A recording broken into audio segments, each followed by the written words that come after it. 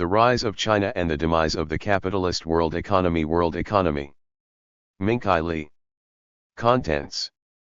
1. An Introduction to China and the Capitalist World Economy. 1-2. Accumulation, Basic Needs, and Class Struggle, The Rise of Modern China. 24-3.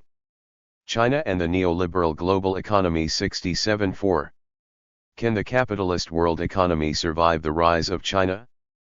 93-5. Profit and Accumulation, Systemic Cycles and Secular Trends. 113-6. The End of the Endless Accumulation. 139-7. Between the Realm of Necessity and the Realm of Freedom, Historical Possibilities for the 21st Century. 174. This book is unlike many of the books on China today.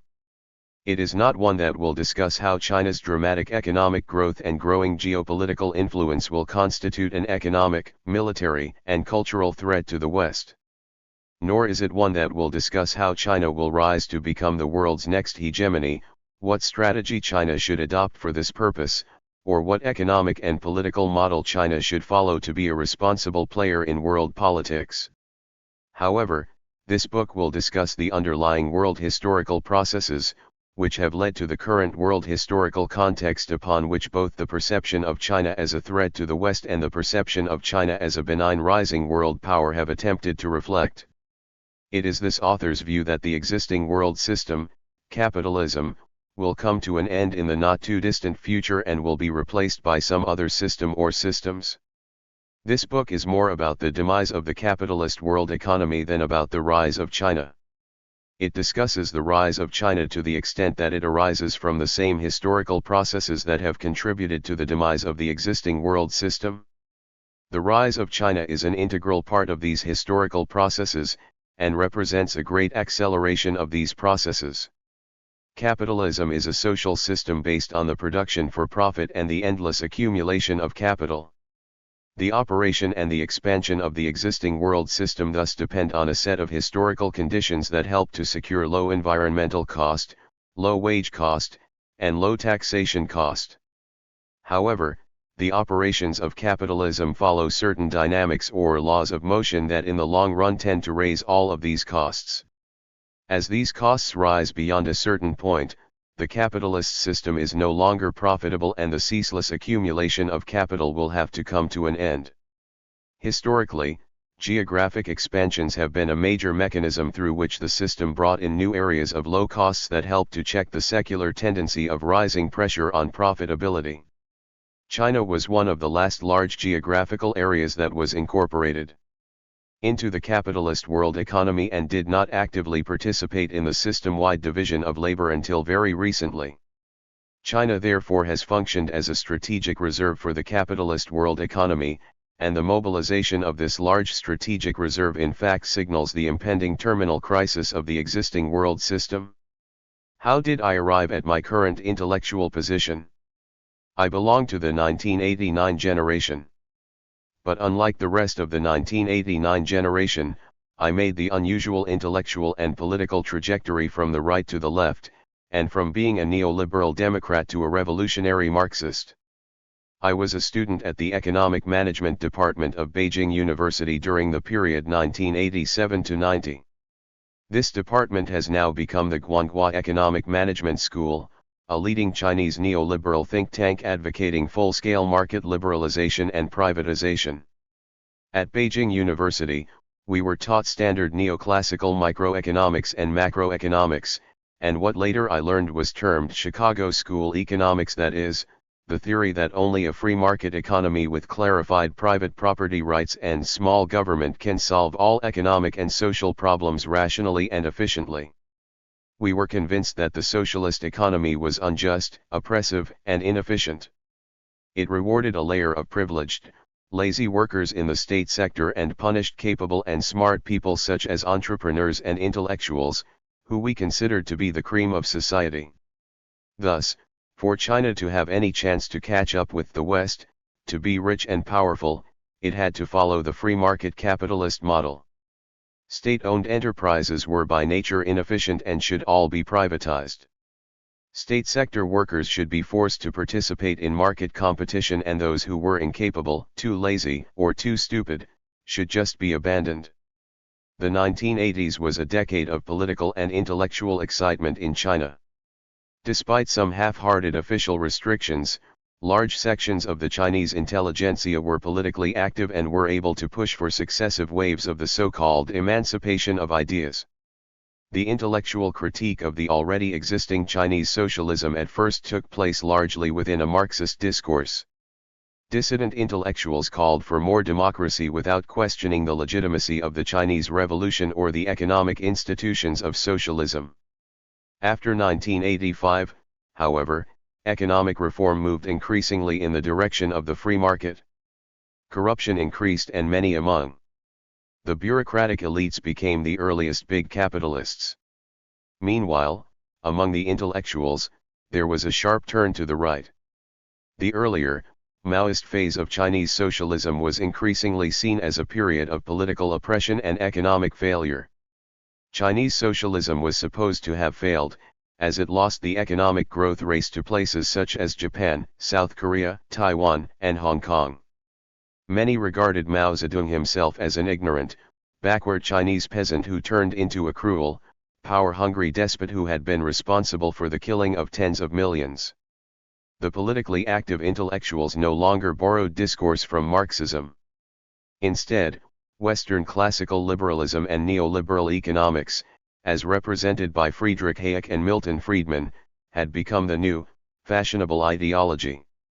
Liberal intellectuals were all in favor of privatization and the free market. But they disagreed among themselves regarding the political strategy of reform. Some continued to favor a call for democracy.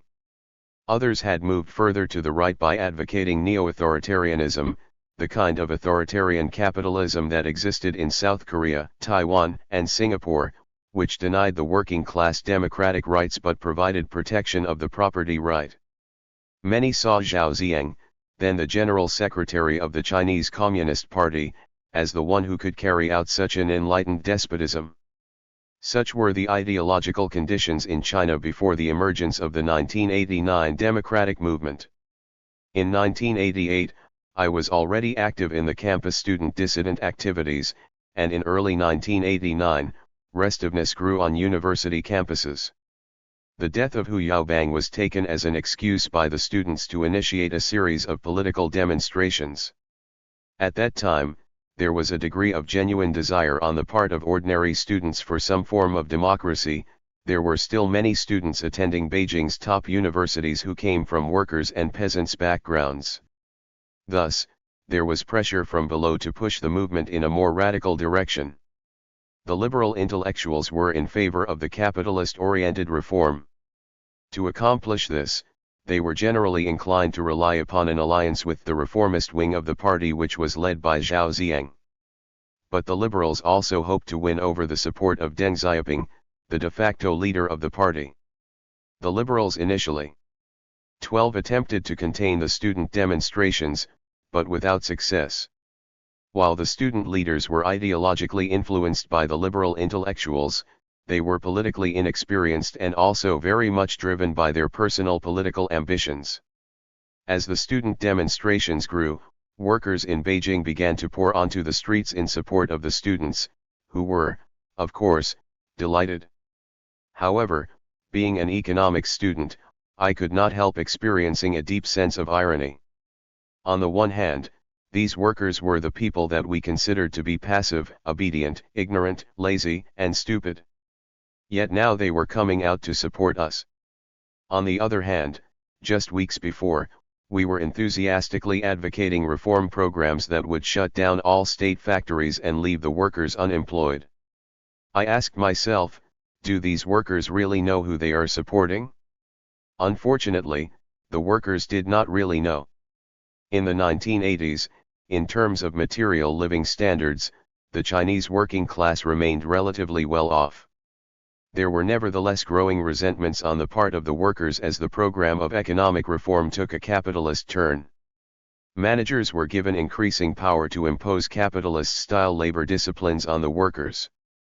The reintroduction of material incentives had paved the way for growing income inequality and managerial corruption. However, after the failure of the Maoist revolution, the Chinese working class was politically disarmed. The official television programs, newspapers, and magazines now positively portrayed a materially prosperous Western capitalism and highly dynamic East Asian capitalist dragons. Only China and other socialist states appeared to have lagged behind. Given the collaboration of official media and the liberal intellectuals, it should not be too surprising that many among the Chinese workers would accept the mainstream perception of capitalism naively and uncritically. The dominant image of capitalism had turned from one of sweatshop super-exploitation into one synonymous of democracy, high wages, and welfare benefits, as well as the union protection of workers' rights. It was not until the 1990s that the Chinese working class would again learn from their own experience what capitalism was to mean in real life. While many Chinese workers might be ready to accept capitalism in the abstract from its depiction on the television, in reality they certainly understood where their material interests lay. They cherished their iron rice bowls, and their initial support of the student demonstrations was partly based on the belief that the students were protesting against corruption and economic inequality. However, once politically and ideologically disarmed, the Chinese working class was not able to act as an independent political force fighting for its own class interest. Instead, they became either politically irrelevant or coerced into participating in a political movement the ultimate objective of which was diametrically opposed to their own interests. The Chinese working class was to learn a bitter lesson, and pay the price in blood. By mid-May 1989, the student movement became rapidly radicalized, and liberal intellectuals and student leaders lost control of events. During the hunger strike at Tiananmen Square, millions of workers came out to support the students. This developed into a near-revolutionary situation, and a political showdown between the government and the student movement was all but inevitable. The liberal intellectuals and student leaders were confronted with a strategic decision. They could organize a general retreat, calling off the demonstrations, though this strategy would certainly be demoralizing. The student leaders would probably be expelled from the universities, and some liberal intellectuals might lose their jobs. But more negative, bloody consequences would be avoided. Alternatively, the liberal intellectuals and the student leaders could strike for victory. They could build upon the existing political momentum, mobilize popular support, and take steps to seize political power. If they adopted this tactic, it was difficult to say if they would succeed, but there was certainly a good chance. The Communist Party's leadership was divided. Many army commanders and provincial governments' loyalty to the central government was in question. The student movement had the support of the great majority of urban residents throughout the country. To pursue this option, however, the liberal intellectuals and students had to be willing and able to mobilize the full support of the urban working class. This was a route that the Chinese liberal intellectuals simply would not consider. So what they did was nothing. The government did not wait long to act. While the students themselves peacefully left Tiananmen Square, thousands of workers died in Beijing streets defending them. 2 years later, as I read Marx's The Class Struggle in France, 1848 to 1850 in prison, I was struck by the similarity between the French petty 14 bourgeoisie in the mid-19th century and the Chinese liberal intellectuals in the late 20th century in their political ineptitude, which was ultimately a reflection of the social conditions of their lives and class interests. One night in June 1989, in a street near Beijing University, 2 intellectuals on bikes crashed into each other and started to quarrel. A street cleaner in her 50s was using a broom to sweep up the trash in the street. She approached them and said, "What are you guys quarreling about? Our country is now in such a mess. Couldn't you do anything better?" The 2 cyclists listened, said nothing, and then left. I observed this. I did not know if I was shocked, or moved, or both. Mao Zedong said, "Correct ideas do not drop from the skies. Instead, they come from 3 kinds of social practice: the struggle for production, the class struggle, and scientific experiment. The ideas of the intelligentsia, not unlike the ideas of everyone else, are first of all reflections of the material conditions of their lives and social surroundings. An intellectual's ideas, thus, are inevitably limited by their narrow personal perspectives and biased by their class interest. A person who grows up in a materially privileged environment, like myself, does not naturally tend to understand and appreciate the interests of the working class. It is only with the intensification of capitalism's social contradictions, and as sections of the intelligentsia are threatened with proletarianization or downward social mobility, that many among the more privileged social classes begin to take a political stand against their own class and identify themselves with the cause of the working class. In my case, soon after the failure of the 1989 democratic movement, I reflected upon this failure and tried to understand the underlying causes. I became a leftist, a socialist, a Marxist, and eventually, a Marxist-Leninist Maoist. A year later, I gave a political speech on the campus of Beijing University, which cost me 2 years of imprisonment. However, there were 2 advantages concerning incarceration. For the first time in my life, I had the opportunity to live with people from various underprivileged social strata. This experience was of immeasurable value. Secondly, in prison, I had ample time to read, a privilege I have not been able to enjoy since then. I read Marx's 3 volumes of Capital 3 times, in addition to many other classical writings of Marx, Engels, Lenin, and Mao, Baron and Sweezy's Monopoly Capital, Argyri Emanuel's Unequal 15. Exchange, G.A. Cohen's Karl Marx's Theory of History, and Bertrand Russell's A History of Western Philosophy. For Marxists after the fall, an inescapable question is how to evaluate the historical records of 20th-century socialisms. As I started to reject neoliberal economics and accept Marxism, I attempted to move beyond my own narrow class perspective and reconsider many issues from the perspective of the working class. For example, instead of seeing the Iron Rice Bowl as a paternalist labor regime that repressed individual freedom and encouraged laziness and inefficiency, I began to understand that it was a great historical right won by the Chinese working class through revolutionary struggle and had served as a safeguard of the workers' basic interests, protecting them against bureaucratic and capitalist exploitation. I started to question both the official Communist Party's account and the liberal intellectuals' account of the Maoist era. A critical question was how to evaluate the period of the Cultural Revolution.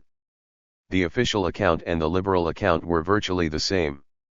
Mao Zedong, either because of his thirst for power or his obsession with class struggle, single-handedly initiated massive nationwide persecution, killed millions, and destroyed the educational system and the economy. The decade of the Cultural Revolution was referred to by both liberal and official accounts as the 10 years of havoc. Readers will certainly be familiar with the many books, novels, and movies that denounced the Cultural Revolution along this line of thinking. Even before 1989, I read an article in a provincial intellectual journal which questioned these mainstream versions of the Cultural Revolution and argued that Mao's original intention was to mobilize the masses to fight against bureaucratic privilege. That was the first time I'd ever heard that Mao was committed to highly egalitarian and democratic ideals. In 1992, I was released from prison, and I spent the following 2 years traveling around the country, debating with remaining liberal dissident activists. I also had the opportunity to make contact with both state sector workers and migrant workers employed in the new capitalist sector. In the meantime, I conducted my own research into political, economic, and social development in modern China, using fake identification to visit the provincial and city libraries. I started to view Maoist China primarily as a revolutionary legacy rather than a historical burden for future socialist revolutionaries. In 1994, I completed a book, Capitalist Development and Class Struggle in China. I used a Marxist approach to analyze the class structure and class struggle in the Maoist period as well as in the 1980s in China. I celebrated the great social and economic achievements of Maoist Chinese socialism, and pointed out that the nature of China's ongoing economic reform was the transition to capitalism and that the capitalist relations of production had already become dominant by the early 1990s.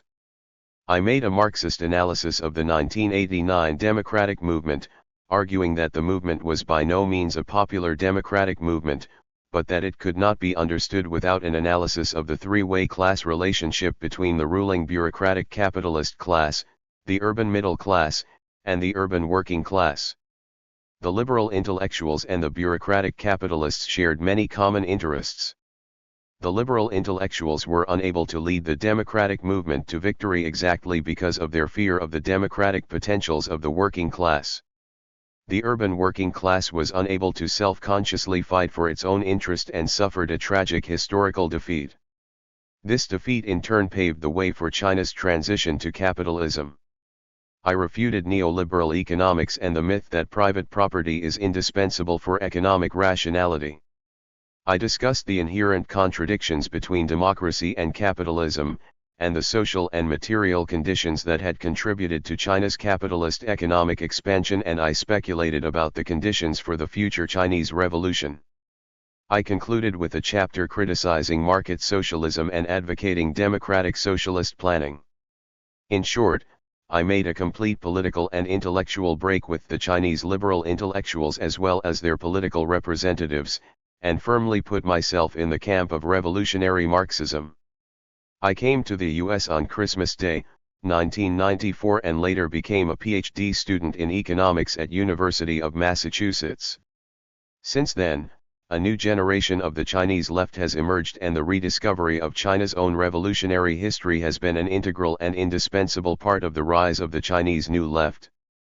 Today, it is virtually impossible for someone in China to be a leftist without 17. Also being some sort of a Maoist. It is an essential Marxist argument that all social systems are historical and no social system can last forever. Capitalism, as a social system, is not an exception. Marx and Engels, however, only provided some clues regarding how changing historical conditions would lead to the eventual demise of capitalism. Later Marxists did not add much to Marx and Engels' arguments, and after the mid-20th century, most Marxists no longer discussed the final crisis of capitalism and considered that to be something not relevant for our lifetime. After 1989, for much of the world's left, socialism was no longer on the agenda, and the best we could hope for was some kind of capitalism with conditions more favorable for the working class. If capitalism is no more than a historically specific social system, then what are the historical conditions upon which its existence and operations depend? How will these conditions change, and at what point will these conditions have changed so much that capitalism is no longer historically viable? These questions had troubled me for years since I became a Marxist. In January 2001, in preparation for teaching the winter term of an undergraduate course on Marxist economics, I ordered Immanuel Wallerstein's The Capitalist World Economy as a textbook. I had not really read world system works before and was not well versed in the connections and differences between the world system approach and the traditional Marxist approach. I thought I would give the students some perspectives on imperialism and the exploitation of the periphery by the core. And so I read the textbook which I was going to use in my course. The title of the first chapter attracted me, The Rise and Future Demise of the World Capitalist System. No doubt due to my own political bias, I was very interested in the question of demise. So I read through the chapter to find out how Wallerstein established the future demise of capitalism. Of course, Wallerstein's world system approach did not provide ready answers to the question. Rather, it provided important clues as well as intellectual inspirations with which one could explore further. Inspired by Wallerstein's arguments, I wrote an article in Chinese. Reading Wallerstein's Capitalist World Economy and the China Question in the first half of the 21st century. That was the first time I linked the rise of China to the demise of capitalism. Without my knowledge, the article was later included in a volume and considered 18 to be one of the representative pieces of China's contemporary New Left. I happily found my article published in Sichao, Zhongguo Xinzuo Peijiki Yingxiang as I was browsing in a Chinese bookstore in Philadelphia.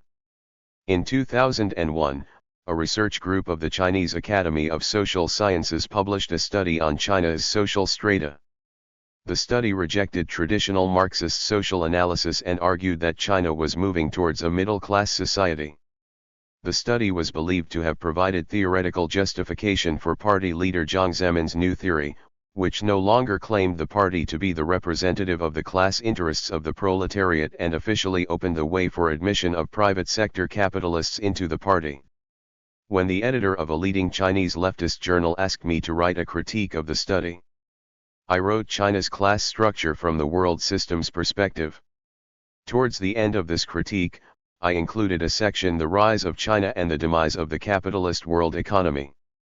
I argued that China's economic rise would in fact greatly destabilize the capitalist world economy in various ways and contribute to its final demise.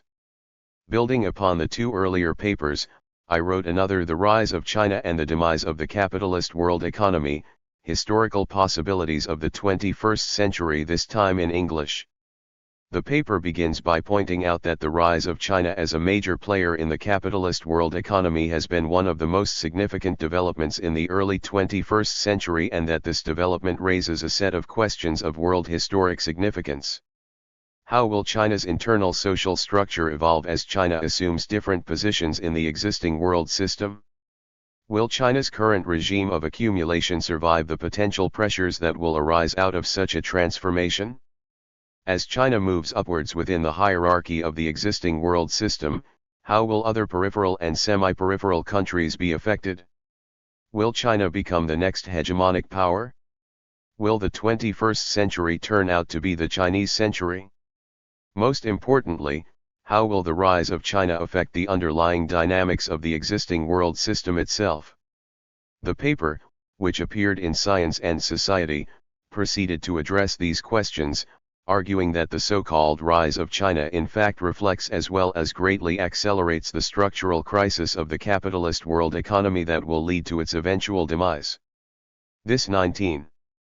Current book is expanded from this paper and incorporates ideas from several other papers that I have written in recent years. From 2003 to 2006, I taught graduate and undergraduate courses on political economy at York University in Toronto, Canada. Since 2006, I have been teaching at the University of Utah. The current structure of the book to a large extent has been developed through these years of teaching. I have discussed many of the ideas to be presented in this book in classrooms and have greatly benefited from the lively and productive exchanges I have had with both graduate and undergraduate students at York University and the University of Utah. I would like to thank my colleagues at the University of Utah and former colleagues at York University for the great professional support and intellectual inspiration they have provided. Many of my current ideas can be traced back to my graduate studies, and certainly I owe my former professors at the University of Massachusetts for whatever I have accomplished. Minqi. June 2008. 1. An Introduction to China and the Capitalist World Economy. Men make their own history, but they do not make it just as they please. They do not make it under circumstances chosen by themselves, but under circumstances directly found, given, and transmitted from the past. China's dramatic rise as a global economic power is one of the most important developments at the current world historical conjuncture. Many have wondered how the rise of China will shape the world historical trajectory of the 21st century. Will China become the next hegemonic power? If yes, what would the new China-centered global system look like? If not, what would be the implications for the existing world system? In particular, will the historical phenomenon of the rise of China simply prove to be one of the successive cyclical movements of the existing world system through which the system has renewed and reproduced itself on increasingly larger scales, though with different appearances and under different leaderships? Or, could this time be different? Could the rise of China signal something fundamentally new in the history of the modern world system? In other words, to what extent does the rise of China represent more or less an extension and a reproduction of the status quo? To what extent does it suggest a turning point, a new direction? These are not merely academic questions. Instead, these are meaningful and important questions as the answers help to decide the dimensions and parameters within which the current and future generations will make world history. Do we live in a world where there is no alternative? Or, do we live in a world where another world is possible? Or, could it be that we actually live in a world where change is inevitable? 1. 2. Historical capitalism. The term historical capitalism is used in the sense that capitalism is a social system that has emerged and developed under certain historical conditions and can exist only over certain historical periods. One of Marx's crucial insights is that all social systems are historical. The existence, operation, and development of a social system must rest upon a set of historical conditions. However, the underlying historical conditions inevitably tend to change. Sooner or later, the underlying historical conditions would have been so transformed that they are no longer compatible with the prevailing social system. The existing social system is thus no longer historically viable and must be replaced by one or several new social systems that are compatible with the new historical conditions. How about capitalism? What are the historical conditions upon which the existence and development of capitalism has depended? How have these historical conditions changed? How will they continue to change? Is it possible to identify the turning point beyond which capitalism can no longer exist as capitalism? How will the new historical conditions, which result from the development of capitalism, constrain and condition the possible forms of future social systems? Development of the productive forces of social labor is the historical task and justification of capital. For Marx, the purpose of capitalist production is not to meet human needs. Instead, it is based on production for profit or surplus value. As such, capitalism is distinguished from all previous social systems in that under capitalism, there is a systematic tendency for the capitalists to use a substantial portion of the surplus product to pursue the expansion of material production, or accumulation of capital. It is this tendency towards accumulation of capital that has driven the enormous expansion of the world's population and material production that have taken place in the modern times, which have 3. In turn underpinned all modern political, social, and ideological developments. Under capitalism, this tendency towards accumulation has been so strong that it seems to be subject to no physical and quantitative limits, and those who engage in accumulation activities seem to recognize no end but the accumulation itself as the end. For this reason, Immanuel Wallerstein sees the pursuit of the endless accumulation of capital as the defining feature of capitalism. While Marx and later Marxists developed much of the theoretical basis for understanding the historical dynamics of capitalism, many questions remained unanswered. Marx had always seen the establishment of a world market as the specific task of bourgeois society.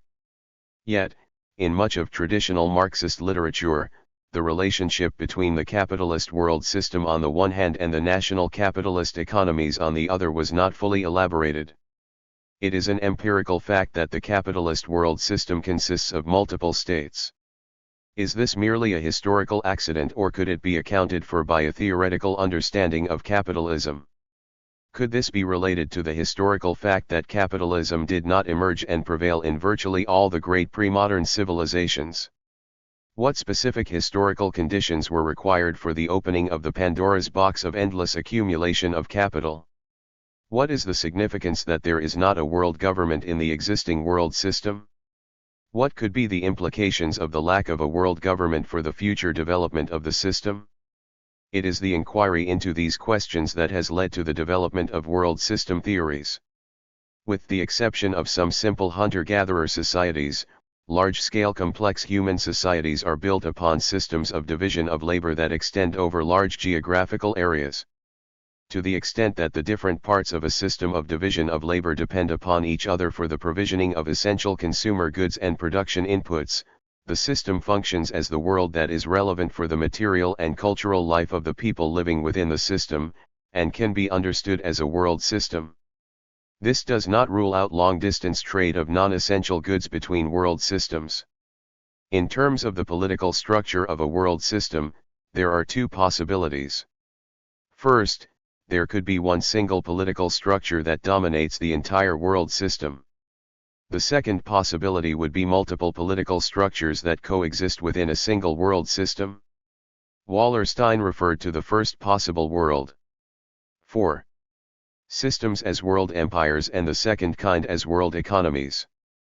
Which of the two kinds of world systems is more favorable for capitalist profit-making and capital accumulation activities? Most of the pre-modern great civilizations, Egypt, Rome, China, Persia, the Arabic Empire, the Ottoman Empire, the Mughal Empire of India, the Russian Empire, and the Incas were world empires. A world empire had a centralized political power that dominated a large geographical area. The collection, distribution, and use of the surplus product in a world empire largely took place through politically enforced redistribution, leaving little available for profit-making and capital accumulation. Moreover, the centralization of political power under a world empire made it highly unlikely for the profit-making capitalists to challenge the imperial economic and political structure. If some capitalists managed to accumulate too much wealth, their wealth could simply be confiscated. By comparison, in a world economy, the competition between multiple states provides opportunities for capitalists to play some states against other states, greatly reducing the ability of each state to repress the expansion of capitalist activities. Moreover, to prevail in the interstate competition, the states in a world economy would need to seek the financial support of profit-making capitalists. There is pressure for states to provide active support for capital accumulation in order to secure long-term financial benefits. However, historically, world economies tended to be unstable. They either disintegrated or were eventually conquered by a world empire. It was somewhat fortuitous that in Western Europe, a unique historical situation emerged by the 16th century, when several national states of approximately equal size and capability had taken shape and engaged in a constant struggle for power. Successive attempts at imperial conquest failed, and the competition between European states for wealth and power had in turn led to the great geographical expansions that took Western civilization to global supremacy. Thus, the competition between multiple states within a single world system is an indispensable political condition for the expansion of profit-making and capital accumulation activities. It follows that capitalism, in terms of political structure, must be an interstate system and therefore must be a world economy. In the rest of this book, the terms capitalism and the capitalist world economy will be used interchangeably. 5.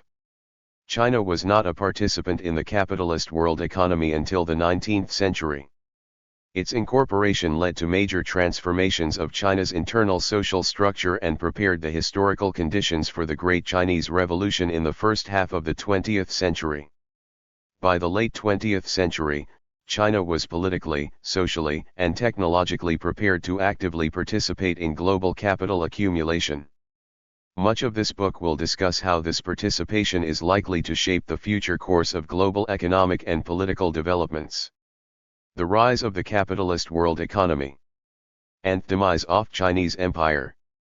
According to the statistics compiled by Angus Maddison, in 1500, Western Europe was already ahead of China in terms of per capita gross domestic product. However, in terms of overall territorial size, population, aggregate wealth, and surplus, and the mobilizing capacity of the state, the Chinese Empire was by far unmatched by any single European state, and probably, any other contemporary political structure. In East Asia, China had established itself as the center of a multi-state tribute trade system. The Chinese emperors assigned imperial titles to the rulers of Korea, Japan, Ryukyu, Vietnam, Laos, and Burma, granting them political legitimacy as well as military protection. These peripheral states paid tributes to China, and, in return, the Chinese emperor would offer them gifts.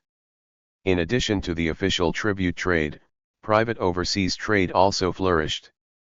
From the 16th to the 18th century, the competitiveness of Chinese silk, porcelain, and tea production meant that China was not only at the center of the East Asian tribute trade system, but probably was also the core zone of an Asian superworld economy that embraced East Asia, India, the Indian Ocean, the Persian Gulf, Arabia, and the Red Sea. The size and density of this Asian superworld economy far surpassed the contemporary European world economy.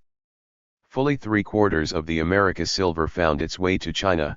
André Gunder Frank referred to China in this period as the ultimate sink of world money.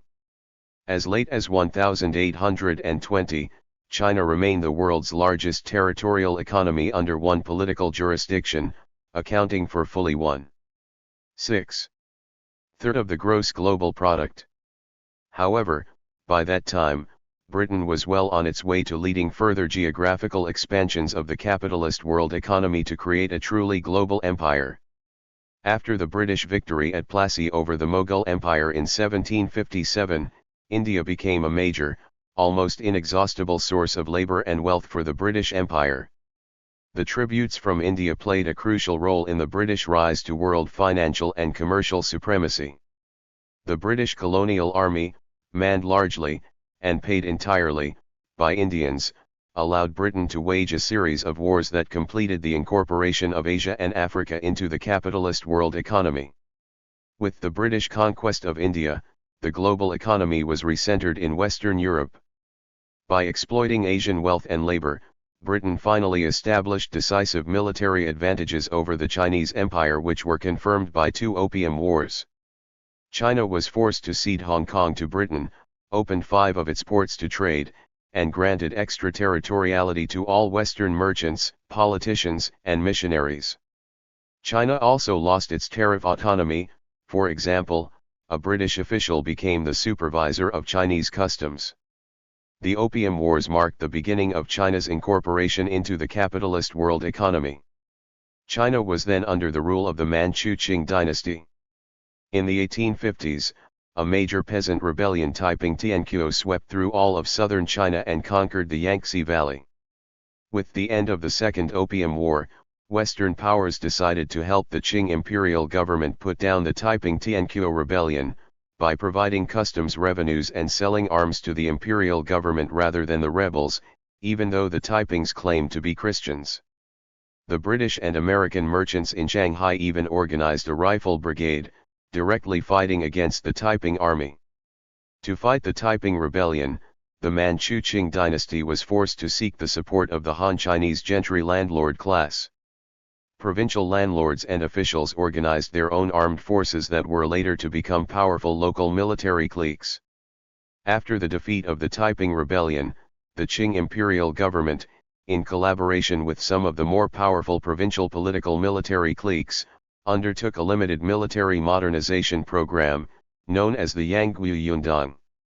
The practice of this movement was by no means as radical as it sounded, amounting to no more than a few attempts to develop a modern military industry and a modern navy, without changing in any important ways the basic economic and political underpinning of the traditional imperial structure. The Westernization movement had some limited success. Significantly, in the 1870s, China was able to consolidate its control over Xinjiang, the northwestern part of China with Muslim majorities. However, in the 1884–85 Sino-French War, despite a military stalemate, China gave up its traditional suzerainty over Vietnam. The Westernization movement was dealt a fatal blow by the 1894–95 Sino-Japanese War. The declining Chinese empire was unable to resist the rise of ambitious Japanese capitalism. The modernized Chinese navy, which looked good on paper, was completely annihilated. In the Treaty of Shimonoseki, China ceded Taiwan to Japan and recognized Korean independence. China's traditional suzerainty over Ryukyu was also lost. China was forced to pay an enormous indemnity of 230 million taels of silver. The indemnity was so large that it amounted to 3 years of the Qing government's annual fiscal revenue, or 1/3 of Japan's gross national product. The victory in 1895 was a key factor in Japan's ascendancy to semi-peripheral status in the capitalist world economy. The defeat of 1895 deepened the internal split of the Qing imperial ruling elites. The Emperor Guangxu made a short-lived and unsuccessful attempt to reform, but it was fiercely resisted by the Manchu aristocracies. The Dowager Empress Cixi then staged a coup that put the emperor under house arrest. Cixi made a desperate attempt to revive the fortune of the Qing dynasty by allying herself with the peasant-based anti-Western Boxer rebellion. 8 Western powers, Britain, France, Germany, Russia, Austria, Italy, the US, and Japan organized a joint expeditionary force to suppress the Boxers. Cixi soon abandoned both Beijing and the Boxers, and decided her own fortune could be best served by a policy of Liangzong Huaji Wulai, Fi Yuguo Ji Huangzhen. In the Treaty of 1901, China agreed to pay an unprecedented indemnity of 450 million taels of silver. In a manner that added salt to the wound, the US later returned a portion of China's indemnities that had been paid to the US in order to prepare Chinese students for education in the US. The school for these students later became the Tsinghua University at Beijing. After the 1900-01 Boxer War, China was completely reduced to a peripheral member of the capitalist world economy. Not only had the East Asian tribute trade system completely disintegrated, but China had also become a less than sovereign, semi-colonial state. Western and Japanese armies were stationed at the outskirts of Beijing, and their warships sailed in the Yangtze River. The various regions of China were divided according to the major powers' spheres of influences. The Qing imperial government was completely bankrupt, the payments of indemnities and debt servicing absorbing all its revenues. The Qing government was now no more than a tax collector for the Western powers. The origins of Chinese Revolution. China's incorporation into the capitalist world economy not only led to the disintegration of the traditional social structure, but also laid the foundations for China's great revolutionary transformation. From the mid-19th century to the mid-20th century, all major classes and social groups within Chinese society had, at different moments of history, risen to China's political stage, and each had had their opportunity to lead China's transformation.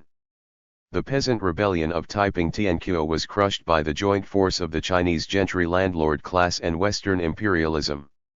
The gentry landlord class then attempted to accomplish self-strengthening through the Westernization movement, which failed miserably. In the early 20th century, the Chinese national bourgeoisie was the indisputable leader of China's national liberation movement. In 1905, Sun Zhongshan and his comrades founded Tongmenghui, or the United League at Tokyo, which was the predecessor of Kuomintang, or the 9. Nationalist Party.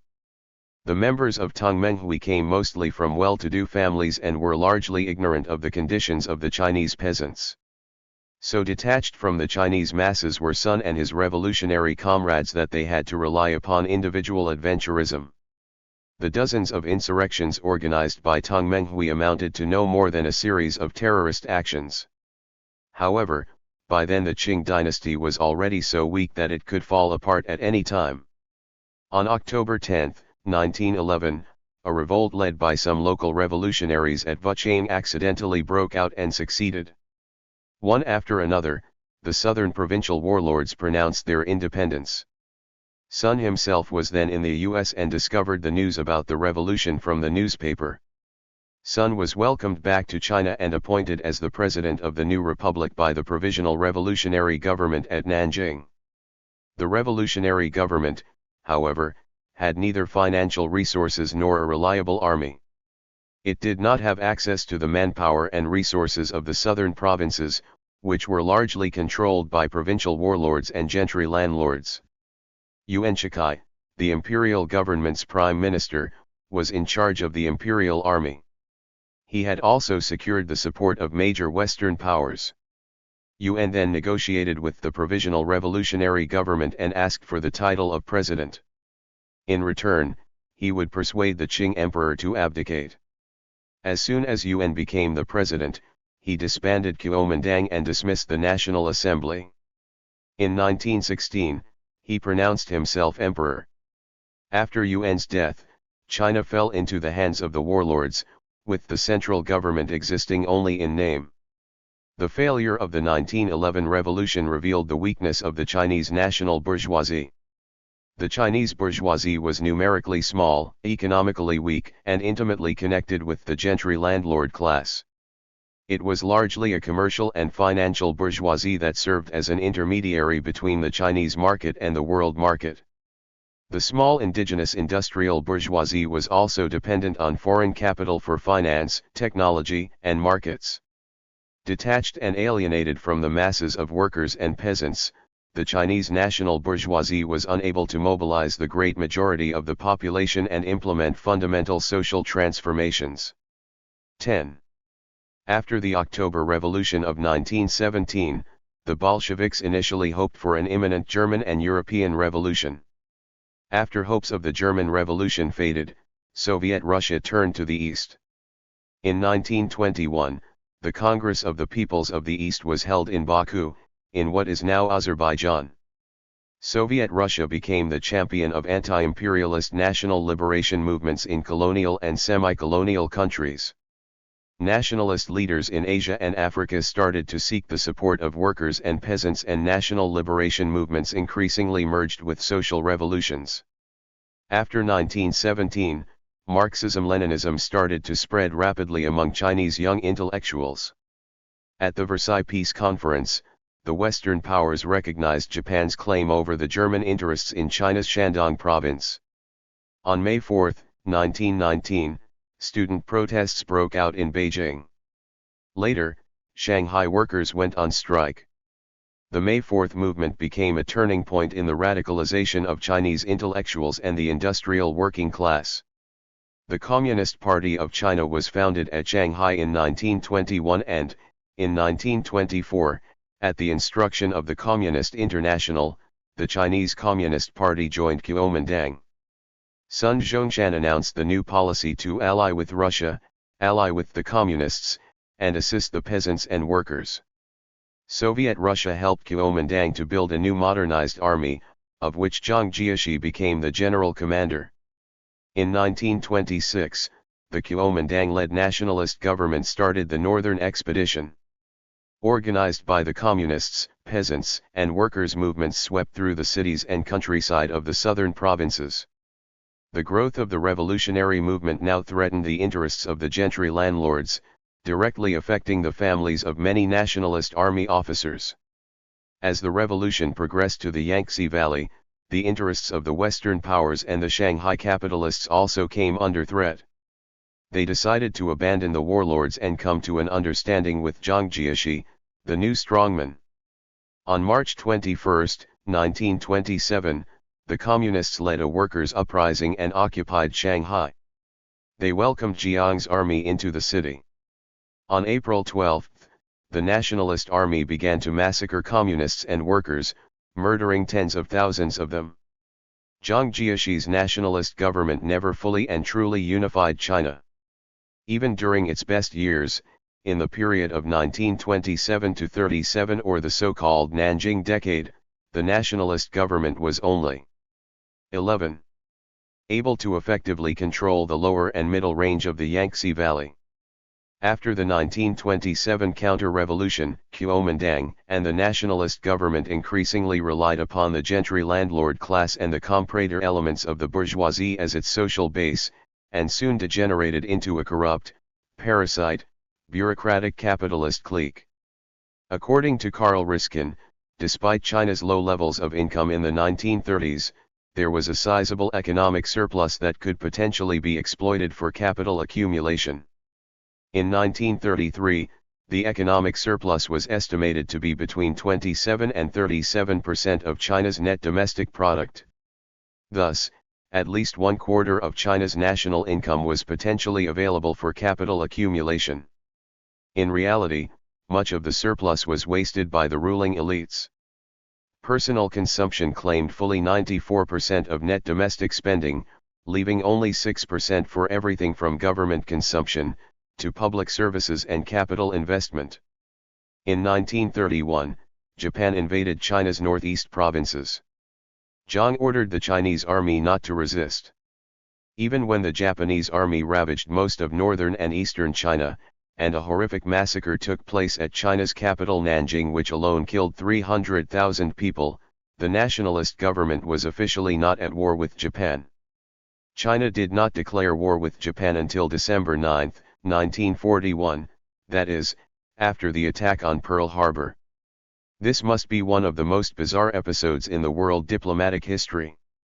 Chiang's government was so corrupt and had so little legitimacy that during the war with Japan, military conscription to the Chinese peasant like famine or flood, only more regularly, observed American General Albert Wedemeyer.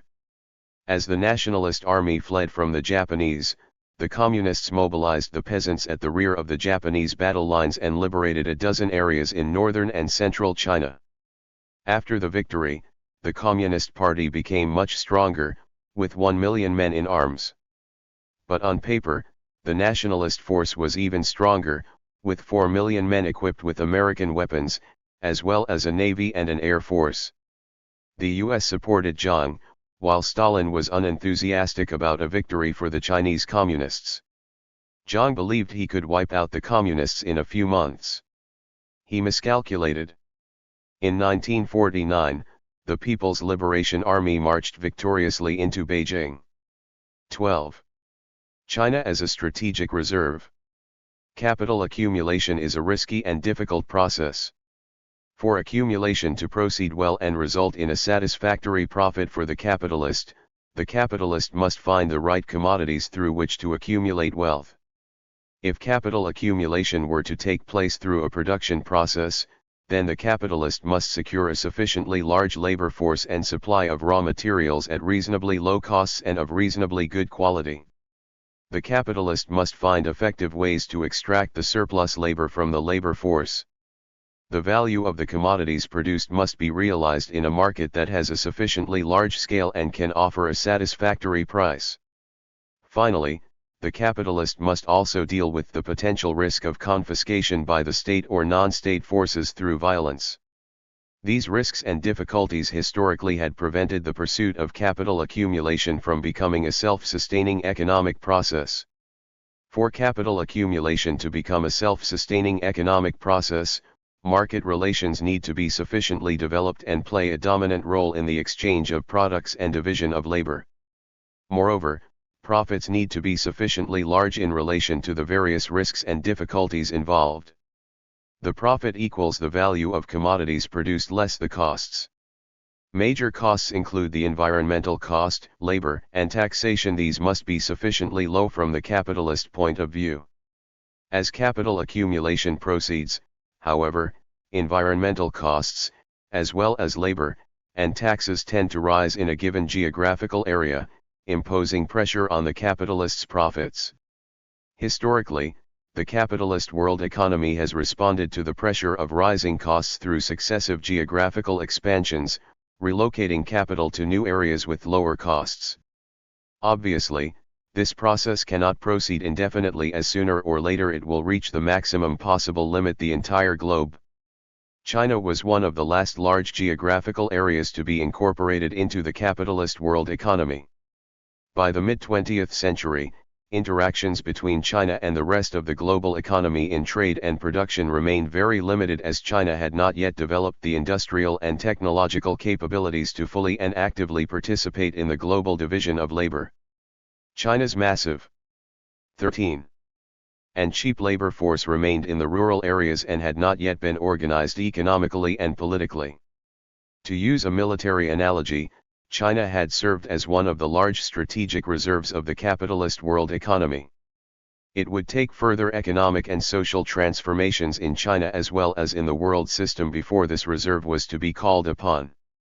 It took the entire Maoist era to develop the necessary industrial and technological infrastructure before China could become a major player in the global capitalist economy. From this perspective, the current rise of China as well as the rise of India could be the signal that the capitalist world economy is calling upon its last strategic reserves to make one more attempt to jumpstart global accumulation. On the battlefield, when an army throws in its last reserve, it is on the verge of defeat. The current global development is likely to suggest that several secular trends, which result from the inherent laws of motion of the existing world system, are now reaching their historical limits. In the 19th century, the rise of the capitalist world economy to global supremacy coincided with the decline and demise of the historical Chinese Empire. In the 21st century, will the rise of China as a new global power turn out to coincide with the decline and demise of the capitalist world economy? Core, periphery, and semi-periphery. By the mid-20th century, China was reduced to one of the poorest countries in the world. Since then, China's economic and geopolitical positions have been dramatically improved. What are the potential implications of the current rise of China for the hierarchical structure of the interstate system? Within the capitalist world economy, political power and surplus value are unevenly distributed across states and geographical areas. The core states are strong states with comparatively strong abilities in resources mobilization and war-making. Strong states in turn help the core zone capitalists to secure monopolies on the most profitable segments in the system-wide division of labor. The peripheral zone is characterized by weak states or states which are not under the control of their indigenous population, and which engage in highly competitive activities in the world market. A large portion of the surplus value produced in the periphery is transferred. 14. To the core through unequal exchange, as comparatively more labor time in the periphery is exchanged for comparatively less labor time in the core. The system of unequal exchange is one of the indispensable mechanisms for the operation of the capitalist world economy. With unequal exchange, the surplus value produced in the system is concentrated in the core zone, generating large profits for the core zone capitalists who in turn engage in accumulation in the crucial leading sectors that act as the driving engines for the entire capitalist world economy. Surplus value also provides the financial resources required for the construction of social compromises in the core zone, indispensable for the core zone's political stability. Between the core and the periphery, there is a third layer of states, the semi-periphery. This is another indispensable mechanism for the operation of the capitalist world economy. In terms of their political strength and their positions in the system-wide division of labor, the semi-peripheral states have characteristics and play roles that are located between the core states and the peripheral states. The semi-periphery acts as the middle stratum in the capitalist world economy and plays a crucial role for the political stability of the world system as a whole. Without the semi-periphery, the core zone risks the combined resistance from the exploited periphery that comprises the overwhelming majority of the world population. However, to secure the political support or at least the neutrality of the semi-periphery, it is necessary for the core zone to share at least part of the surplus value exploited from the periphery with the semi-periphery. Until the mid-20th century, there was not much problem with this arrangement as the semi-periphery was composed of states with a minority of the world population. The buying off of the semi-periphery was thus relatively inexpensive.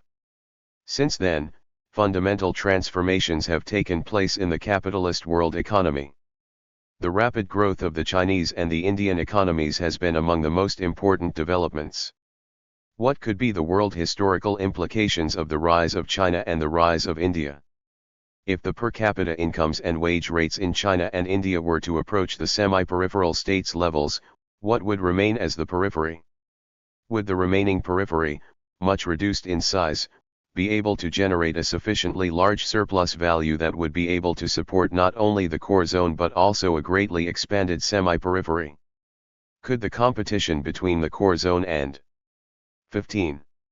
The greatly expanded semi-periphery lead to a dramatic narrowing of the system-wide profit margin and therefore undermine the systemic accumulation as a whole? Related to this, does the world still have the ecological space to accommodate the rise of China and India? In short, can the capitalist world economy survive the rise of China and India? The gravediggers of capitalism. In the early stages of the capitalist world economy, coercive labor and semi-coercive labor were widely used throughout the capitalist world economy. Over time, these were gradually replaced by free labor, and the wage-earning working class or the proletariat has accounted for an increasingly larger proportion of the global labor force. Coercive labor helped to limit direct labor costs, if measured by the workers' living standards. But it also set limits to labor productivity, as the workers had low motivation and tended to abuse the machines and tools in their hands. There were also high costs involved in enforcing labor discipline and repressing workers' rebellions.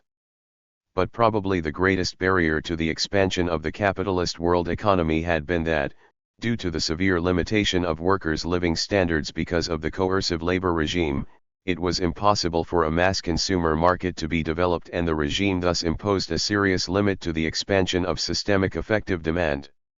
Tenancy and sharecropping could not be applied to large-scale production and, like coercive labor, they also limited the expansion of mass consumption. In the Communist Manifesto, Marx argued that with the development of capitalism, a growing proportion of the labor force would become proletarianized wage workers. As the size of the proletariat expanded, capitalist development would also provide favorable conditions for the workers to get organized. Urbanization and industrialization would result in greater physical concentration of the workers, and the progress of transportation and communication would make organization easier. The development of capitalism also requires providing the workers with general education, and the workers would develop political consciousness as they got involved in the political struggle between different sections of the capitalist class. Marx believed that as the proletarianized working class organized to fight for its own economic and political interests, the balance of 16. Power between the workers and the capitalists would gradually be transformed, undermining the foundation of the capitalist system.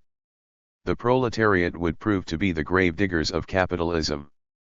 Since then, in many parts of the world the workers have been organized for economic and political struggles. Where workers are effectively organized, they are able to push the wage cost higher, lowering the profit rate. Moreover, as workers succeed in demanding a growing range of political and social rights, they are able to impose pressure on the state to increase social spending and thereby raise the taxation cost. From the mid-19th century to the mid-20th century, the world's anti-systemic movements had become progressively stronger. By the mid-20th century, communist parties, social democratic parties, and national liberation movements had come to state power in different parts of the world. Rising wage and taxation costs led to a general decline of the profit rate in the capitalist world economy. In response, the global capitalist classes organized a counter-offensive in the form of neoliberalism. In the meantime, China, with its massive cheap labor force, has become the center of global capital relocation and the workshop of the world. China's deeper incorporation into the capitalist world economy helps to lower the global wage cost and restore the global profit rate. However, the neoliberal success has been limited. Global profit rates never returned to their previous high levels. Moreover, the neoliberal strategy turns out to be very costly for the global capitalist classes. Politically, it seriously undermines the legitimacy of global capitalism and has led to growing resistance throughout the world. Economically, neoliberalism is highly destabilizing and has led to successive financial crises and global stagnation. It is now increasingly obvious that the neoliberal global order is unsustainable. The immediate political question is, what will take the place of neoliberalism? Will global capitalism return to an institutional structure characterized by a high degree of state regulation and social compromise, similar to the institutional structure that prevailed after World War II? The problem with this assumption is that it fails to account for the historical context that had led to the rise of neoliberalism in the first place. Historical experience has suggested that a global capitalist system based on state regulation and social compromise tends to result in rising economic and political power for the working classes. 17. Undermining the global profit rate. Suppose, in response to the current crisis of neoliberalism, global capitalism is restructured with a greater degree of state intervention and more equal distribution of income. Would it not be expected that in at most 2 or 3 decades, there would be a new global profitability crisis? What should the world's working classes do then? Wait for another round of 30 years of neoliberalism to play itself out? But there is a bigger problem with this scenario of global capitalist reform and self-regulation. After World War II, the problem confronting global capitalism had to do with how to accommodate the growing demands of the working classes in the core zone on the one hand, and the westernized elites in the periphery and semi-periphery on the other. Given the current conjuncture, the construction of a new global New Deal would have to involve not only restoring and consolidating all of the historical social and economic rights of the Western working classes, but also accommodating the economic, political, and social demands of the working classes in China, India, and other parts of the periphery and semi-periphery. Can the capitalist world economy afford such a new global New Deal? Climate change emergency. To survive and develop, all human societies need to engage in material exchanges with the natural environment. Renewable and non-renewable resources are consumed to meet various human needs and desires. In the processes of material production and consumption, wastes are generated that need to be absorbed by the environment. Thus, for a human society to function sustainably, that is, without causing irremediable damage to the ecological systems on which its survival depends, it needs to minimize the use of non-renewable resources, and its consumption of renewable resources and its generation of material wastes must not exceed the ecological system's regenerative and absorptive capacities. It does not take a rocket scientist to see that there is an apparent contradiction between a system based on the endless accumulation of capital and the requirements of ecological sustainability. The drive for endless accumulation inevitably leads to the incessant expansion of material production and consumption. On the other hand, ecological 18. Sustainability is possible only with steady material production and consumption. How can one get around this contradiction? Until now, the expansion of capitalist production has been based on the massive use of non-renewable resources, especially fossil fuels. Fossil fuels are derived from solar energy that was concentrated and stored in plant and animal remains over millions of years. As this enormous amount of stored energy has been released and consumed over the past 2 centuries, it has created the illusion that accumulation of capital can proceed indefinitely. Fossil fuels will eventually be depleted.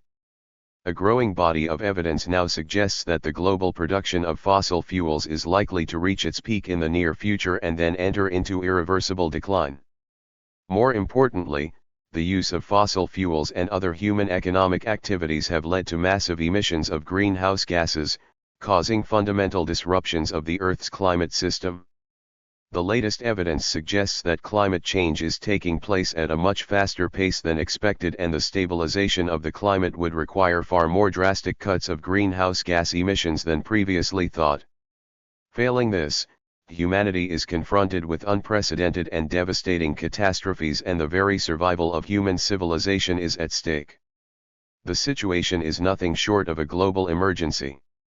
Is it at all possible for this emergency to be addressed within the framework of the existing social system? Under capitalism, economic decisions are made by private capitalists based on the calculations of private costs and benefits, which in turn reflect short-term market demand and supply.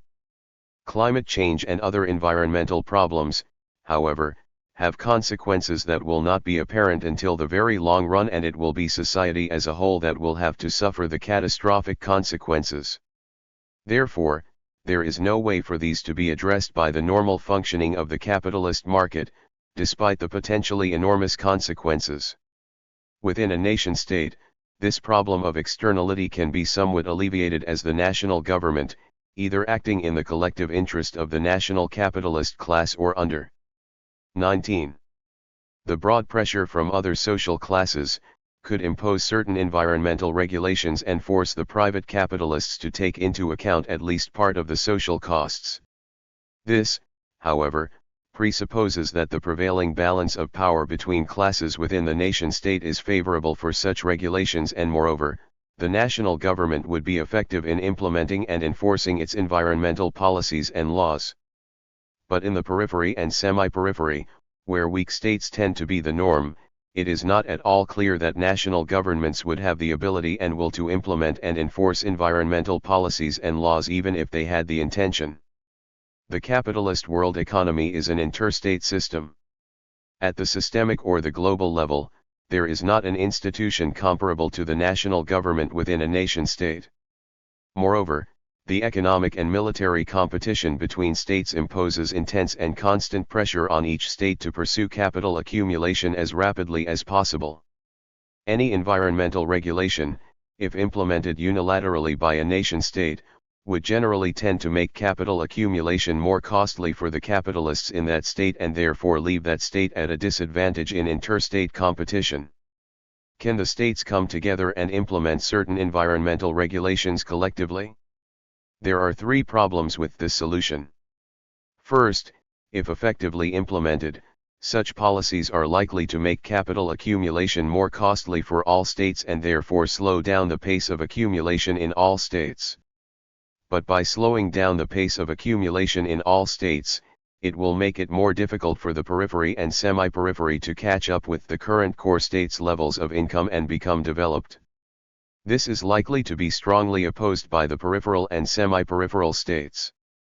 Secondly, even if the states can agree upon such policies, there is not an institution within the capitalist world economy that can effectively enforce what the states have agreed upon. The endless accumulation of capital is possible only with interstate competition, and interstate competition by definition rules out world government. Third, as is discussed above, even if the policies are accepted by the peripheral and semi-peripheral states, it is not at all clear that their governments would be able to effectively implement and enforce them. 20. The economic rise of China has already become a major factor in greatly accelerating the development of the global environmental crisis. China's rapidly growing demand for energy and minerals takes place against an increasingly tight global supply of non-renewable resources. China has recently overtaken the US to become the world's largest emitter of the greenhouse gases.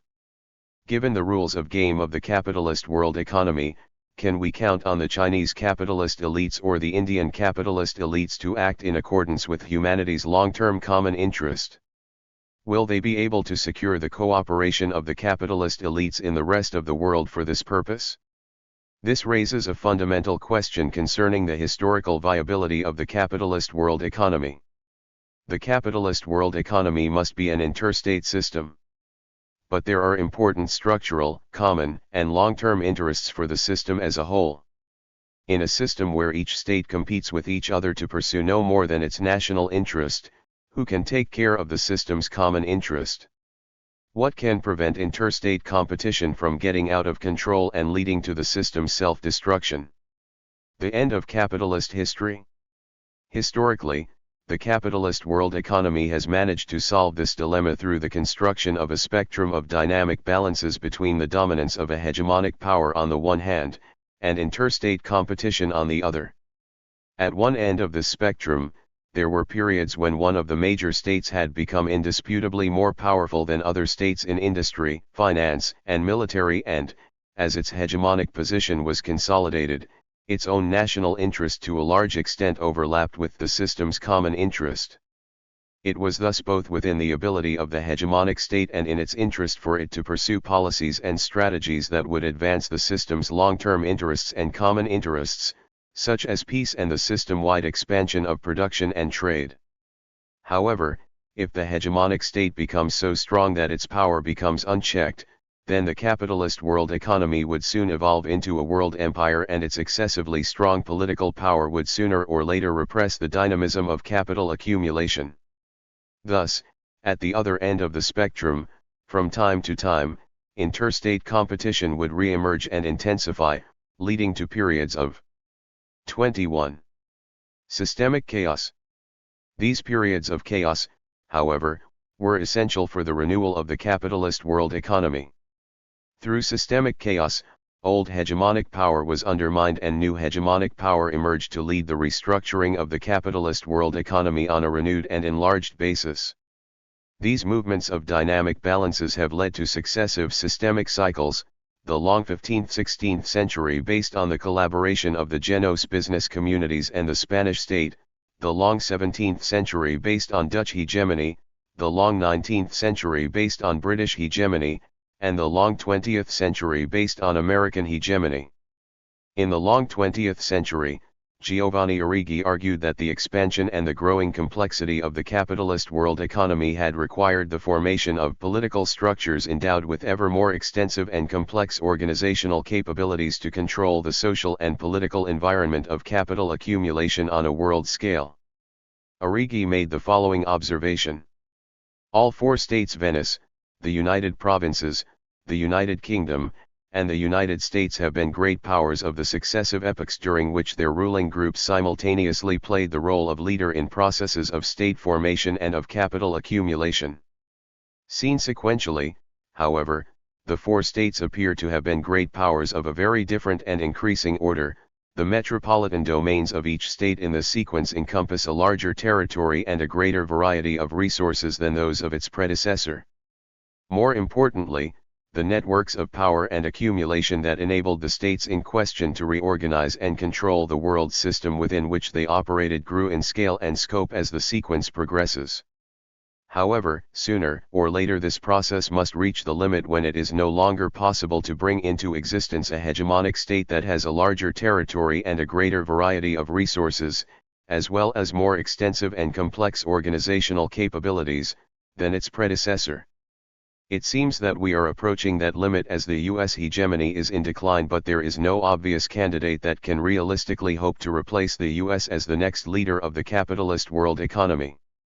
Arrighi suggested several possible scenarios that could arise out of the current world historical conjuncture.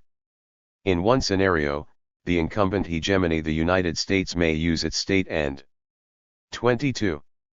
war-making capabilities to form a truly global world empire and terminate historical capitalism. In another scenario, humanity may burn up in the horrors of the escalating violence that accompanies the liquidation of the existing world order, and historical capitalism would come to an end by reverting permanently to systemic chaos. However, in chaos and governance in the modern world system, Arrighi and Silver placed much hope on the renaissance of Chinese civilization and discussed the possibility that a re-emerging China would provide system-level solutions to the system-level problems left behind by the U.S. hegemony. Is humanity doomed to the unpleasant choice between a global world empire and permanent systemic chaos? Is it possible for humanity to emerge out of the current systemic chaos with an ecologically sustainable world system that is able to meet the basic needs of the world's population? Will the future world system or systems be more egalitarian and democratic, or more exploitative and oppressive? What role will China play in all of these?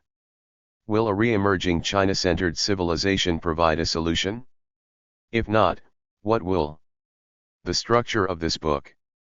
When the Chinese Communist Party came to power in 1949, it was confronted with three major challenges: stabilizing and improving China's position in the interstate system through rapid capital accumulation, meeting the basic needs of the great majority of the population, and accomplishing fundamental social transformations that would contribute to the completion of the world's socialist revolution. The next chapter discusses how revolutionary China had confronted each of these three challenges. It reviews the class struggle during the revolutionary China era and during China's transition to capitalism, and it summarizes the historical lessons of Chinese socialism. China's transition to capitalism has made a major contribution to the global triumph of neoliberalism.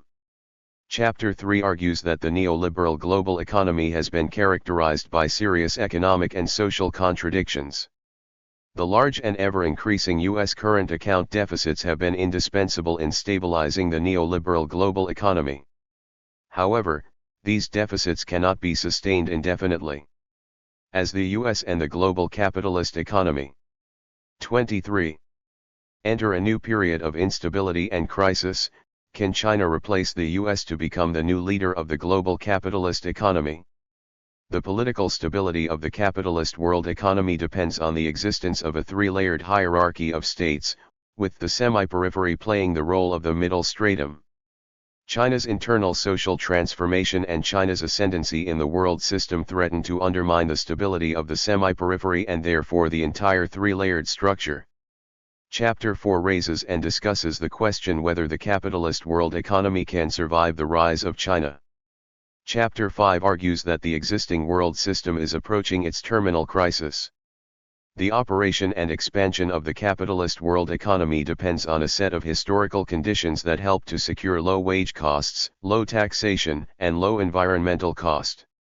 This in turn depends on maintaining a dynamic balance between interstate competition and hegemonic power.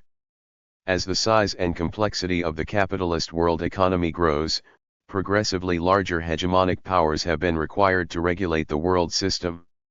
However, with the decline of the U.S. hegemony, none of the other major powers has a credible chance to replace the U.S. and become the next hegemony. To the extent that the existing world system has exhausted its ability to renew and restructure itself through the construction of a new hegemonic power, it has reached its own historical limit. A system based on the endless accumulation of capital is fundamentally incompatible with ecological sustainability. Chapter 6 presents theoretical and empirical arguments on the unsustainability of capitalism and reviews the world's energy crisis, the depletion of mineral resources, the agricultural crisis, climate change, and how China's capitalist accumulation has contributed to the global environmental crisis. Marx and Engels believed that capitalism would fulfill its historical task of developing the productive forces and prepare the material and social conditions for the future classless, communist society. They seriously underestimated how destructive capitalism would have become. Chapter 7 discusses the latest evidence on global climate change. The evidence suggests that the capitalist forces of destruction have been growing so rapidly that it may already be too late for the human race to avoid major catastrophes. A socialist world government with global democratic planning will offer the best hope for humanity to survive the coming catastrophes and preserve the most important accomplishments of human civilization. 2.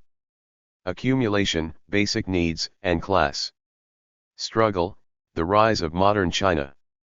In the early 19th century, China was still the world's largest territorial economy and China's GDP accounted for 1/3 of the gross world product. Asia as a whole accounted for fully 2/3 of the gross world product. From the early 19th century to the mid-20th century, the rise of the West was matched by the decline of Asia. By 1950, China's share in the world GDP fell to less than 5%. In the early 19th century, the gap in per capita GDP between China and the leading core states was about 2:1. By 1950, the gap widened to about 20:1 and China was reduced to being among the poorest populations in the world. Figure 2.1 presents the changing share in the world GDP of Western Europe, its western offshoots, Eastern Europe, Latin America, China, and the rest of Asia over the period 1820 to 2000. Figure 2.2 presents the index of per capita GDP of the world's major regions in relation to the world average per capita GDP. During the second half of the 19th century, China suffered successive major military defeats, lost large portions of territory, and was reduced to a less than sovereign semi-colonial state with foreign armies and navies stationed on its soil. Over the first half of the 20th century, China had been under the constant threat of Japanese imperialism and the nationalist government barely survived World War II. With the Communist Party coming to power, for the first time in the modern Chinese history, mainland China was unified under an effective central government. In 1950, China consolidated its sovereignty over Tibet. In the Korean War, the People's Liberation Army was able to fight the U.S. to a stalemate, proving itself to be a formidable military force that was able to secure China's territorial integrity.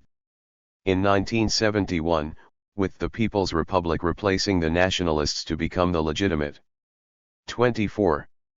25. F\J to C:\LDOO0300000001010. Western Europe, Western offshoots, Eastern Europe, Latin America, Africa, China, rest of Asia. Figure 2.7 Share of world GDP, 1820 to 2000. Source, Madison. Western Europe, Western offshoots, Eastern Europe, Latin America, trademark Africa, *CSI, China, rest of Asia. Figure 2.2 Index of per capita GDP, 1820 to 2000. Source, Madison. Representative of China in the United Nations, China was formally admitted into the modern interstate system. As the Communist Party came to power in China, it was confronted with three major challenges. The first challenge was to reverse China's long-term economic and geopolitical decline in the modern 26. world system that had begun in the 19th century, to stabilize China's position in the world system, and then to catch up with the West. China had become a nation-state within the capitalist world economy, and therefore had to play according to the rules of the modern world system by competing with the rest of the world industrially and militarily. The existence of the capitalist world economy constitutes a set of historical constraints that would apply to all states at all times during the lifespan of capitalism. However, the new People's Republic would have to operate within not only the constraints of the rules of the capitalist world economy game, but also within the constraints that were the direct outcomes of the Great Chinese Revolution. To the extent that the Communist Party came to power as a result of broad and systematic mobilization of peasants and workers, the new revolutionary state would have to reflect the desires, hopes, expectations, and aspirations of the great masses of working people. It was the set of historical constraints imposed by the Chinese Revolution that led to the second and third challenges for the Communist Party. The second challenge was to provide the necessary material and social conditions to meet the historically determined basic needs of the Chinese working people. The third challenge was to bring about a fundamental transformation of political, economic, and social relations in China as well as in the world system as a whole, and to prepare the necessary conditions for a fundamentally different, much more egalitarian and democratic new world system. That is, to complete the world socialist revolution. It turned out that revolutionary China was able to meet the first challenge with relative success. But it was in meeting the second challenge that revolutionary China had the greatest and most spectacular success. It also made a great heroic attempt to meet the third challenge, but failed. Socialism and accumulation. For China to stabilize its position in the capitalist world economy and potentially begin to catch up with the West, two conditions were required. First, China had to mobilize all potentially available economic surplus to accelerate the accumulation of capital. Secondly, while China could not operate outside of the capitalist world 27 economy, nor could it, in the short term, change its peripheral status in the system, it could manage to minimize the transfer of surplus from itself to the core states that would result from unequal exchange and cross-border capital flows. By eliminating the gentry landlords, bureaucratic capitalists, and foreign capitalists, the available economic surplus was concentrated in the hands of the state and the first condition was met. In 1952, China's accumulation rate had already risen to 21%. By the 1970s, the accumulation rate had increased to more than 30%. To meet the second condition, China had followed the classical Soviet strategy of mercantilist semi-withdrawal in the form of state ownership of the means of production and centralized economic planning, in effect, complete state monopoly over the domestic market. Immediately after the Communist Party triumphed in the cities, the new revolutionary government confiscated the property of all the bureaucratic capitalists, that is, those public and private assets owned by wealthy capitalists connected with the Kuomintang regime.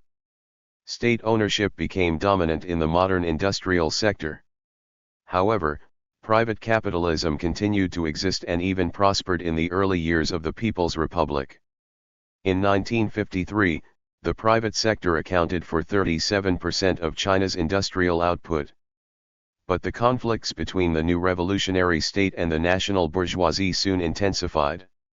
Between 1952 and 1953, the government organized two major campaigns against the corrupt urban capitalists and the government officials who were bought off by the capitalists. By 1956, most private enterprises in the cities were nationalized. The former capitalists received compensation from the government and served as managerial staff in the now state-owned enterprises. Between 1950 and 1952, land reform was carried out throughout China. Landlords' land and property were confiscated and distributed among landless and poor peasants. However, Wealthy peasants were allowed to keep most of their land and continued to engage in capitalist-style exploitation. But market activities unregulated by the state soon led to the re-emergence of social polarization in the countryside. While rich peasants prospered, many poor peasants were forced to borrow money from their wealthier counterparts, and some were forced to sell land in order to repay debts. The very small size of Chinese family farms prevented mechanization. 28. And economy of scale, and made the peasants vulnerable to natural disaster. At this early stage, important political differences had already surfaced among the Communist Party leadership. Many high-level party leaders believed that industrialization and a high level of technological development were the prerequisites for collective agriculture. Mao Zedong, on the other hand, emphasized the dangerous social tendencies that arose from the limitations of small-scale peasant farming and spontaneous market activities, and pointed out the socialist initiatives of poor peasants. Unregulated cooperatization had already started in the early 1950s. After an intense debate within the party leadership, in October 1955, the party Central Committee officially approved the decisions on agricultural cooperation. By the summer of 1956, about 100 million Chinese peasant households were organized into 485,000 agricultural production cooperatives. With the exception of small plots for individual households, collective ownership of land replaced private ownership. Members of cooperatives worked together and income was shared among the members in accordance with their labor contribution. During the Great Leap Forward, about 750,000 agricultural cooperatives were merged into 24,000 people's communes, comprising in average about 5,000 households. In the early 1960s, the people's communes were downsized and reorganized on three economic levels: the commune, the production brigade, and the production team. The production team, which typically included 20 to 30 households, became the basic unit of work organization. In 1952, the State Planning Commission was established, which was to determine nationwide production targets and quotas for important industrial and agricultural products. Over the following years, it was supplemented by a number of central government ministries that managed the production in specific industries. Between 1953 and 1957, China undertook its first five-year plan. The Soviet Union provided the equipment for 156 industrial units, as well as important technical assistance. State ownership of the means of production in the cities, collective ownership of the means of production in the countryside, and centralized economic planning with targets and quotas for physical outputs, were the essential features of the Chinese socialist economic system from the 1950s to the 1970s. 29. Table 2.1 compares China's growth performance with the rest of the world over the Maoist period. Given the territorial size and population of China, it is only fair to compare China with large regions in the world rather than a few exceedingly performing small countries. If the official growth rate is used, then Maoist China's growth performance was significantly better than the world average, as well as the averages of most of the world's major regions. If Angus Madison's measure of the Chinese growth rate were to be used, then Maoist China performed about as well as the world average. In terms of GDP growth, China did better than Western Europe, its Western offshoots, Eastern Europe, East and South Asia, and Africa, but fell behind West Asia and Latin America. In terms of per capita GDP growth, China did better than the Western offshoots, East and South Asia, and Africa, equaled with Latin America, but fell behind West Asia, Western Europe, and Eastern Europe. Overall, China succeeded in stabilizing and possibly improving its relative position in the capitalist world economy, reversing the long-term decline that had started in the early 19th century. More important than growth rates were the successes of the Maoist period in the building of capital stock and technical capabilities that prepared the conditions for China's growth miracle after the 1980s. In the Maoist period, the state and the people's communes made enormous investments in irrigation, heavy industry, transportation, and social capabilities. The central planning system was very effective in the diffusion of industrial and agricultural technologies, and economic self-reliance meant that by the 1970s China was able to produce a wide range of industrial goods at various levels of technological complexity. China's progress in heavy industry was particularly impressive. According to Roski, the producer sector occupies a central position in the process of economic growth, providing the materials and equipment needed to transform the economy, constitutes the core of industrialization, using modern technology to equip agriculture, industry, the military, and science for achieving modernization of all these sectors.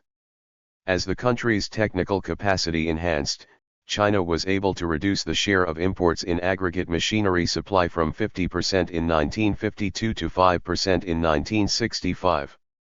After studying the growth and technical change of the Chinese producer industry in the Maoist period, Roski concluded that by the 1970s, Chinese enterprises become active in every major branch of producer industry and at a level of technological sophistication that often surprised competent foreign visitors. China has now made significant headways in building up a capacity to analyze, select, mold, and in some instances originate industrial technologies. Domestic engineering firms incorporate a growing range of techniques into their products, and these in turn provide the technical foundation for modernization in all sectors of the economy. An extensive communications network carries foreign and domestic technical data and engineering know-how to all economic units. Administrative structures and methods have been modified to facilitate the mastery and absorption of new production methods.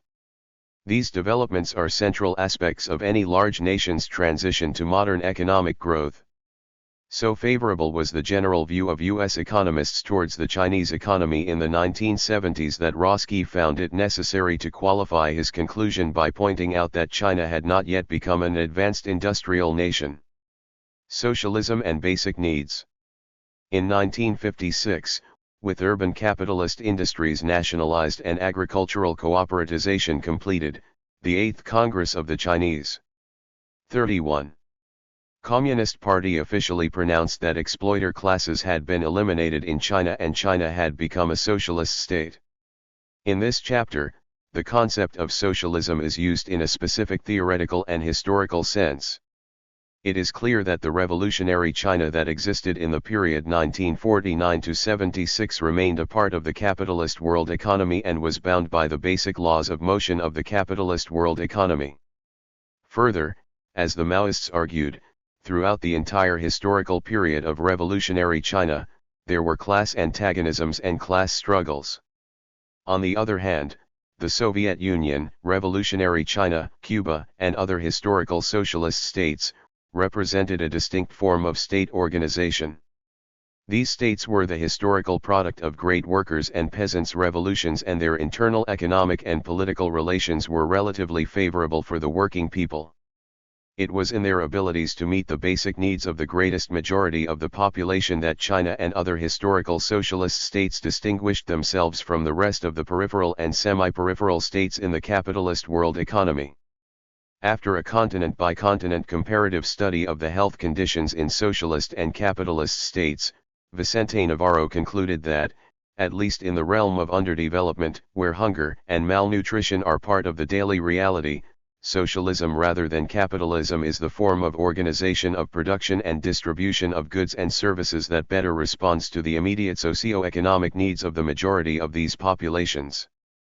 While the struggle for accumulation conforms fully to the laws of motion of the capitalist world economy, the pursuit of basic needs raises fundamental questions regarding the rationality of the existing world system. The defining feature of the capitalist world economy is the endless accumulation of capital. Max Weber characterized the life of a capitalist businessman as one where a man exists for his business, and not the other way around. Within the existing world system, individuals, groups, and states have been under the constant and relentless pressure to accumulate, and to always pursue more. But to what end? Can it be justified, and is it rational? This is the question of substantive rationality raised by Max Weber and Immanuel Wallerstein. Economic development is supposed to deliver well-being to the general population. But how can well-being be defined and measured? Amartya Sen made the distinction between human 32 achievements or functionings, and the ownership of commodities. While the command over commodities is a means to the end of well-being, it should not be confused with the end itself. Sen proposed using indicators of capabilities rather than money, income or wealth as the measure of well-being or living standard.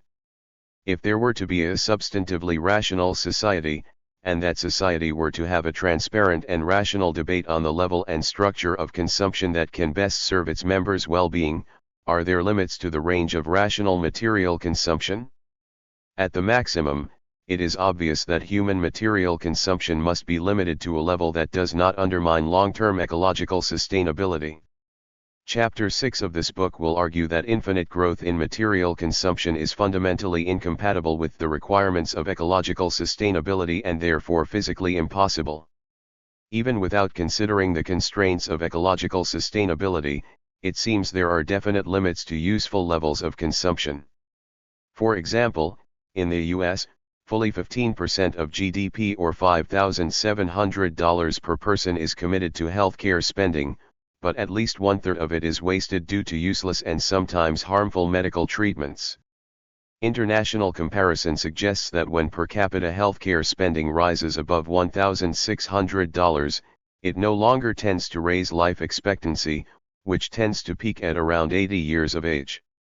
Despite technological progress and investment in transportation, the average American spent about the same amount of time commuting from home to work in the 1990s as in the 1840s. The average commuting time started to increase in the 1990s. What about the minimum level of consumption? It is obvious that a society must at least provide the material necessities for its population to survive and reproduce. But as human beings, do we not deserve a minimum level of rational consumption that is somewhat higher than mere survival and biological reproduction? As Sen argued, every person has a range of physical, intellectual, and artistic capabilities they can potentially achieve. While there is probably not a definite rule regarding what is the most rational level of consumption, consumption up to the point that provides the minimum material conditions required to fulfill a person's physical and mental potentials must be justified, as it clearly makes a person physically or mentally better off.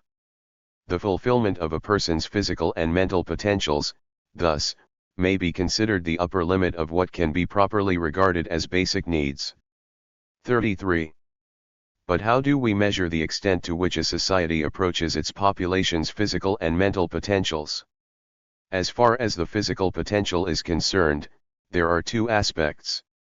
One has to do with how well a person lives physically, or whether a person is healthy or not, at any given point of their life. The other has to do with how long a person lives. Although it is conceivable that a person might live very long despite being physically unhealthy throughout their life, or a healthy person unfortunately might have a short life, generally there should be a close correlation between a person's average health conditions and their length of life. Thus, the population's life expectancy at birth seems to be a good indicator that can properly reflect a country's achievement in approaching its population's physical potential. Table 2.2 reports the levels and changes of life expectancy at birth in China and selected countries and country groups. Between 1960 and 1980, China's life expectancy at birth rose by 30.5 years. This was an improvement greater than the world average, every country group, and every selected country. The rate of improvement tripled the average rate of improvement for low-income countries. By 1980, China's life expectancy had risen to 67 years, fully 13 years ahead of India and better than the middle-income average. The success of China's socialism in advancing its general population's health conditions is indisputable. What may be more revealing is to compare China's performance in the Maoist socialist period with the period when China undertook the transition to capitalism. Between 1980 and 2000, China's life expectancy improved only by 3.5 years despite very rapid economic growth. And alas, China's improvement in life expectancy in this period was smaller than that for nearly every selected country and country group. It is much more difficult to define and measure the achievements in approaching the population's mental potential in a precise and unambiguous manner. However, there are some minimum requirements upon which people can probably agree.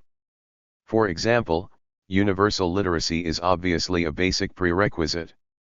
The desirability of modern formal education is not without controversy. The fundamental question is, whether education is educational, or whether it leads people out of narrower horizons into wider ones. As Wallerstein argued, the very concept of universal formal education is a product of the capitalist world economy. It removes whole age cohorts from households and from workplaces during daytime hours and excludes all those who are not defined as male mature adulthood from full participation in power and material benefits. For most people in the modern world system, education is more an economic necessity and an inescapable burden than an intrinsically valuable activity.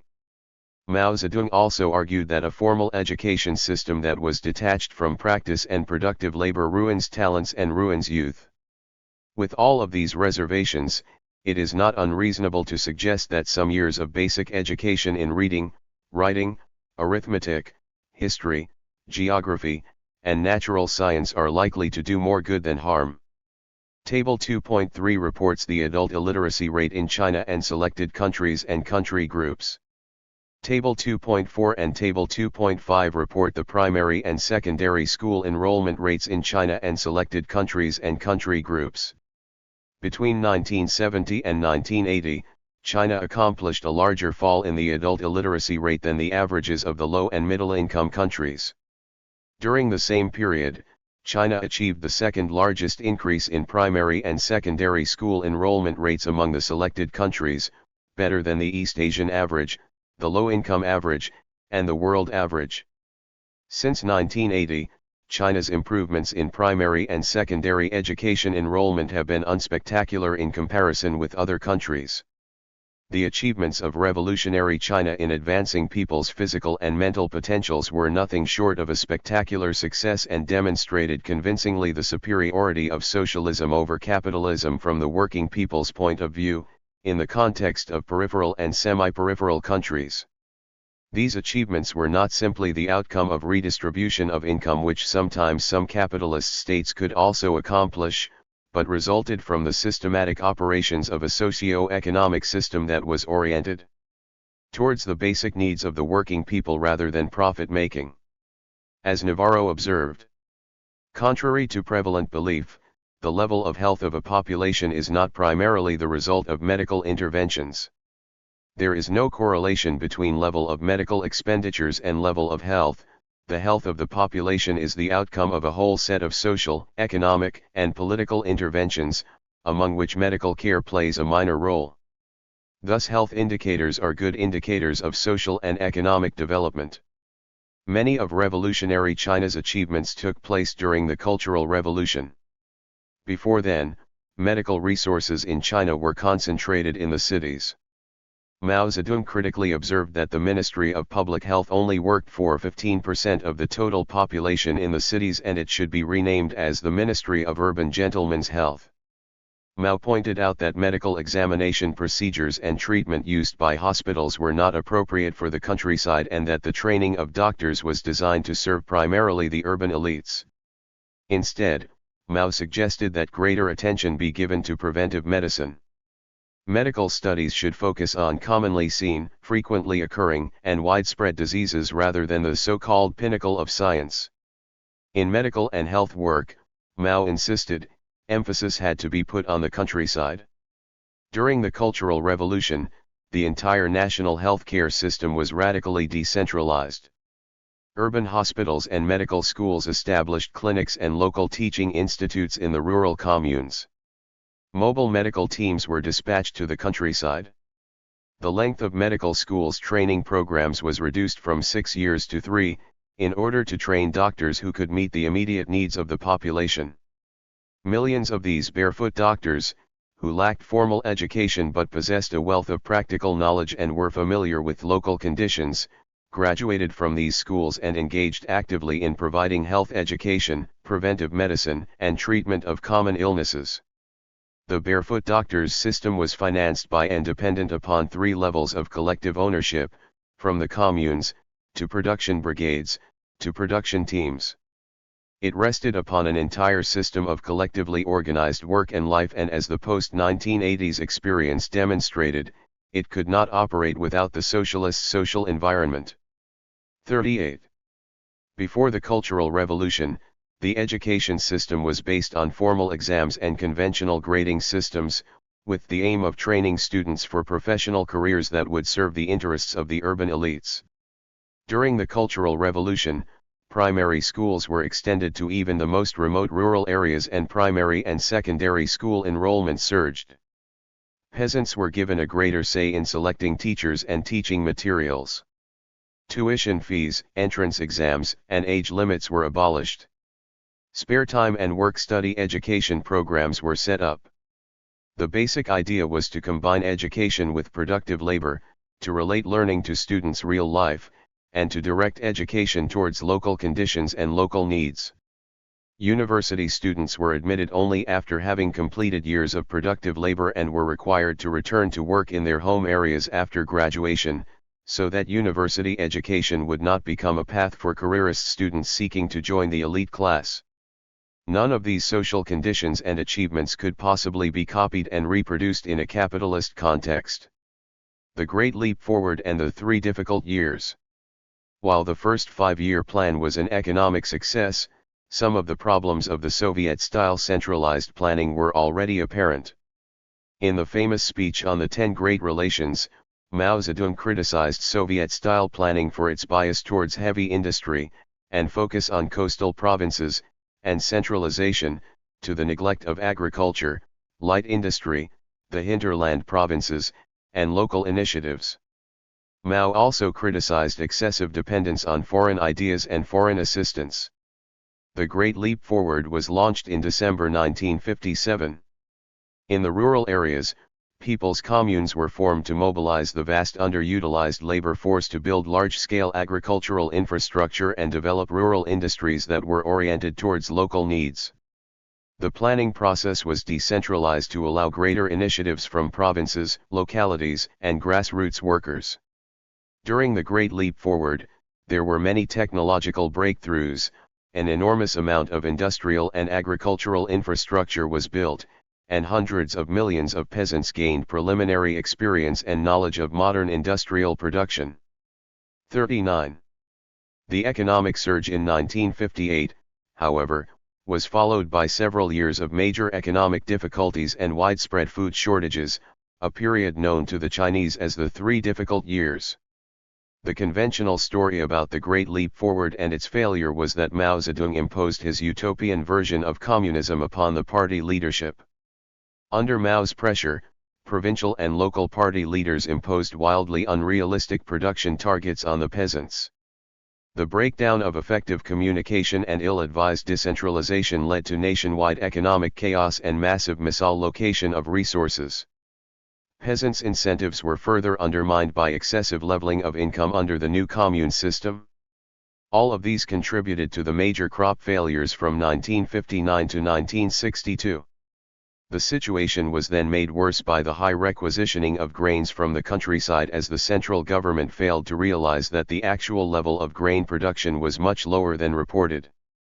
The result was, according to some, the largest famine in the human history. Estimates of excess deaths ranged from 16 million to 30 million. It is not the purpose of this book to conduct a careful and learned study of what actually happened during the Great Leap Forward and its aftermath.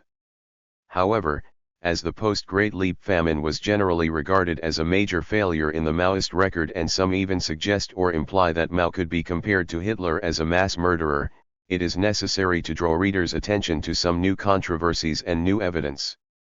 The largest famine in the human history? Both Ball and Hinton questioned the reliability and the internal consistency of the data used by people who argued that a massive famine took place. While there is not room here for their detailed statistical arguments, it is nevertheless necessary to clarify the meaning of the word famine. Unwitting readers might think that the available evidence suggests that somewhere between 16 and 30 million people literally starved to death under Maoist China. However, as Hinton explained. Since there are so many possible degrees of short crops, low food stocks, malnutrition, hunger, and starvation, the experts disagree over what constitutes a famine. But one definition that makes sense says that a famine exists in a peasant country when people give up trying to survive at home, abandon their 40. Land, whole families together, and move out en masse, looking for some way, any way, to sustain life. Land abandonment is the crucial characteristic that distinguishes famine from lesser degrees and levels of hunger and short rations. But when you have land abandonment, with millions of people taking to the road and heading toward regions where they hope to find food, such vast migrations are very hard to conceal. This kind of massive land abandonment was indeed what typically happened in the famines during the Qing dynasty or the Republican period. There is no evidence suggesting that this type of famine happened in China in the early 1960s. The numbers of deaths caused by the famine were derived from statistical studies that were in turn based on the Chinese official statistics published in the 1980s. To put these numbers in the context, Figure 2.3 presents China's crude death rates based on the official statistics. In the post-revolutionary period, as public health improved, the crude death rate had generally tended to fall and had reached levels comparable to those in the advanced capitalist countries by the 1970s. However, between 1958 and 1961, there was a major surge in death rates. If one draws a linear trend between 1957 and 1962, and calculates the difference between the actual death rates and the trend death rates for the years 1958, 1959, 1960, and 1961, it results in the excess death rates for these years. If one multiplies the excess death rates with the populations of these years, the results are the excess deaths. The number of excess deaths so calculated is 881,680, 2,756,830, 9,995,930, and 2,676,510 respectively for 1958, 1959, 1960, and 1961, and the total number of excess deaths is 16.3 million. Some have used other sets of official statistics and made certain more or less arbitrary assumptions, allowing them to make upward adjustments of the actual numbers of deaths, thus resulting in higher numbers of excess deaths. But the basic procedure of calculation has been the same. However, if one were to follow the same procedure and compare the death rates between 1958 and 1961 with the pre-revolutionary normal death rate, one would have to conclude that the revolution had, statistically speaking, saved millions of lives even in the very bad years with major crop failures. In other words, exactly because of the improvement of people's conditions of life after the revolution, normal death rates had fallen dramatically, and it was in comparison with the dramatically lowered normal death rates that the actual death rates during 1958 to 61 appeared to be excessively high. This temporary return to near pre-revolutionary conditions certainly could not be used as an indictment against the revolution itself.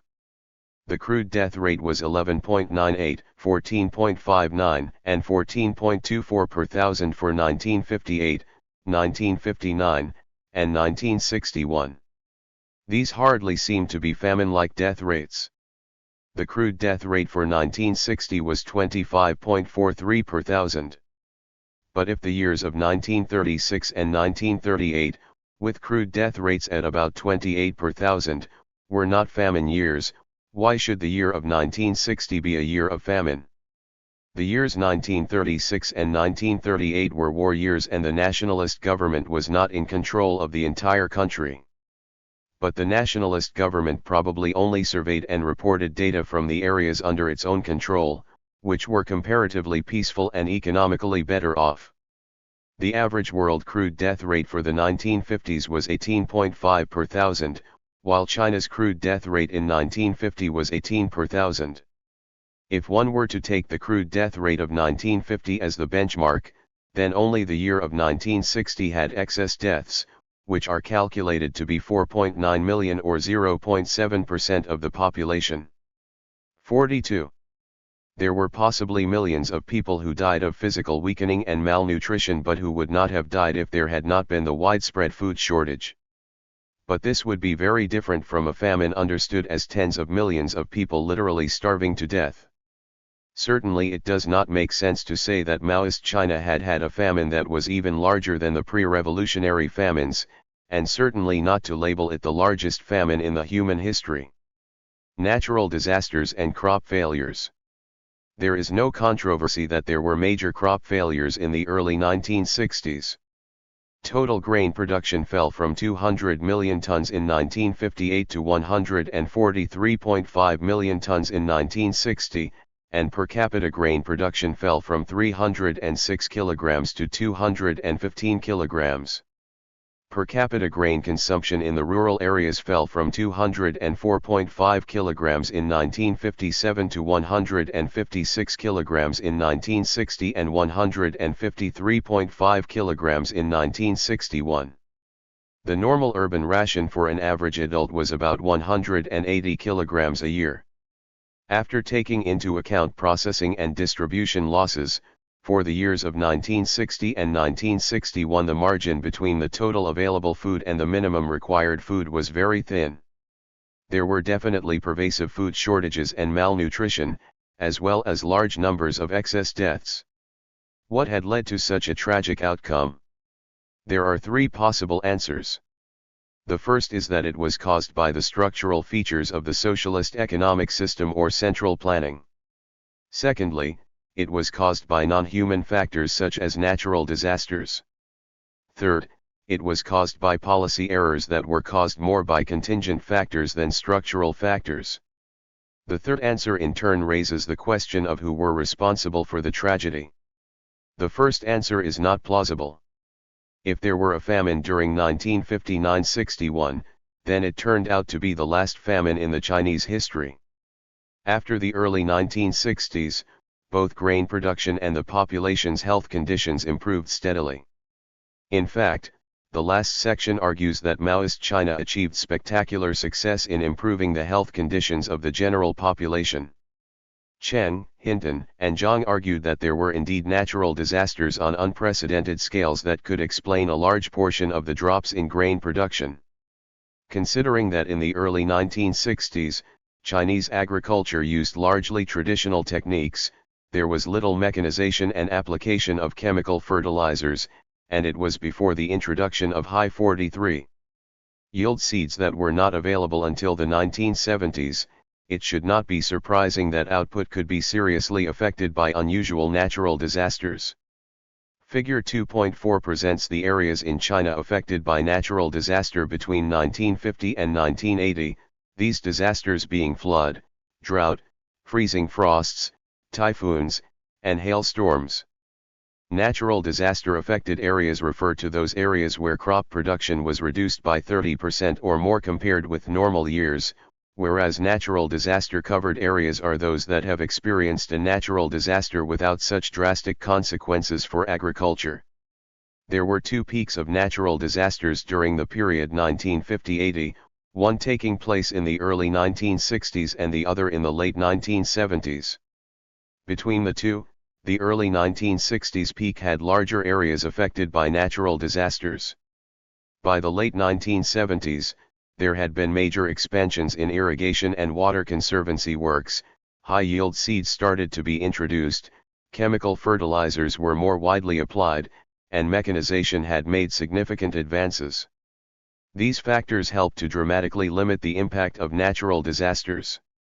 In 1960, the natural disaster-covered areas comprised 65.46 million hectares, and disaster-affected areas comprised 24.98 million hectares. If one takes 1958 as the normal year, when unit yield of grain production was 104.5 kilograms per mu, and assume that output dropped by 30% in the affected areas, 87% of the affected areas were used to grow grain crops, and 2 crops were grown in a year, then the total loss of grain production from the increased affected areas would amount to 14 million tons. This could be an underestimate, as 30% represents the minimum loss on the affected areas, but in some cases the entire crop could be lost due to natural disasters.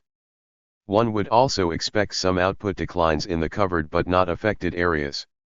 If one assumes that output dropped by 50% on the affected areas, and by 10% on the covered but not affected areas, then the total loss of output from natural disasters could be up to 28.1 million tons. Since the total decline of grain output between 1958 and 1960 was 56.6 million tons, natural disasters could have accounted for 25 to 50% of the total output loss. The Lushan plenum, the unknown story. Unprecedented natural disasters were likely to be a major factor that contributed to the declines of grain output and pervasive food shortages. But people generally agree that policy errors had aggravated the situation.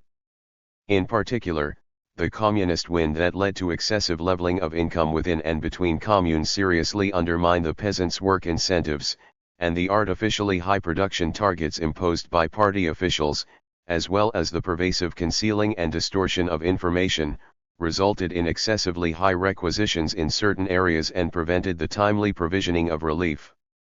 But who should be responsible for these errors? The official Chinese government story put much of the blame on Mao, and this is largely accepted by Western students of the subject of the Great Leap Forward.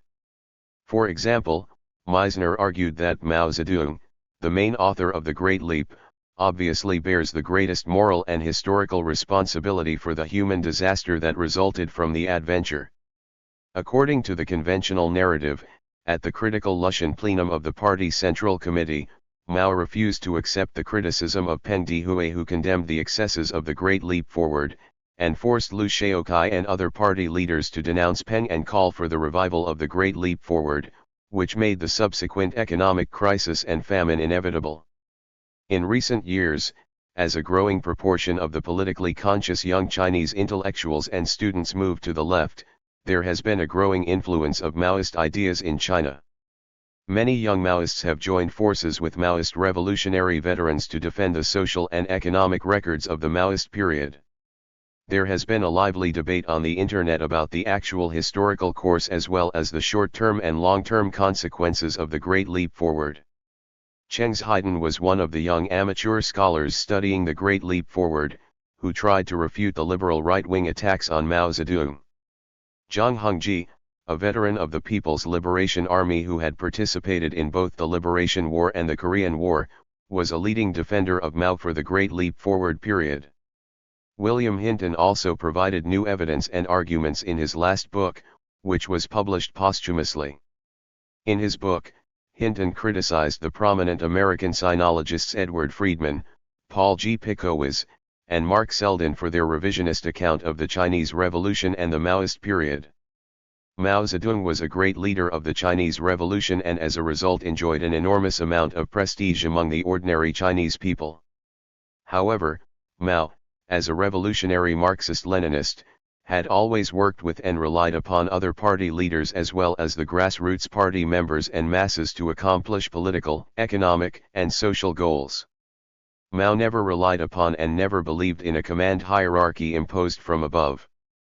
Within the Chinese Communist Party, Mao had never gained the kind of absolute control that Stalin had over the Soviet Communist Party. On the contrary, on many historical occasions, Mao often found himself in the minority within the party leadership.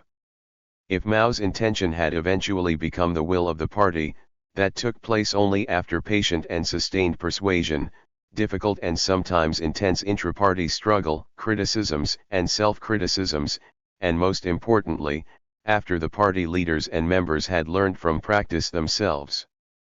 46. In light of the political change that took place in the Soviet Union after Stalin, Mao was already considering making preparations for new party leaders at the 8th Congress of the Chinese Communist Party. After 1956, Liu Shaokai and Deng Xiaoping became the first-line leaders, in charge of the daily work of the party and domestic affairs. Liu was the second highest in the party and became the chairman of the People's Republic after 1959. Deng was the party general secretary, ranked after Mao, Liu, and Zhou Enlai. Mao gradually retreated to the second line and spent most of his time on foreign relations and national defense.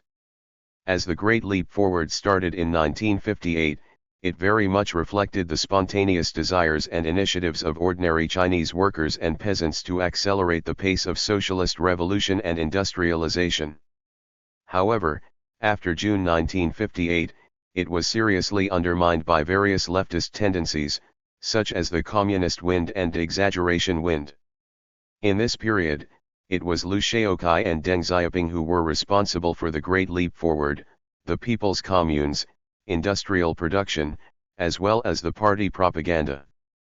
Zhang Hongji explicitly pointed out that Zhang provided convincing evidence, much of which was from Wu Lengzi's memoir.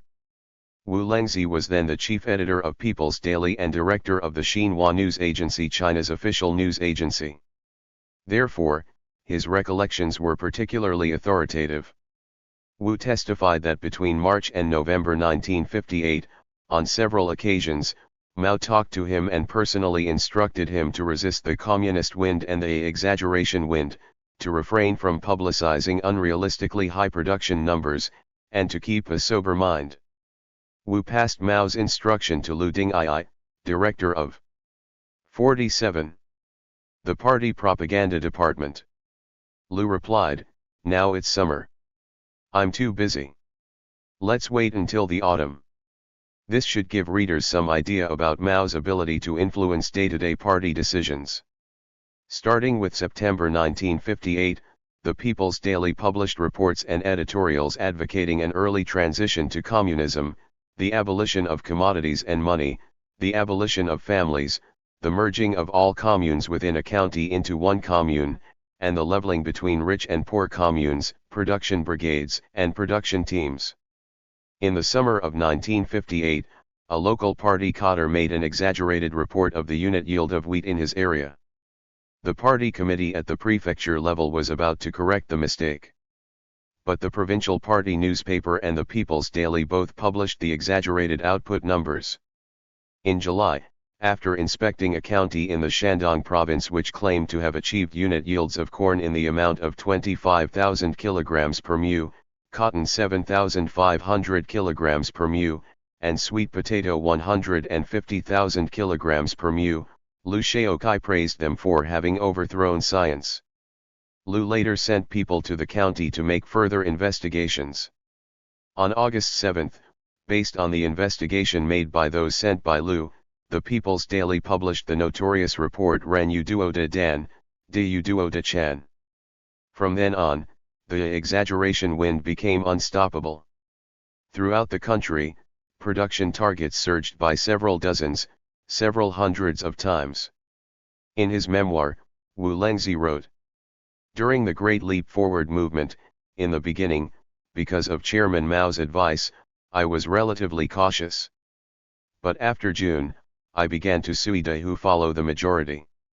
The circumstances were, the call for let the ideas be liberated, dare to think, dare to do from the Central Committee leaders, who were in charge of the checks in propaganda, was simply overwhelming. Mao Zedong's voice for keeping some spare space and compressing the air was weak. Among the Central Committee leaders at the time, he was in the minority. Thus I had to Suidaliu, following the majority of the Central Committee leaders, and especially following Liu Shaoqai and Deng Xiaoping, who were the main leaders in propaganda. For the fact that People's Daily and the Xinhua News Agency advocated 5 wins in 1958, it was Liu Shaoqai and Deng Xiaoping, the Central Committee leaders who were in charge of propaganda, who were responsible. Of course, although it cannot be said that People's Daily and the Xinhua News Agency bore the main responsibility for the exaggeration wind and communist wind in 1958, but I was in charge of the propaganda work in the 2 units, and I am still feeling guilty today." Readers should note that Wu Lengzi's memoir was published in 1995, at a time when Wu had nothing to gain personally from publication. It seems that personal conscience was the only possible motive behind Wu's writings. Zhang provided a detailed account of how Liu Shaoqai approved the first communist experiment and how he also approved the first exaggeration wind from the Henan province. Before August 1958, Mao was occupied by international politics as well as military confrontation with Jiang Jieshi. The People's Liberation Army bombarded Jinmen and the US sent reinforcements to the 7th Fleet at the Taiwan Strait. There were also intense sea and air battles between the People's Liberation Army and the Nationalists. In August, Mao made his own investigations and rejected the unrealistic production numbers. Between November 1958 and April 1959, in several Central Committee meetings, Mao made efforts to correct the communist wind and the exaggeration wind. Mao exhorted the Central Committee members to read Stalin's Problems of the Socialist Economy in the USSR. In this book, Stalin made the distinction between socialism and communism, and between all people's ownership and collective ownership, and recognized that commodity relations would continue to exist under socialism. Mao emphasized that the people's communes were socialist not communist, and were defined by collective ownership not all people's ownership. Mao thus provided the theoretical argument against the communist wind. In these meetings, Mao also made efforts to lower the national and provincial planning targets, but was met with strong resistance from other leaders. On November 21, 1958, at the Vuchane meeting of the Politburo, Mao gave the following speech.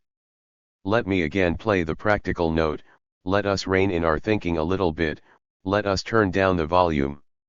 Let's achieve something first, if that is all right and there is some spare ability, if things go smoothly, we can try a little bit more. This may sound like pouring cold water, like right-wing opportunism. Do not attempt to meet an overambitious target while incurring 49 real disasters. Now we must lighten the load. In water conservancy construction, over the last winter and this spring, the whole country completed 50 billion cubic meters of work. Over this winter and next spring, we are planning for 190 billion cubic meters, a threefold increase. And there are a variety of production areas we must improve, such as steel, iron, copper, aluminum, coal, transportation, processing industries, chemical industries. What amount of human and material resources would we need? In this way, I think, 1/2 of the Chinese people would have to die, if not half, 1/3, or 1/10, 50 million people would die. If 50 million people die, if you are not dismissed, at least I should be dismissed. Our heads would also be a problem. Do we really need that much? It is all right if you want that much, but do not let anyone die, and if someone dies, do not take my head. This meeting should take a lower tone, compressing the air. The strings of the huqin shall not be pulled too tight, or it will be broken.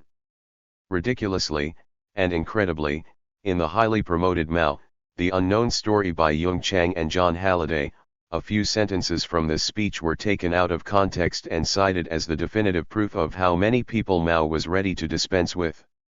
Is there a limit to falsification?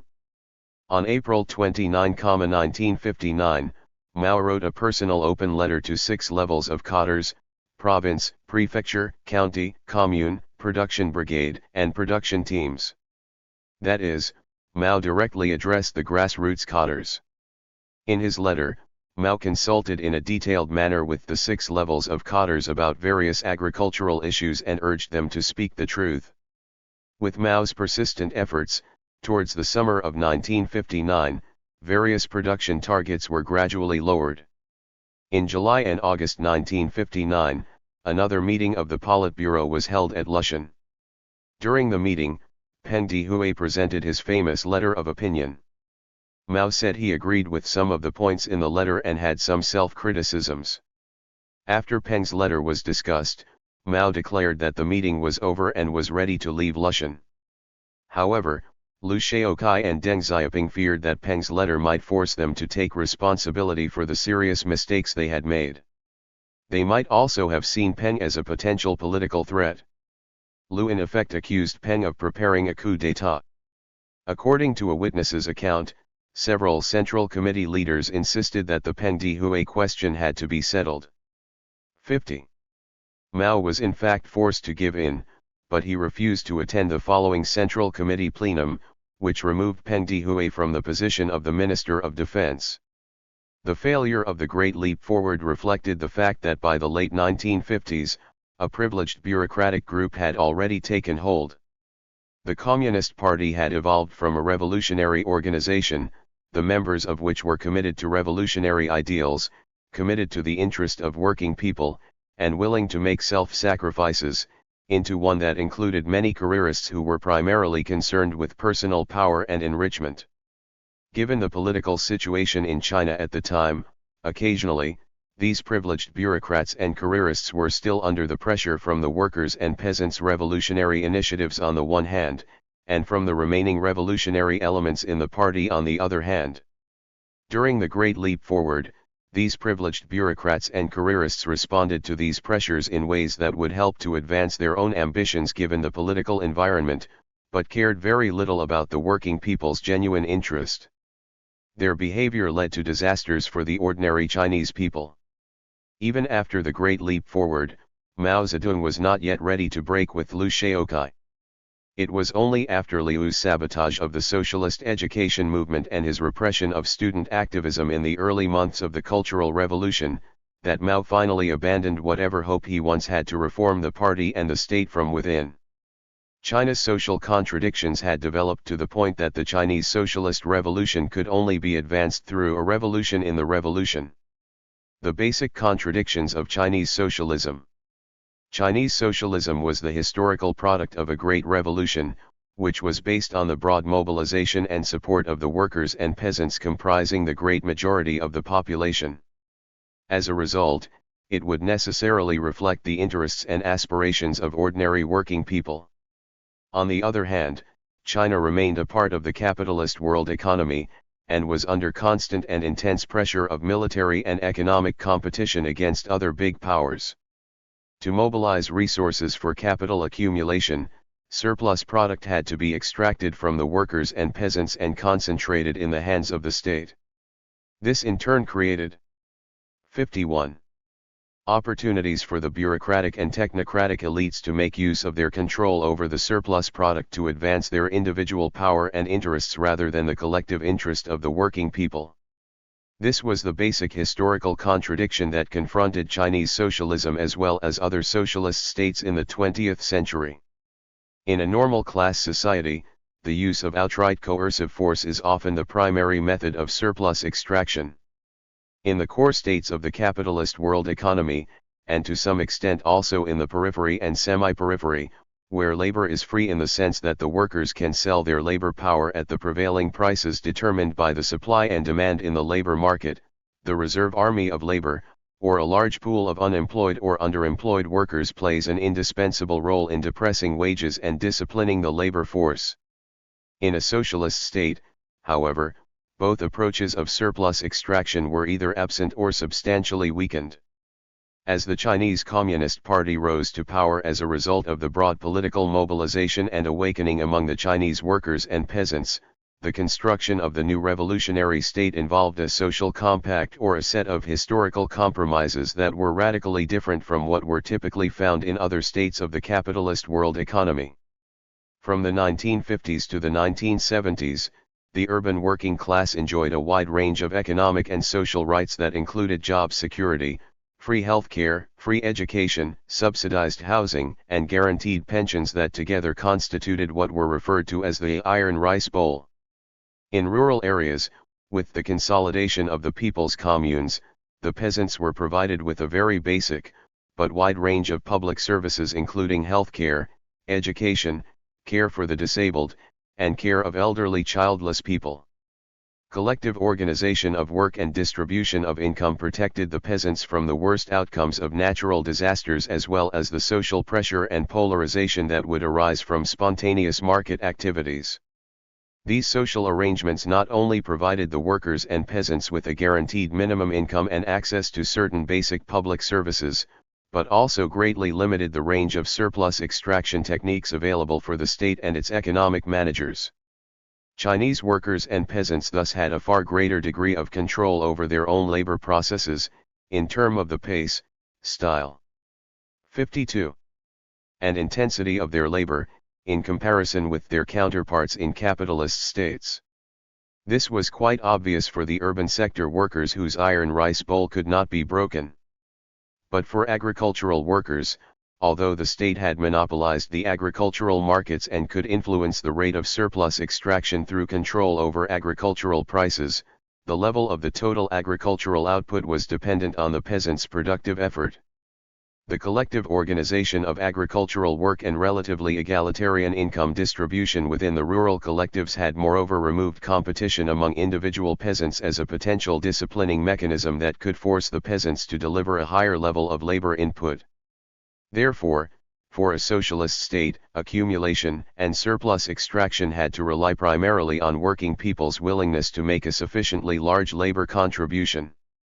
That is, the state had to rely upon the socialist consciousness. To the extent to which the workers and peasants identified with the socialist state and considered the state's control over the surplus to be in their own long-term common interest, surplus extraction could be relatively effective and accumulation could proceed at a reasonable pace. But if this identification failed to occur, then surplus extraction became difficult and crises of accumulation would follow. Other than the promotion of socialist consciousness, the state bureaucrats and economic managers could also use material incentives as an alternative technique of surplus extraction. In theory, the payment of wages to the workers could be structured in such a way so that they were proportional to the workers' labor contributions. In reality, a system of material incentives would create an internal labor market within any socialist work organization. This led to divisions within the working class, undermined workers' control over their own labor processes, allowed some skilled workers to emerge as a labor aristocracy, and provided justification for the material privileges of bureaucratic and technocratic elites. Unlimited and inappropriate use of material incentives and distribution according to labor would seriously undermine the social basis of the collective socialist consciousness. For Marx, distribution according to labor is a bourgeois right, which is still an unequal right for unequal labor, but with which the early phase of communism would have to live. In Critique of the Gotha Program, Marx argued, 53. What we have to deal with here is a communist society, not as it has developed on its own foundations, but, on the contrary, just as it emerges from capitalist society, which is thus in every respect, still stamped with the birthmarks of the old society from whose womb it emerges. As far as the distribution of among the individual producers is concerned, the same principle prevails as in the exchange of commodity equivalents. A given amount of labor in one form is exchanged for an equal amount of labor in another form. Hence, equal right here is still in principle bourgeois right. This equal right is an unequal right for unequal labor. It tacitly recognizes unequal individual endowment and thus productive capacity as natural privileges. In a higher phase of communist society, after labor has become not only a means of life but life's prime want, only then can the narrow horizon of bourgeois right be crossed in its entirety and society inscribe on its banner, from each according to his ability, to each according to his needs. In the reading notes on the Soviet textbook of political economy, Mao criticized the excessive dependence of Soviet socialism on material incentives. He argued that a socialist economy would have to, first of all, emphasize the interest of society as a whole, the collective interest, the long-term interest, rather than short-term individual interest. The purpose of socialist work is to serve the people, serve the collective interest, and contribute to the building of socialism, rather than to earn more money. Excessive emphasis on material incentives and individual interests would make capitalism unbeatable. Mao discussed some of the necessary social conditions for the socialist consciousness as well as the trade-off between socialist consciousness and material incentives. Our experience, if the cadres do not discard their haughty manner, and do not join and become a part of the workers usually would regard the factories as not their own, but that of the cadres. Given the cadres' boss-like attitude, the workers would not be willing to self-consciously observe labor discipline. With weak politics, one has to count on the material incentives. For workers and peasants to identify with the socialist state, they had to have confidence that the party and state bureaucrats, economic managers, and other technocrats were indeed using and allocating society's surplus product in a way that would contribute to the working people's long-term common interest. But for this to happen, 54. The material privileges of the bureaucratic and technocratic elites had to be subjected to strict limits, and in some cases, be completely eliminated. The elites would have to make an explicit and serious effort to demonstrate their willingness to connect with the masses and their commitment to the working people's interest. Conditions had to be created to deepen and widen the workers' and peasants' participation in the management of the state's political and economic affairs. The workers' right to manage the state, manage all types of enterprises, and manage culture and education, is the greatest, the most basic right of the workers under a socialist system. Without this right, there would be no right to work, no right to be educated, and no right to rest. It would be possible for these conditions to be met so long as a substantial portion of the party and state bureaucrats were committed to the revolutionary ideal and were willing to sacrifice their individual interests for the common interest of working people. However, the historical tendency in the socialist states indicated that a growing proportion of the bureaucratic and technocratic elites tended to become, and some former revolutionaries tended to degenerate into, selfish careerists who were only interested in the expansion of individual wealth and power. Once these selfish careerists had become the majority in the elites and managed to consolidate their material privileges and power, then a new exploiter class in the form of privileged bureaucrats, privileged technocrats, and bureaucratic capitalists, alienated from the worker and peasants, would have emerged. As Chapter 7 of this book will discuss, the fundamental solution to this contradiction lies with the replacement of the capitalist world economy with a new world system in the form of a socialist world government, as well as the withering away of the division of physical labor and mental labor. So long as the capitalist world economy continues to operate and exist, however, there is no easy solution to this contradiction. For a socialist state within a capitalist world economy to survive as a socialist state, it must engage in constant and persistent struggle, by mobilizing the masses of workers and peasants, to fight against its own tendency towards degeneration and capitalist restoration, while supporting revolutionary movements in other states to accelerate the victory of the world's socialist revolution. 55. Socialism and class struggle. The Chinese Communist Party came to power after 28 years of arduous and heroic revolutionary struggle. Millions perished or gave up along the way. Among the remaining communists, many of them were indeed highly committed, mostly selfless revolutionaries. As Meisner put it, the term cadre refers to a Communist Party member who is a leader in a party organ or in a party-dominated institution or mass organization. Ideally, the cadre is a selfless person imbued with the proper revolutionary values and committed to the achievement of revolutionary goals, a person of all-round ability able to perform a variety of tasks and capable of quickly adapting to changing situations and requirements, one who is both read and expert but first and foremost politically and ideologically read and potentially expert, a person who faithfully carries out party policy yet does so with independence and initiative, a person who submits to the discipline of the party organization but at the same time is intimately tied to the masses, as Mao formulated it. The cadre is both the teacher and the pupil of the masses, and indeed must be their pupil before he can be their teacher. The ideal cadre is the very antithesis of the bureaucrat who dozes at his desk or the official who commands from behind his desk.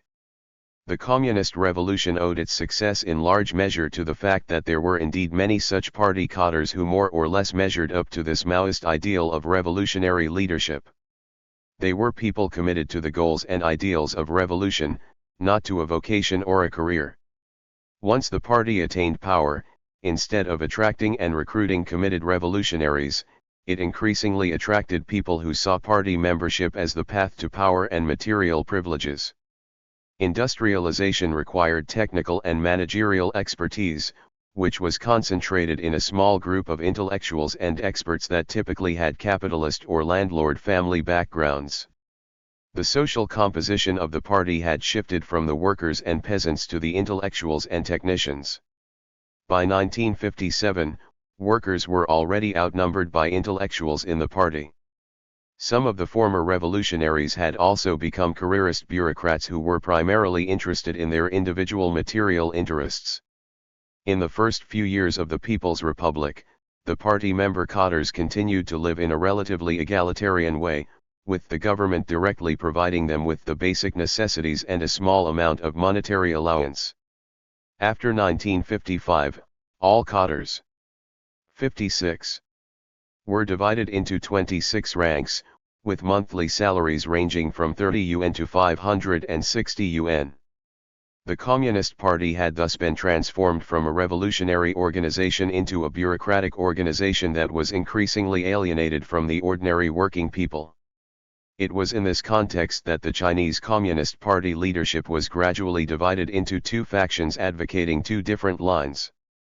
One faction, led by Liu Shaoqai and Deng Xiaoping, declared that the principal contradiction in socialist China was no longer between antagonistic social classes but between the advanced socialist system and the backward social productive forces.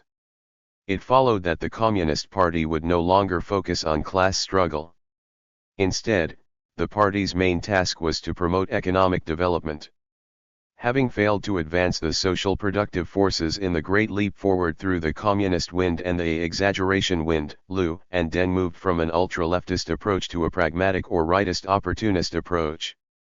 In the rural areas, peasants were allowed to have bigger private plots and to sell their outputs on the open market, diverting peasants' labor effort away from collective work.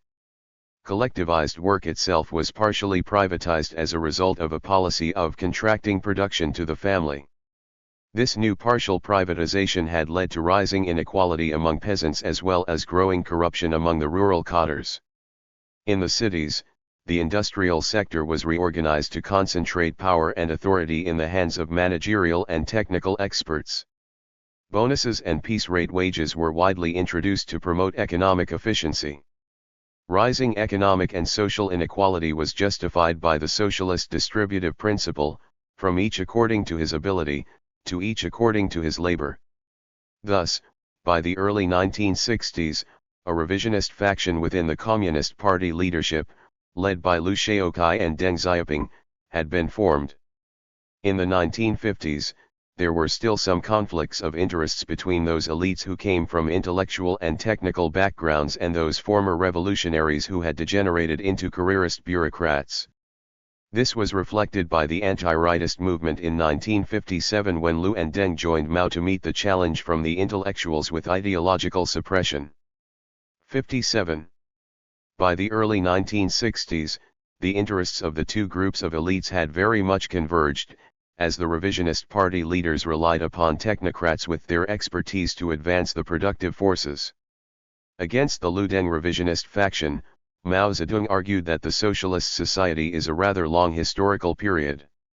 Within the historical period of socialism, classes, class contradictions, and class struggles continue to exist.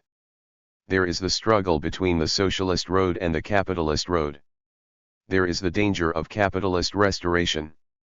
In 1964, after reading an on-site report on the socialist education movement in a tractor factory, Mao made the following comments. The bureaucratic class on the one hand, and the working class and the poor and lower middle peasants on the other hand, are two sharply antagonistic classes. They are becoming or have become the bourgeois elements who suck the workers' blood. How can they recognize? They are the objects of struggle, the objects of revolution. After several attempts to re-revolutionize the party from within had failed, Mao made a direct appeal to the ordinary workers, peasants, and students, calling on them to rebel against the capitalist roaders who are in authority in the party. This appeal sparked the Great Proletarian Cultural Revolution. Several historical factors contributed to the failure of the Cultural Revolution. First, China remained a part of the capitalist world economy and intense interstate competition was a constant constraint. In the absence of a swift political victory for the Maoists, China could not remain in the throes of political chaos for long without seriously undermining its position in the world system and its ability to prevent unfavorable external intervention. After 1969, the Maoists were forced to retreat from the struggle to gain provincial and local power, to re-establish domestic political and economic stability. The old cadres were rehabilitated and again in control of much of the party and state bureaucracy as well as the military. 58. Secondly, despite Mao's personal charisma and seemingly unquestioned authority, the Maoists did not have effective control over the army.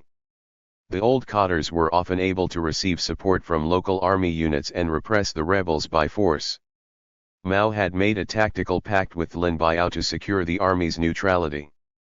But after Lin Biao attempted an abortive coup and was killed in an air crash, Deng Xiaoping became the most influential among the remaining army leaders. The unique Maoist theoretical contribution to the international communist movement was that there would have to be continuing revolution under the dictatorship of the proletariat. However, in the 1950s, Mao and his comrades could benefit from no or very little historical experience. The Soviet Union was regarded as the leader of the world's socialist revolution and the successful example of socialist industrialization. It was not until the early 1960s that Mao had reached a better and deeper understanding of the class contradictions and class struggles in the new socialist society. By then the privileged bureaucrats and technocrats had already to a large extent consolidated their power. Finally, the ordinary Chinese workers and peasants were politically inexperienced and unprepared. Despite Mao's warning of the dangers of capitalist restoration, Marxist-Maoist theoretical reasoning did not seem to fully conform with the daily experience of many ordinary workers and peasants. While there were pervasive resentments among the workers and peasants against corruption and bureaucratic material privileges, to the ordinary Chinese workers and peasants in the 1970s, it must have seemed a quite remote and extremely unlikely possibility that the capitalist property relations would one day return with full vengeance and that the workers and peasants would have lost all of their socialist rights and be reduced to working slaves subjected to the most ruthless capitalist exploitation. Exhausted by inconclusive power struggles, the urban working class became politically passive and was caught off guard by the 1976 counter-revolutionary coup. With the defeat of the Maoists, the working class lost ideological and organizational leadership. Confused and depoliticized, the Chinese working class was to be taken advantage of by both the ruling elites and the opportunistic middle-class democratic movement, paving the way for their tragic defeat in the 1990s. 59. All great historical figures are conscious of not only their own historical contributions but also their own historical limitations. As Mao approached the end of his life, he was quite conscious of the historical forces ranged against him, even though his optimism about the long-term prospect of the world revolution was by no means diminished. Meeting with the visiting Danish Prime Minister, Mao said, "To summarize, China can be characterized as a socialist state. Before the liberation, it was not very different from capitalism. Now there is still the 8-grade wage system, distribution according to labor, exchange with money. All of these are not very different from how things were in the old society. Only that the property relations have changed. Now there is the commodity system in our country, and the wage system is an unequal one. These can only be restricted under the dictatorship of the proletariat. Therefore, if Lin Biao and his like come to power, it will be very easy to restore capitalism." Between October 1975 and January 1976, Mao made the following comments. Is there class struggle in a socialist society? Class struggle is the key, the rest will follow. Stalin made a big mistake about this, but not Lenin. Lenin said, petty production generates capitalism every day, every hour. Lenin talked about building a bourgeois state without the bourgeoisie, to secure the bourgeois rights. We ourselves have exactly built such a state, not very different from the old society. Some comrades, mainly the old comrades, their thinking has not moved beyond the bourgeois democratic revolution. They do not understand the socialist revolution, they have resentments, they even oppose, and want to settle accounts with the cultural revolution. After the democratic revolution, the workers and the poor and lower middle peasants did not stop, they want revolution. However, some of the party members did not want to proceed anymore. Some even moved backwards, and are opposed to the revolution. Why? They have become big bureaucrats, and want to protect the interest of big bureaucrats. They have good houses, cars, high salaries, and servants, live even better than the capitalists. Now that socialist revolution has come to them, they do not like the criticisms against bourgeois rights. To have socialist revolution, but do not know where the bourgeoisie is, it is within the Communist Party, it is the capitalist roaders who are in authority in the party. The capitalist roaders are still on the road. Mao died in September 1976. The new party chairman Hua Qiaobang, a political opportunist, instigated a coup and arrested the radical Maoist leaders, with the backing of the old cadres and the implicit support of Deng Xiaoping. Hua soon proved to be politically useless, and by 1979, Deng was effectively in charge of the party and had started economic reform. Early economic reform actually brought about immediate material benefits to nearly every social layer. In the rural areas, the family contract system was implemented, which in effect privatized agriculture. In the early 1980s, as the use of chemical fertilizers and pesticides surged, and with the help of the infrastructure built under the collective era, agricultural production expanded rapidly. Peasants' incomes also grew rapidly, in fact, more rapidly than the incomes of the urban households during this period. As the availability of food and other agricultural goods improved, the urban working class also enjoyed a rapid improvement in living standards and began to have access to various modern consumer durables. With these temporary concessions made to the workers and peasants, Deng Xiaoping and the reformers were able to consolidate their political power. By the mid-1980s, the reformers were in firm control of the party and state. They began to push for market reforms in the state-owned enterprises, the stronghold of China's urban working class. The 1988 Enterprise Law provided that the state-owned enterprise managers had the full authority to dictate all conditions within an enterprise, including the power to fire or lay off the workers. The development of market relations also provided ample opportunities for sections of privileged bureaucrats to enrich themselves through corruption and speculation. A new bureaucratic capitalist class emerged. The urban working class was politically passive and disoriented. But, at the factory level, the urban working class remained quite powerful. Despite the provisions of the 1988 Enterprise Law, the power to fire workers was rarely exercised by the management in the late 1980s. On the contrary, with the iron rice bowl still intact, the state sector management was forced to use generous material incentives to motivate the workers to increase productivity. The second half of the 1980s saw rapid increases in urban workers' wages. To maintain profitability, the state-owned enterprises raised prices. 61. In an attempt to pass their rising costs to consumers, which led to rampant inflation. To meet the growing demand for consumer durables from the urban elites and the urban working class, China's imports of these consumer durables, as well as the capital goods to be invested in the import substitution industries, surged. In the late 1980s, China was running large trade deficits. The overall economic situation was not unlike Latin America or Eastern Europe in the years before the debt crisis of the late 1970s and early 1980s, and had become increasingly unsustainable. In the 1980s, the word intellectual broadly referred to anyone who had gone through higher education in China, including university teachers, engineers, doctors, writers, artists, and university students, who were to become China's emerging urban middle class. Traditionally, intellectuals were a privileged social group in China. Their material privileges were significantly reduced during the period of revolutionary China. Most Chinese intellectuals in the 1980s were from families that had been capitalists or landlords before the revolution. Their resentments against the revolution were strong, and they often did not hide their contempt and hatred of ordinary workers and peasants.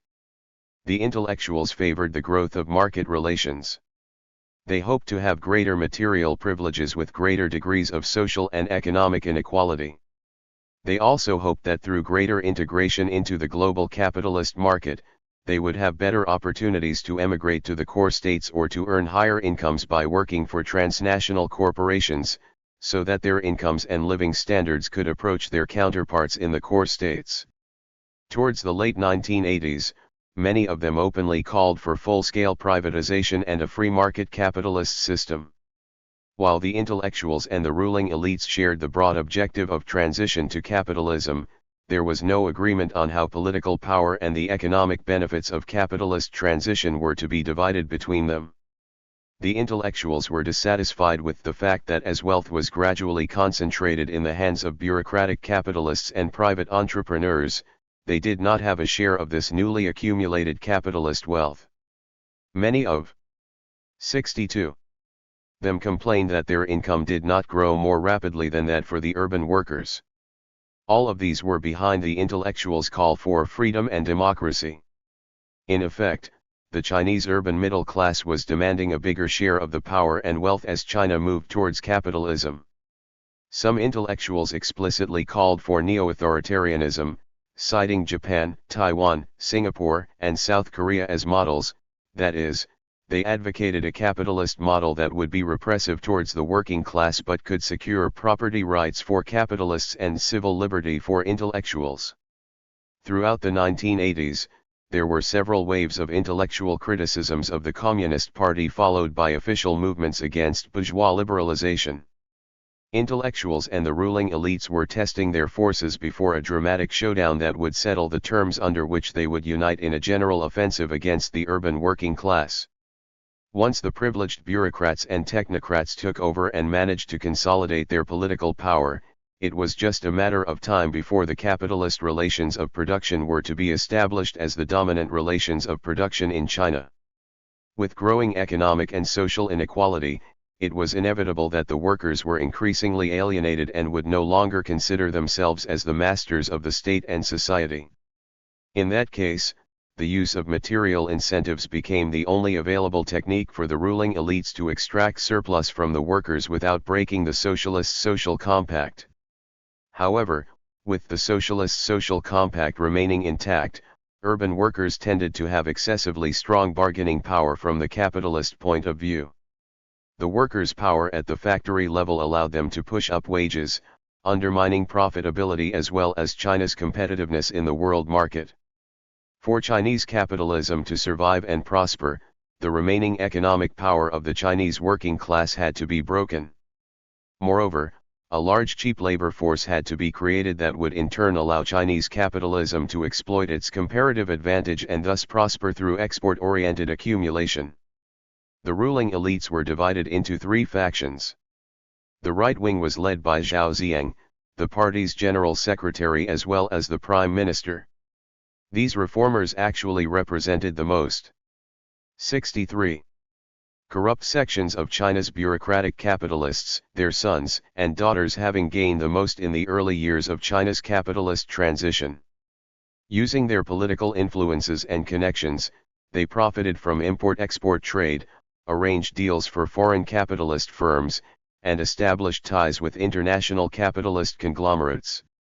Zhao was in favor of a Chinese version of shock therapy, immediate full-scale liberalization and privatization. Their slogan at the time was "Let the prices make one jump over the river," meaning the immediate removal of all state social subsidies and complete price liberalization. The left wing was led by Chen Yun, who grew up in a workers' family and was a veteran communist leader. Chen represented the veteran communists in the party who, although by no means opposed to the general direction of the capitalist-oriented reform, nevertheless maintained some lingering affection with the original revolutionary goal. Chen was in favor of a socialist planned commodity economy, where the state would control the commanding heights. Politically, Chen advocated slogans such as "must wholeheartedly rely upon the working class." In fact, Chen was advocating a state capitalist model that would rest upon the expansion of domestic markets, which would in turn require a social compromise between the capitalist class and the urban working class. But the master of the Chinese politics was Deng Xiaoping. Although Deng had officially retired, he retained the crucial position of chairman of the Central Military Committee and had the backing of the majority of the bureaucracy and the army. Deng understood that the state capitalist model proposed by Chen was politically and economically unsustainable. For China to complete a successful capitalist transition and for the bureaucratic capitalist class to secure its fundamental political and economic interests, the remaining power of China's urban working class would have to be broken. For that, the ruling elites would need to have the political support of the intellectuals or the urban middle class. However, Deng was politically experienced enough to know that Zhao's strategy amounted to political suicide. The implementation of shock therapy without breaking the working class's power would immediately lead to a general working class rebellion. Furthermore, while a political alliance between the bureaucratic capitalist class and the urban middle class was necessary to defeat the working class, the 64 intellectuals had to be first taught a lesson so that they would settle for no more than a junior position in the pro-capitalist political alliance. In retrospect, Deng's political plan worked marvelously well. Much to the surprise of the leading democratic intellectuals, the spontaneous student protests in the spring of 1989 were joined by the urban workers and developed into a general social movement. The situation eventually became a political showdown between the ruling elites and the democratic intellectuals. The intellectuals, however, were neither able nor willing to really mobilize the urban working class to struggle for political power. Without the political mobilization of the working class, the intellectuals proved to be completely powerless. Many leading intellectuals and students managed to flee the country. It was the workers who paid the highest price in terms of blood and imprisonment. After teaching the intellectuals a lesson, the ruling elites were ready to build a pro-capitalist alliance with the intellectuals under the banner of reform and openness.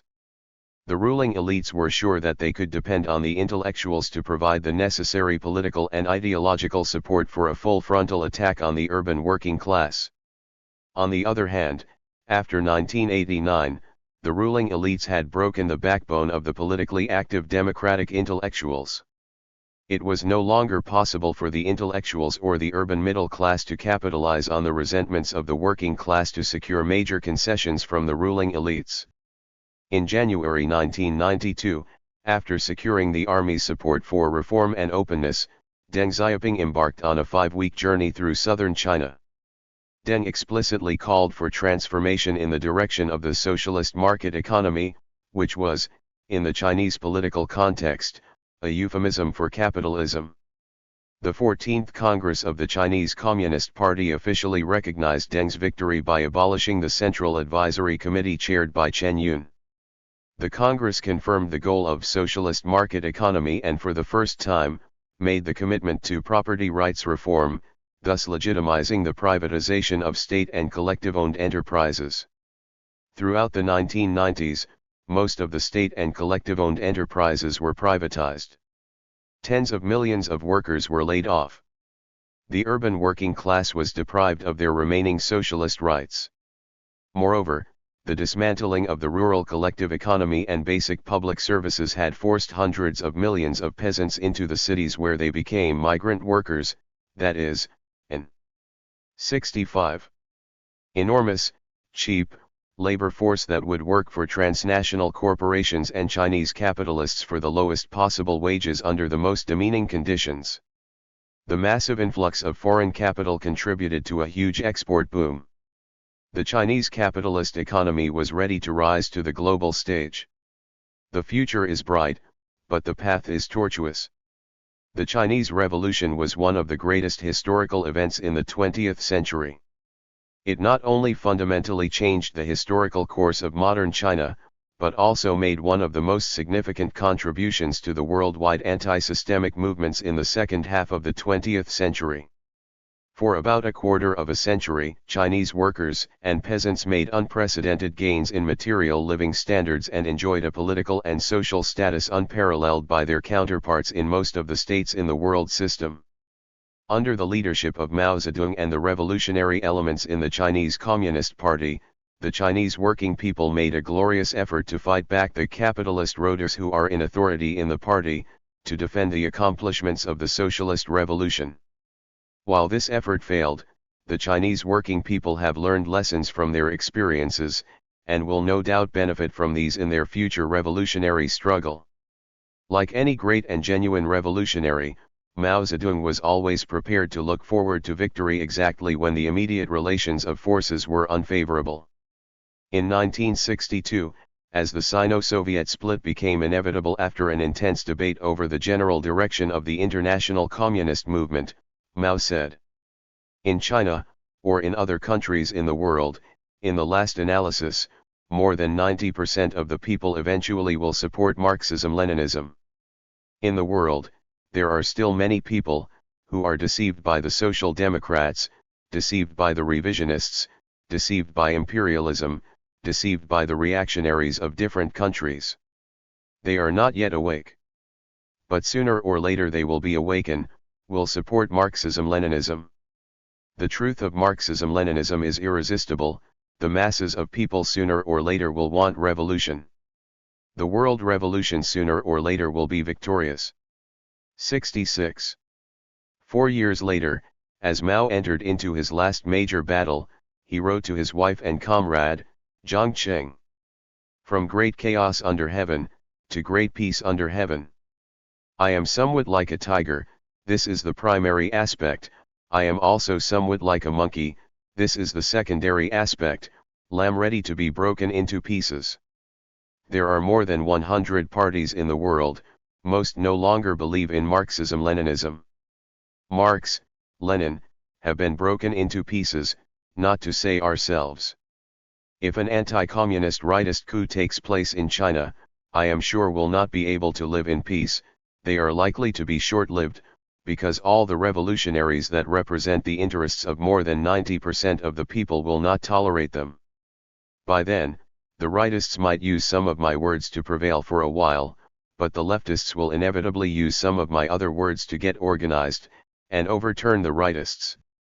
The Cultural Revolution is a general rehearsal, the leftists, the rightists, and the wavering middle of the roaders, will each receive their own lessons. Conclusion: the future is bright, but the path is tortuous. The revolution is dead. Long live the revolution. 3. China and the neoliberal global economy. By the late 19th century, the capitalist world economy had become a global system. The first half of the 20th century saw the Great Depression and 2 world wars, demonstrating on an unprecedented scale how devastating capitalism could be to humanity. With the survival of the capitalist system at stake, the ruling elites of the system were forced to make major concessions. After World War II, the capitalist world economy was reorganized with a set of new institutions. In the core states, governments actively used Keynesian macroeconomic policies to pursue high levels of employment and rapid economic growth. In many countries, governments used industrial policies or planning to influence the structure and rate of capital accumulation. Welfare state institutions were developed to redistribute income and promote class compromise. At the global level, the U.S. hegemony was consolidated. The Marshall Plan and the overseas investment of U.S. corporations played a decisive role in the economic recovery of Western Europe and Japan. Through the Yalta Arrangement, the U.S. allowed the Soviet Union to have its own sphere of influence. In exchange, the Soviet Union implicitly agreed to act as a responsible superpower and abandon the support of revolutionary communist movements outside its sphere of influence. Within the Soviet sphere of influence, the socialist states were able to pursue rapid industrialization through central planning and state ownership of the means of production. The US-Soviet rivalry also created a relatively favorable environment for national development projects in the periphery and semi-periphery. To accommodate the growing aspirations and mobilization abilities of the indigenous capitalists and middle classes in the periphery, and to further expand the market for U.S. corporations, the U.S. also pushed for decolonization of the periphery and offered financial and technical assistance to support economic development. In 67, 68, the 1950s and 1960s, the U.S. took a relatively liberal attitude towards state-guided import substitution development programs. During the 1950s and 1960s, Widely known as the Golden Age, the capitalist world economy experienced unprecedented rapid growth. However, by the late 1960s, new contradictions emerged. High levels of employment, welfare state institutions, and the depletion of the rural surplus labor force in the core states changed the balance of power between the capitalist classes and the working classes to the latter's favor. Labor militancy grew throughout the core zone. The semi-peripheral states were under similar pressures from more militant working classes. Rapid expansion of the global economy over a sustained period had greatly increased the demand for oil and raw materials, leading to better terms of trade for the oil exporters and some peripheral states. The profit rate fell across the capitalist world economy, and revolutionary upsurges threatened to overthrow capitalist governments in many parts of the world. In response, the capitalist classes organized a global counteroffensive. After a bloody coup that overthrew Chile's democratically elected socialist government in 1973, the Chilean fascist government conducted the first monetarist experiment with devastating economic and social consequences. In China, after Mao Zedong's death, pro-capitalist forces seized political power. With Margaret Thatcher coming to power in 1979 and Ronald Reagan in 1980, monetarism and other neoliberal policies prevailed in the US and the UK. In 1992, the establishment of the European Monetary Union based on the Maastricht Treaty represented a major advance of the neoliberal project in Europe. Monetarism was essentially a program to undermine the working class's bargaining power by creating high unemployment under the excuse of fighting inflation. Other neoliberal policies included rolling back the welfare state, labor market flexibility, the deregulation of product and financial markets, and trade liberalization.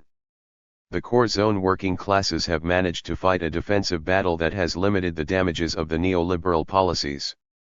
It is in the semi-periphery where neoliberalism, under the programs of structural adjustments, or shock therapy, was fully implemented and delivered the most devastating social consequences. By the 1970s, both the import substitution industrialization model and the socialist industrialization model were clearly in trouble. 69. The semi-peripheral states attempted to prolong the phase of rapid accumulation by heavily borrowing in petrodollars, a move that eventually led to the debt crisis in the 1980s. As the debt crisis broke out, International Monetary Fund and the World Bank imposed structural adjustments that involved a whole set of neoliberal policies on Latin American and African countries. Similar policies were imposed on the former socialist states and Southeast Asian countries in the 1990s. By the 1990s, it was clear that the neoliberal institutional structure had become dominant in the capitalist world economy. Globalization has been an indispensable component of neoliberalism. Through greater and deeper integration of the peripheral and semi-peripheral economies into the capitalist world economy in the form of trade and financial liberalization, capital in the core zone can be relocated to the periphery and semi-periphery where large reserves of cheap labor are available and there is little political constraint on resources depletion and environmental degradation, thereby raising the global profit rate. The rise of China and the rise of India need to be understood in this context. The neoliberal project has brought about devastating consequences to the world's working people. But, politically and economically, it has also been very costly to the global capitalists. Without the opening up of China and India and their economic rise, neoliberalism could have proved to be too costly not only for the workers but also for the capitalists and may have ended up being very short-lived. The rise of China and the triumph of neoliberalism. Neoliberalism has been a strategic attempt by the global capitalist classes to reverse the historical gains of the world's working classes, in order to lower the cost of wages and social spending and to restore the profit rate. Neoliberal policies and institutions collectively constitute a strategy to undermine the bargaining power and organizational capacity of the working classes. But for this strategy to be successful, it requires not only the will and determination of the capitalist classes, but also certain objective conditions. Neoliberal policies, by depriving working people of their economic and social rights, lowering their living standards, leading to surging 70. inequality, and destroying the national economies in many countries, have seriously undermined the political legitimacy of global capitalism. Neoliberal policies have also led to economic stagnation and violent financial crises. For the capitalist classes, neoliberalism represents a very costly strategy in political and economic terms. For neoliberalism to be sustained and successful, a new global environment needs to be created, in which the global balance of power can be turned to the favor of the capitalist classes for a prolonged period of time. Moreover, certain conditions need to be created to address some of the inherent contradictions of the neoliberal global economy. It is in this respect that China's transition to capitalism and economic rise has played an important and indispensable role. Maoist revolutionary theory and practice played a major role in the global revolutionary upsurge in the 1960s. The counter-revolutionary coup in 1976, in which the pro-capitalist forces seized political power in China, thus represented a major defeat on the part of the international revolutionary forces. With the defeat of the Chinese Revolution and other revolutionary challenges, the global political initiative passed into the hands of the system's ruling elites, paving the way for the rise of neoliberalism. After 1992, the Chinese ruling elites were ready to undertake mass privatization. Tens of millions of state sector workers were laid off. Those that retained employment were deprived of their traditional socialist rights, such as job security, medical insurance, access to housing, and guaranteed pensions. In the meantime, privatization in the rural areas has destroyed the rural public health care and education systems, which had been very effective during the Maoist era in meeting the rural population's basic needs. Hundreds of millions of peasants migrated to the cities, finding work under sweatshop conditions. The defeat of the urban working class and the creation of a massive surplus labor force laid down the foundation of China's capitalist boom. By the early 2000s, China had become the world's workshop, the center of the world's export manufacture. China's economic rise has important global implications. First, China's deeper incorporation into the capitalist world economy has massively increased the size of the global reserve army of cheap labor force. In some industries, this allows capitalists in the core states to directly lower their wages and other costs by relocating capital to China. But more important is the threat effect.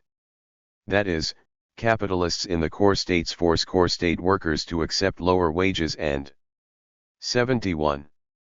Worse working conditions by threatening to move their factories or offices to cheap labor areas such as China, without actual movement of physical capital. China's opening up to the global capitalist market makes the threat effect much more effective and credible. Secondly, China's low-cost manufacturing exports directly lower the prices of many industrial goods. To the extent that unequal exchange takes place between China and the core states, part of the surplus value produced by Chinese workers is transferred to the core states and helps to raise the profit rate for capitalists in the core states. Table 3.1 gives an example of how the value added to a manufactured product made in China was distributed in the global commodity chain. In this example, China received 10.5% of the total value added. Hong Kong, a geographic area that plays an intermediate or comparator role in the capitalist world economy, received 26.3% of the total value added. The US, the hegemonic core state, received 63.2% of the total value added. Similarly, Andy Hsieh, who was Morgan Stanley's chief economist for Asia, estimated that for each US dollar that China exported to the US, businesses in Hong Kong or Taiwan took 20 cents, and the US brand owners and distributors received the bulk of the benefits as the product sold for $4 to $5 at the retail level in the US. Third, as China's share in the world GDP rises, China has directly contributed to the acceleration of global economic growth and, in recent years, has become a major engine of the global economy. Fourth, in recent years, China has accumulated huge foreign exchange reserves. By investing most of these foreign exchange reserves in US dollar assets, China has played a central role in financing the US current account deficits. The widening U.S. current account deficits have in turn played an essential role in stabilizing the neoliberal global economy. The structural contradictions of neoliberalism. During the 1980s and 1990s, the US and many other countries used contractionary fiscal and monetary policies to fight inflation, leading to high unemployment and a drop in real wages. Trade liberalization and free flows of capital have allowed capital to move to countries with cheap labor, giving capital stronger bargaining power vis-a-vis labor. Labor's position has been further undermined by cuts in social spending, aggressive restructuring and downsizing of corporations, declines of unions, and labor market reforms. All these developments have tended to shift income and wealth from labor to capital and depress mass consumption. Neoliberal structural adjustments and shock therapies had devastating impacts on many peripheral and semi-peripheral countries.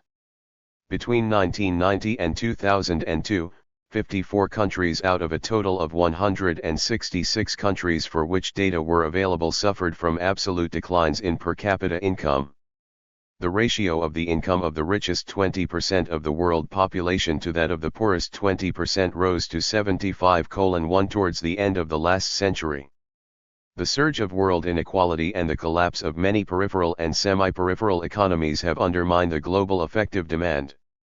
Real interest rates stayed at very high levels throughout the 1980s and 1990s, shifting income and wealth from the debtors to the creditors, and from industrial capital to financial capital, depressing real productive investment. Productive investment has been further undermined by the uncertainty arising from the violent fluctuation of exchange rates and frequent financial crises. Public sector spending plays an indispensable role for macroeconomic stability in a modern capitalist economy. However, 73.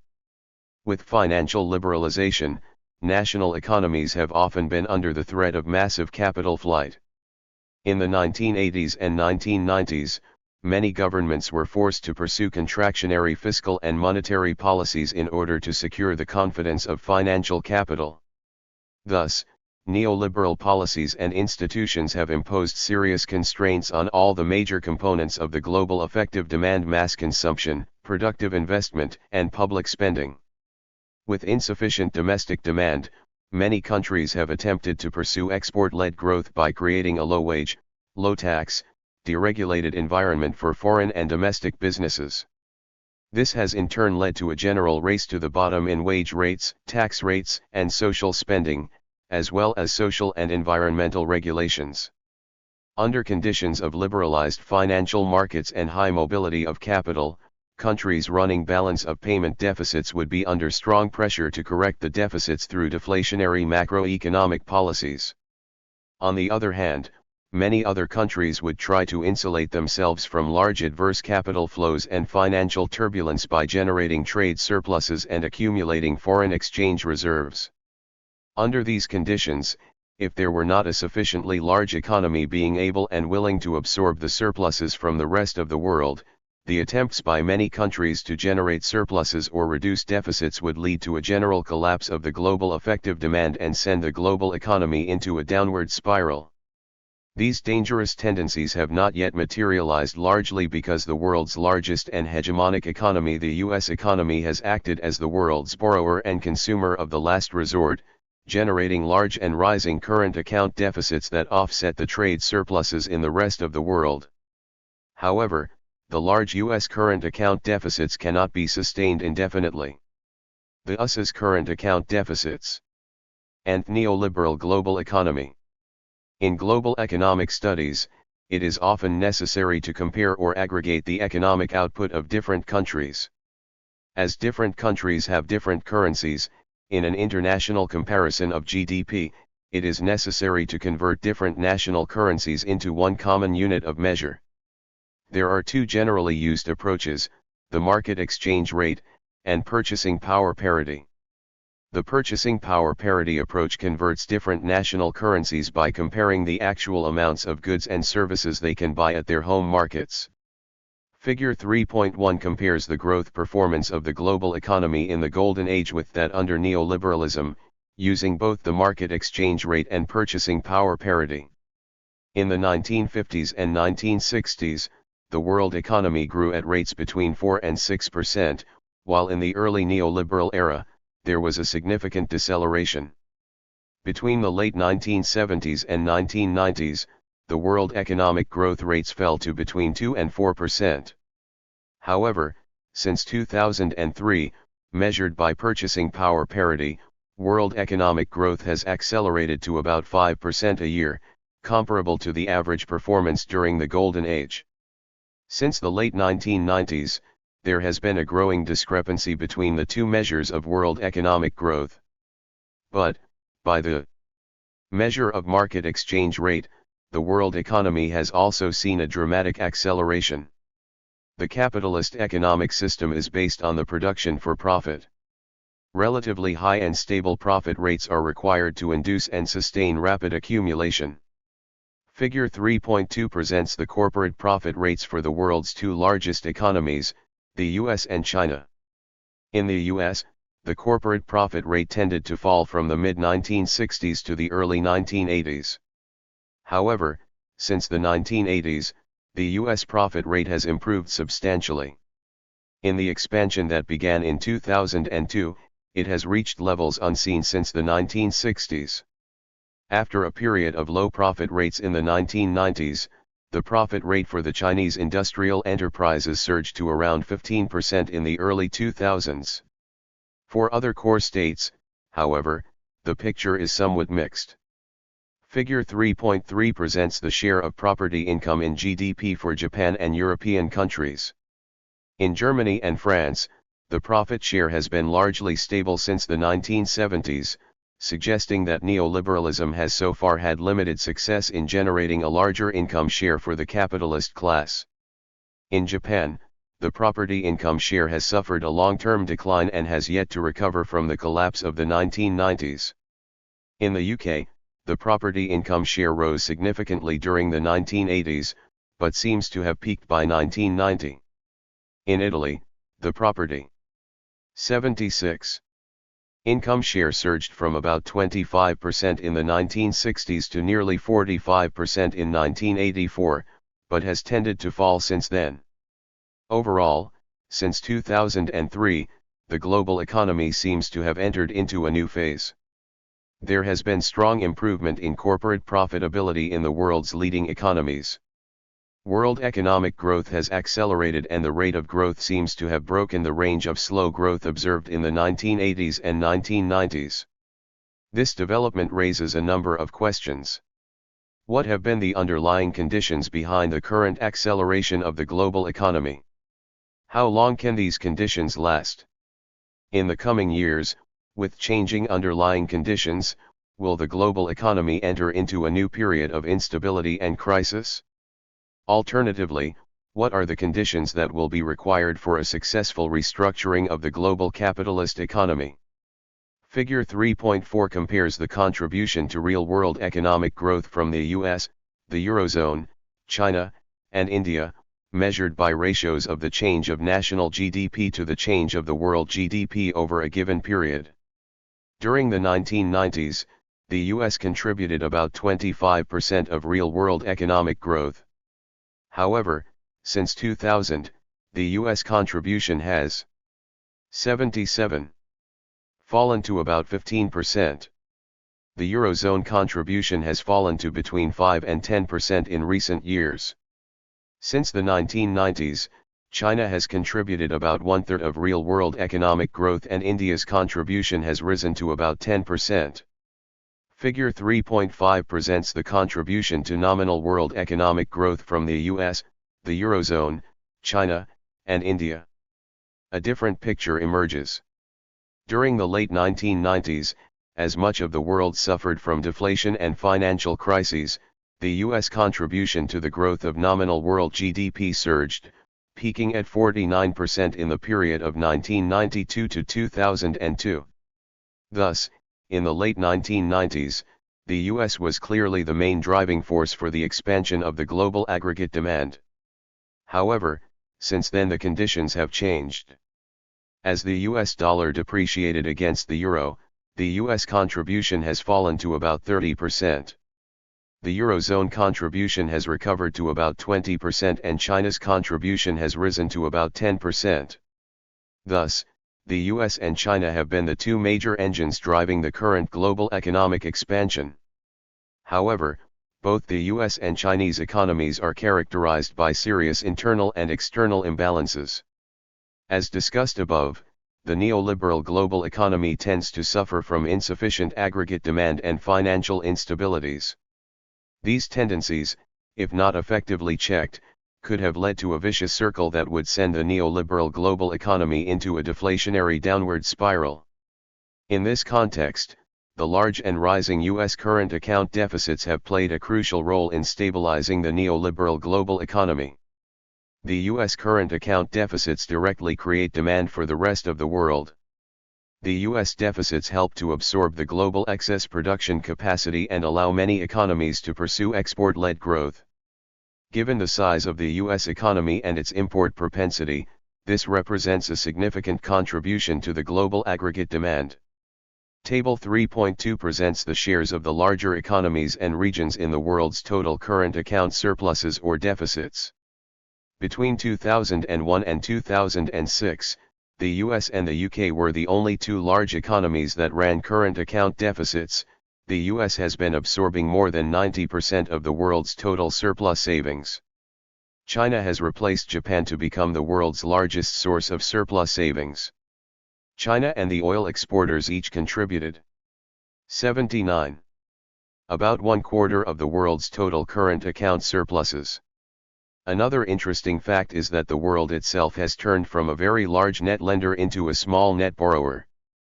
Perhaps more importantly, as the US runs large current account deficits, the US accumulates an increasingly larger stock of foreign liabilities. The US liabilities create assets for the rest of the world. As a result of the cumulative US deficits, the rest of the world has by now accumulated an enormous amount of foreign exchange reserves. Figure 3.6 compares the U.S. net foreign debt with the total foreign exchange reserves of the world and of low and middle income countries, as ratios of the world's nominal GDP. The growth of the world's foreign exchange reserves has largely paralleled the growth of the U.S. net foreign debt. From 1996 to 2006, the world's foreign exchange reserves rose from $1.6 trillion to $5 trillion, and the share in the world GDP nearly doubled from 5.4% to 10.4%. The growth of the total foreign exchange reserves of the low and middle income countries tracked the growth of the U.S. net foreign debt more closely. From 1996 to 2006, the low and middle income countries saw their foreign exchange reserves surge from $527 billion to $2.7 trillion and their share in the world GDP quadrupled from 1.7% to 5.6%. Since 2002, the U.S. net foreign debt has tended to fall as a share of world GDP, reflecting the dollar's depreciation. 80. Which has increased the value of U.S. overseas assets while offsetting some of the growth of U.S. foreign liabilities.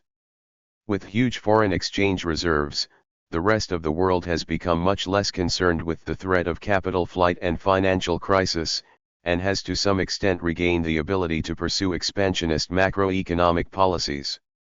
In many countries, rapid growth in foreign exchange reserves has been translated into a rapid expansion of the money supply, which has in turn fueled stock and property market booms, stimulating investment and consumption expansion. The U.S. currently runs a current account deficit around 5% of GDP. This level of current account deficit cannot be sustained indefinitely and is likely to be corrected in the coming years. If a country runs a deficit at a certain percentage of GDP indefinitely, then the implied ultimate debt to GDP ratio can be calculated as the ratio of the deficit to GDP ratio to the nominal GDP growth rate. Following this formula, if the US runs a deficit of 5% of GDP indefinitely, and assuming that the long-term nominal growth rate 81 of the US economy is 5% and there is no change in the value of the US dollar, then the US net foreign debt to GDP ratio would keep rising until it reaches the implied maximum of 100%. This is clearly inconceivable. If the U.S. net foreign debt to GDP ratio were to be stabilized at 20% with a stable dollar, then the U.S. current account deficit would need to be reduced to no more than 1% of GDP. The U.S. current account deficit has its domestic counterpart. It is an accounting identity that the current account balance must equal the sum of a country's private sector and public sector financial balances. The private sector financial balance in turn equals the sum of the household sector and business sector financial balances. Thus, if the U.S. runs a large current account deficit, then either the U.S. government or the U.S. private sector must run a large financial deficit. As a result, either the government debt or the private sector debt must rise in relation to GDP or income, a trend that cannot be sustained indefinitely. For the U.S. current account deficits to be financed, the rest of the world must be willing to supply the same amount of excess savings. In the late 1990s and early 2000s, as much of the world suffered from insufficient demand and desperately sought relief through export-led expansion, the U.S. had little difficulty in attracting surplus capital from the rest of the world. However, since then, conditions have changed. Sustained large U.S. current account deficits have contributed to the acceleration of the world's aggregate demand. After years of rapid world economic growth, global excess production capacity is being depleted, while there has been growing upward pressure on energy and commodities prices. Figure 3.7 shows the relationship between world economic growth and the real oil price. During the 1950s and 1960s, low oil prices, at around $10 a barrel, had been a key supporting factor underlying rapid world economic growth. The surge of real oil prices in the 1970s and early 1980s was a major factor that precipitated the economic downturn. Since 1998, the real oil price has more than quadrupled from about $15 to $65 in 2006. The real oil price is now approaching its previous peak of $77 reached in 1980. The current surge of oil prices reflects the growing pressure of accelerated world economic growth imposed on the world's limited energy supply capacity. Rising oil prices and other commodities prices suggest that it is becoming more difficult to generate enough production capacity to meet simultaneously the rapid expansion of demand in both the U.S. and the rest of the world. If the U.S. continues to run large current account deficits, and the rest of the world's domestic demand continues to grow rapidly, an increasingly smaller excess saving from the rest of the world will no longer be sufficient to finance the U.S. current account deficit. This will translate into either unrelenting depreciation of the U.S. dollar if the rest of the world allows their currencies to appreciate against the dollar, or worldwide acceleration of inflation if the rest of the world attempts to maintain their currency pegs with the dollar. The US's macroeconomic imbalances. In the 1990s, the U.S. experienced the greatest stock market bubble in history. Figure 3.8 shows the long-term variations of the U.S. Standard & Poor's Composite Index of 500 stocks. The figure shows the ratios of real stock prices to their long-term trend for the period 1871 to 2006. The scale of the 1990s bubble was far greater than previous bubbles and 83. In fact, compared to the historical trend, it appears that the bubble has not yet been fully deflated. The current stock market prices would have to fall by about 50% to return to their long-term trend. 1870, 1890, 1910, 1930, 1950, 1970, 1990, 2010. Stock price variation. In the second half of the 1990s, fueled by the stock market boom, the U.S. economic growth accelerated. After the collapse of the stock market in 2001, the U.S. economy could have sunk into a Great Depression if there had not been very aggressive moves from the fiscal and monetary authorities. The U.S. general government balance moved swiftly from a surplus of 1.4% of GDP to a deficit of 4.6% of GDP between 2000 and 2003, or an expansionary swing of 6% of GDP. The Federal Reserve cut the short-term interest rate by 5.5 percentage points and kept the real interest rate below or near zero for years. The resultant massive increase in money supply helped to stabilize the stock market, but it soon led to a much bigger housing bubble, which in turn led to a new round of debt-financed consumption boom. Figure 3.9 presents the macroeconomic structure of the U.S. economy between 1960 and 2006. Since the 1980s, private consumption as 84. A share of U.S. GDP has increased from about 60% to about 70%. The increasingly larger trade deficits have subtracted from the U.S. economic growth. In recent years, investment has fluctuated between 15 and 18% of GDP, and the total government spending has been under 20% of GDP. Thus, U.S. economic growth has been mainly driven by expansion of consumption. However, the expansion of consumption has not been matched by a corresponding increase in the real incomes of the majority of people. Figure 3.10 presents the index of the U.S. private non-agricultural sector workers' real weekly earnings for the period 1964 to 2006 and the index of the real median family income for the period 1977 to 2005. The real wage fell steadily between 1973 and the mid-1990s. Despite some limited recovery during economic expansion in the late 1990s, the real wage is now no higher than in the mid-1960s and remains about 15% lower than the post-war peak in 1972. Between the late 1970s and early 1990s, the real median family income basically stagnated. It rose by about 17% between 1993 and 2000, but has since then again declined. 85. With stagnant real incomes and wages, the expansion of the U.S. private consumption has been financed largely by household borrowings. Figure 3.11 presents the financial balances of the U.S. private sector, government sector, and current account, in percentage of GDP from 1960 to 2006. Historically, the private sector's financial balances had stayed in the positive territory. However, in the late 1990s, the private sector balance sank into the negative territory, reaching an unprecedented deficit of 5.7% of GDP in 2000. After the burst of the stock market bubble, the business sector sharply reduced investment spending, and the overall private sector balance moved back to near balance. But it has since then again entered the negative territory, now running a deficit of nearly 4% of GDP. Within the private sector, it is the household sector that has been driving the deficit expansion. U.S. household debt has soared from about 60% of GDP in the early 1990s to about 100% of GDP today, and under the current trend could rise to 120% of GDP by 2010. The U.S. household debt cannot keep rising indefinitely relative to GDP or income. With the burst of the housing bubble, households will need to increase their savings and reduce their debt burden. If the household saving rate were to return to its historical average level, it would lead to a huge reduction of household spending.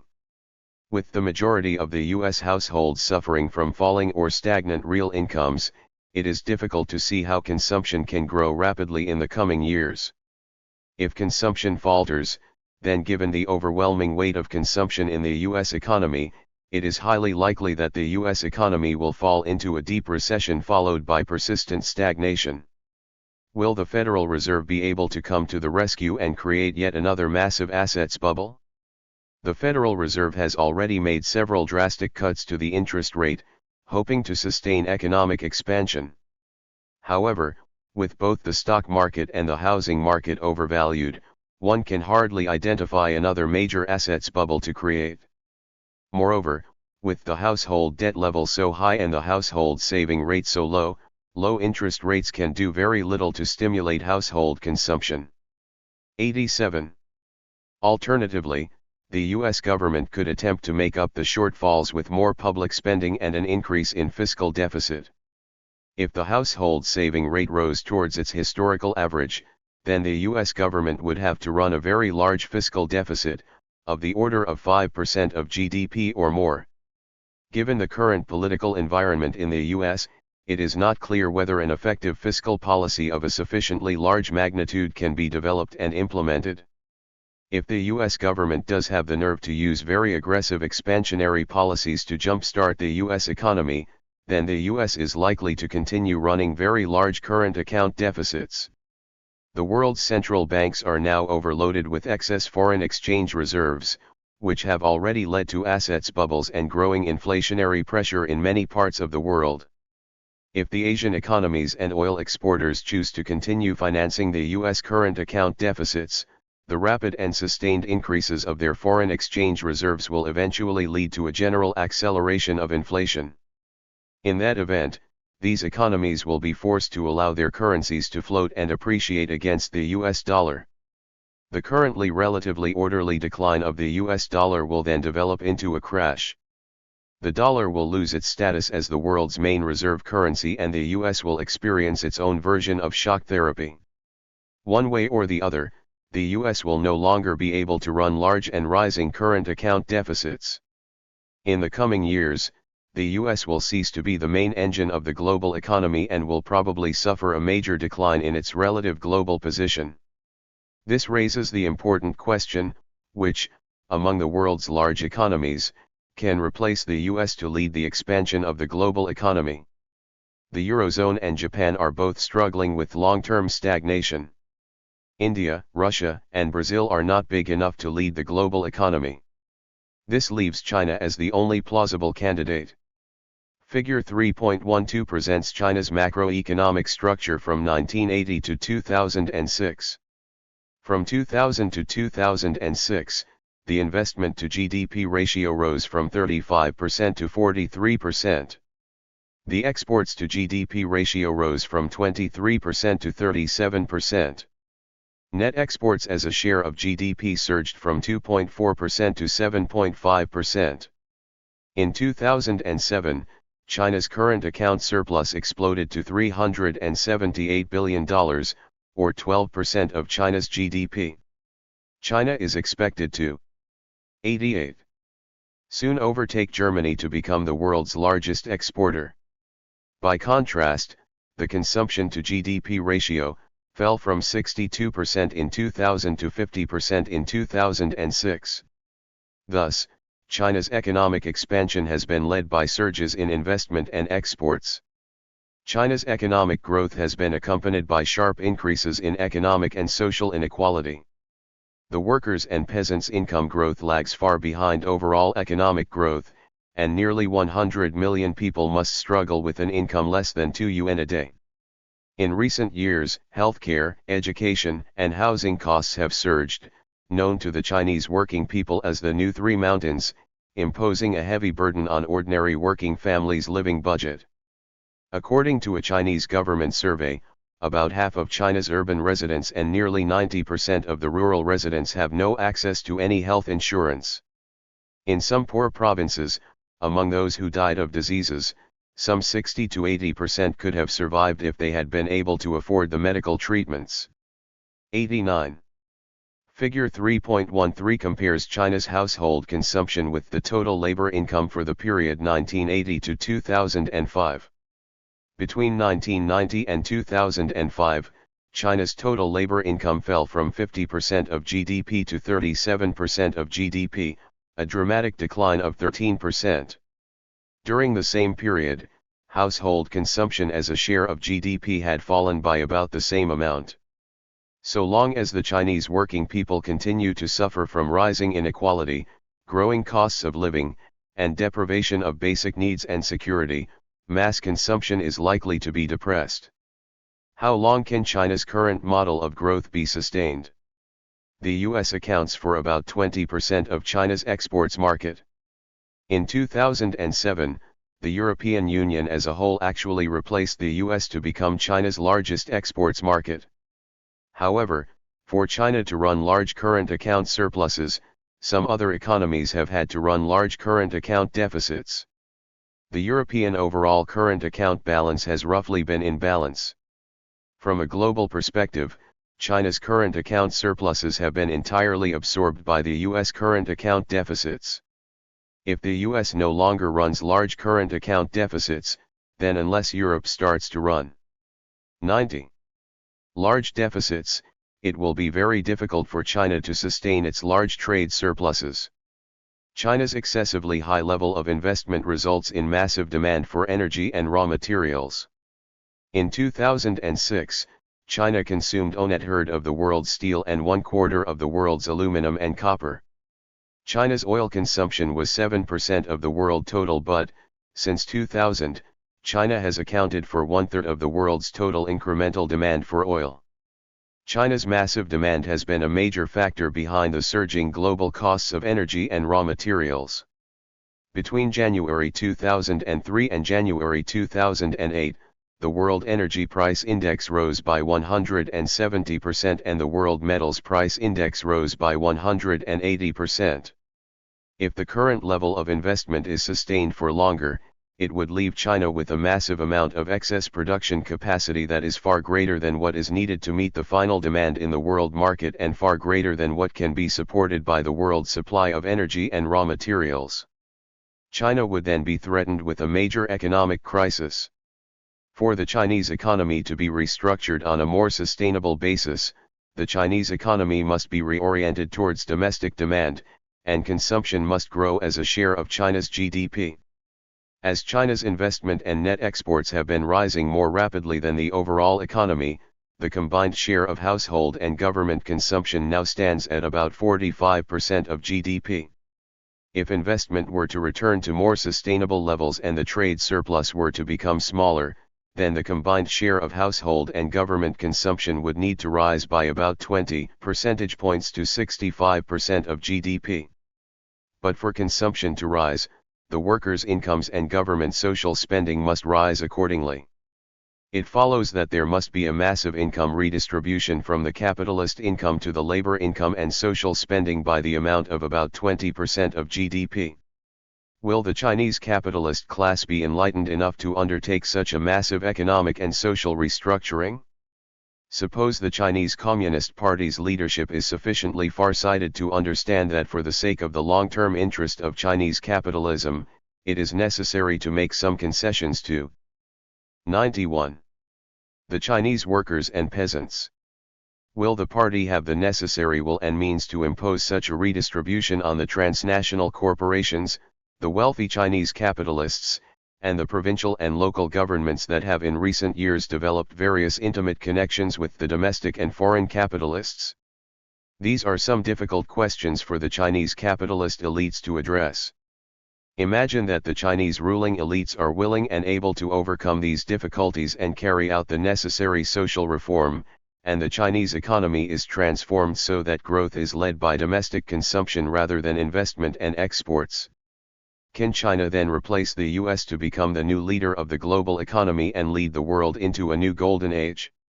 China's transition to capitalism has played an indispensable role in the global triumph of neoliberalism. China's huge reserve army of cheap labor has been a major factor in undermining the bargaining power of the global working classes. However, capitalist development has been transforming China's own social structure and a large proletarianized working class is emerging in China. China's remaining surplus labor pool now is being rapidly depleted. A recent study of the Chinese Academy of Social Sciences suggests that China could deplete its surplus labor pool as soon as 2010. A demographic study predicts that China's working-age population as a share of the total population will start to decline in 2010 and the absolute size of the working-age population will start to decline in 2015. Historical experience from other countries suggests that as capitalist development depletes the rural surplus labor force, the relations of forces between the capitalists and the workers are likely to turn to the workers' favor. Already there has been some evidence that wage growth in China has accelerated, even though it still lags economic growth.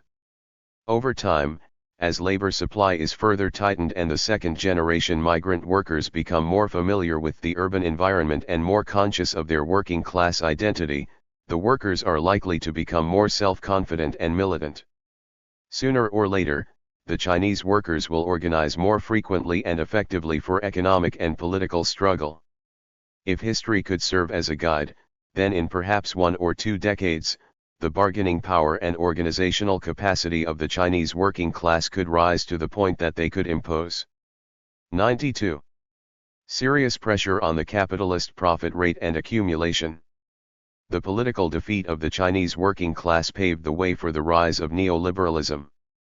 The rise of the new Chinese working class could turn the global balance of power again to the favor of the global working classes. Appendix, estimating the sustainable investment to GDP ratio.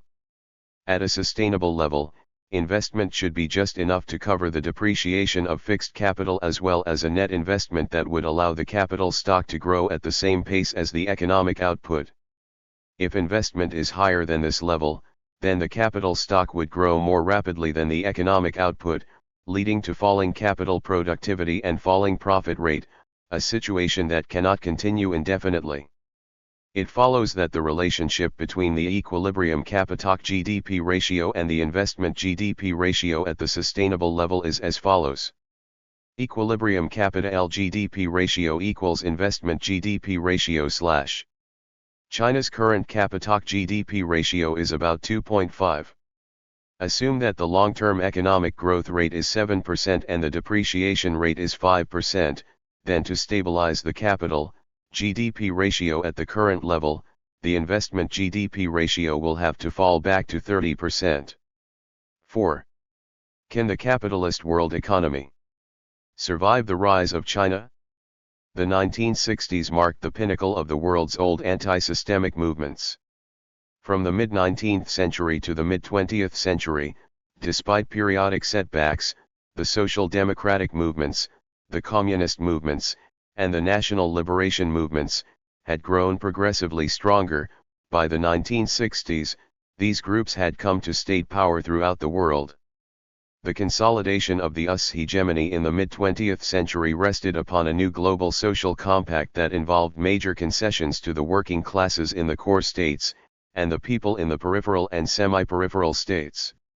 In previous hegemonic transitions, the intensification of interstate, intercapitalist conflicts preceded the intensification of social conflicts. In the 1960s, it was the surge of working-class militancy and Third World rebellions that preceded and shaped the global capitalist crisis and the decline of the US hegemony. With the speeding up of social history, the modern world system was exhausting its historical space of social compromise. The global political and economic situation in the 1960s ruled out a reformist solution to the crisis.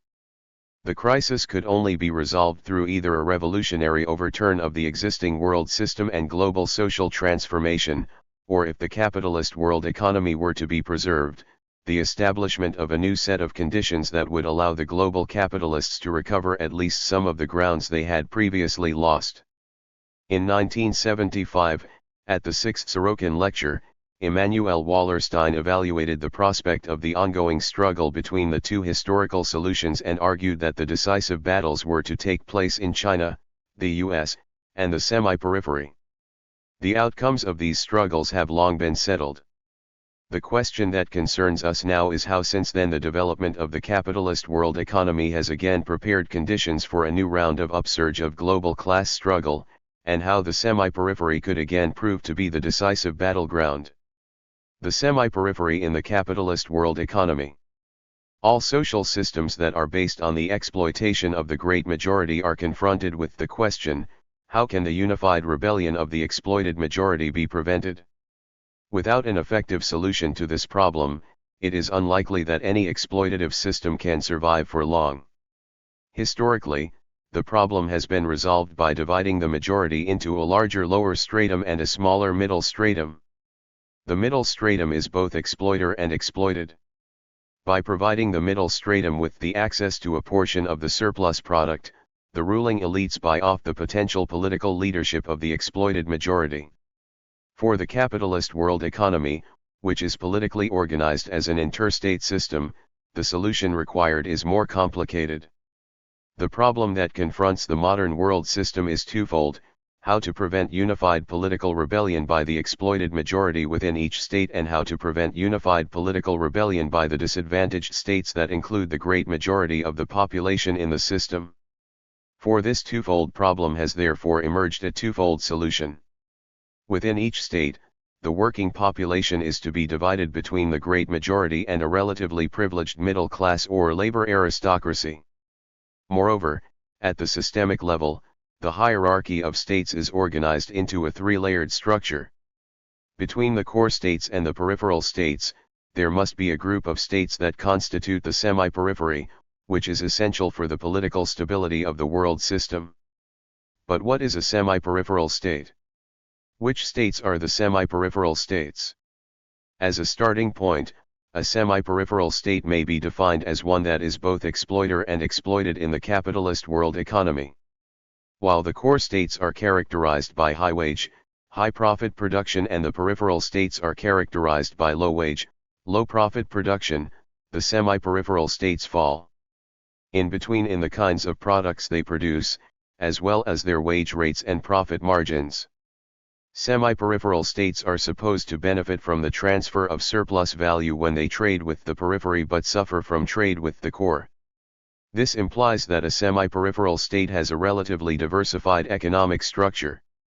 By comparison, a peripheral state tends to have a narrowly specialized economic structure and generally suffers from the transfer of surplus value in trade.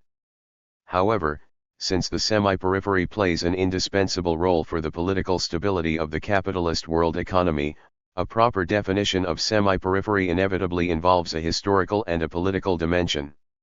In the 17th century, northwestern Europe established itself as the core, while Spain and the northern Italian city-states declined to become the semi-periphery, and the periphery included both Eastern Europe and Latin America. In the 19th century, Latin America remained a part of the periphery, while Africa and much of Asia were also incorporated into the capitalist world economy as peripheral areas. The semi-periphery expanded to include a few large emerging national states such as the US, Germany, Russia, and Japan. After World War II, the semi-peripheral group expanded vastly. In a 1976 article on the semi-periphery, Wallerstein drew up the following list of semi-peripheral states. The semi-periphery includes a wide range of countries in terms of economic strength and political background. It includes the economically stronger countries of Latin America, Brazil, Mexico, Argentina, Venezuela, possibly Chile, and Cuba. It includes the whole outer rim of Europe, the southern tier of Portugal, Spain, Italy, and Greece, most of Eastern Europe, parts of the northern tier such as Norway and Finland. It includes a series of Arab states, Algeria, Egypt, Saudi Arabia, and also Israel. It includes in Africa at least Nigeria and Zaire, and in Asia, Turkey, Iran, India, Indonesia, China, Korea, and Vietnam. And it includes the Old White Commonwealth, Canada, Australia, South Africa, possibly New Zealand. A casual examination would immediately reveal that Wallerstein's list of semi-peripheral states apparently included the vast majority of the world population. This belies the characterization of the semi-periphery as a relatively small middle stratum which is to stabilize the world system politically. 96. A more careful look at the list suggests that the semi-peripheral group can be divided into three subgroups. First, there are the rich semi-peripheral states, such as Canada, Australia, New Zealand, and those of Northern Europe, countries that are clearly exploiters in the system-wide division of labor. They qualify for semi-peripheral status primarily because of their dependent or semi-colonial geopolitical roles. Secondly, there are the large underdeveloped countries, or the economically poor semi-periphery, such as China, India, Indonesia, Vietnam, Nigeria, Zaire, and Egypt that are not distinguished from the peripheral countries in the ranking of the world income hierarchy. They qualify for the semi-peripheral status to the extent to which their territorial sizes and scales of population allow them to develop a comparatively diversified economic structure and act as important geopolitical players in the interstate system. This subgroup includes about half of the world population. Finally, there is the truly middle stratum that includes the Latin American and East Asian new industrializers, as well as those of Eastern Europe and Western Asia. These were the developmental success stories in the 1960s and 1970s and the main bearers of the modernization ideology. They may be referred to as the well-to-do semi-periphery. It was within this group that most of the potentially politically powerful social groups outside the core zone were concentrated. By offering these social groups concrete material gains as well as future hopes, the success of the well-to-do semi-periphery in national or socialist development helped to buy off some of the most dangerous political threats to the existing world system and thus play a key stabilizing role. For a middle stratum in an exploitative social system to be truly stabilizing, two conditions are required. First, it must have a significant stake in the existing social system. That is, it must have access to a significant portion of the social surplus product. This usually means that the income of the members of the middle stratum should include a large middle-class premium relative to the norm of the vast majority. But the second condition is that, the middle stratum must not be too large relative to those at the bottom. With too large a middle stratum, there would be too few left to be exploited by both the elites and the middle stratum. If the middle stratum really becomes a majority, then both the material and the social value. Can the capitalist world economy survive China's rise? 97. Of the middle class premium are likely to diminish as the middle stratum becomes materially as well as psychologically less privileged. In that case, while the ruling elites may not need to worry about the rebellion of the exploited minority, it could face a unified rebellion by the middle class majority. Until the 18th century, the capitalist world economy was largely limited to the transatlantic areas. The periphery of Latin America and Eastern Europe was large enough relative to the core of northwestern Europe and the semi-periphery of southern Europe. Over the 19th century, the capitalist world economy became a global system.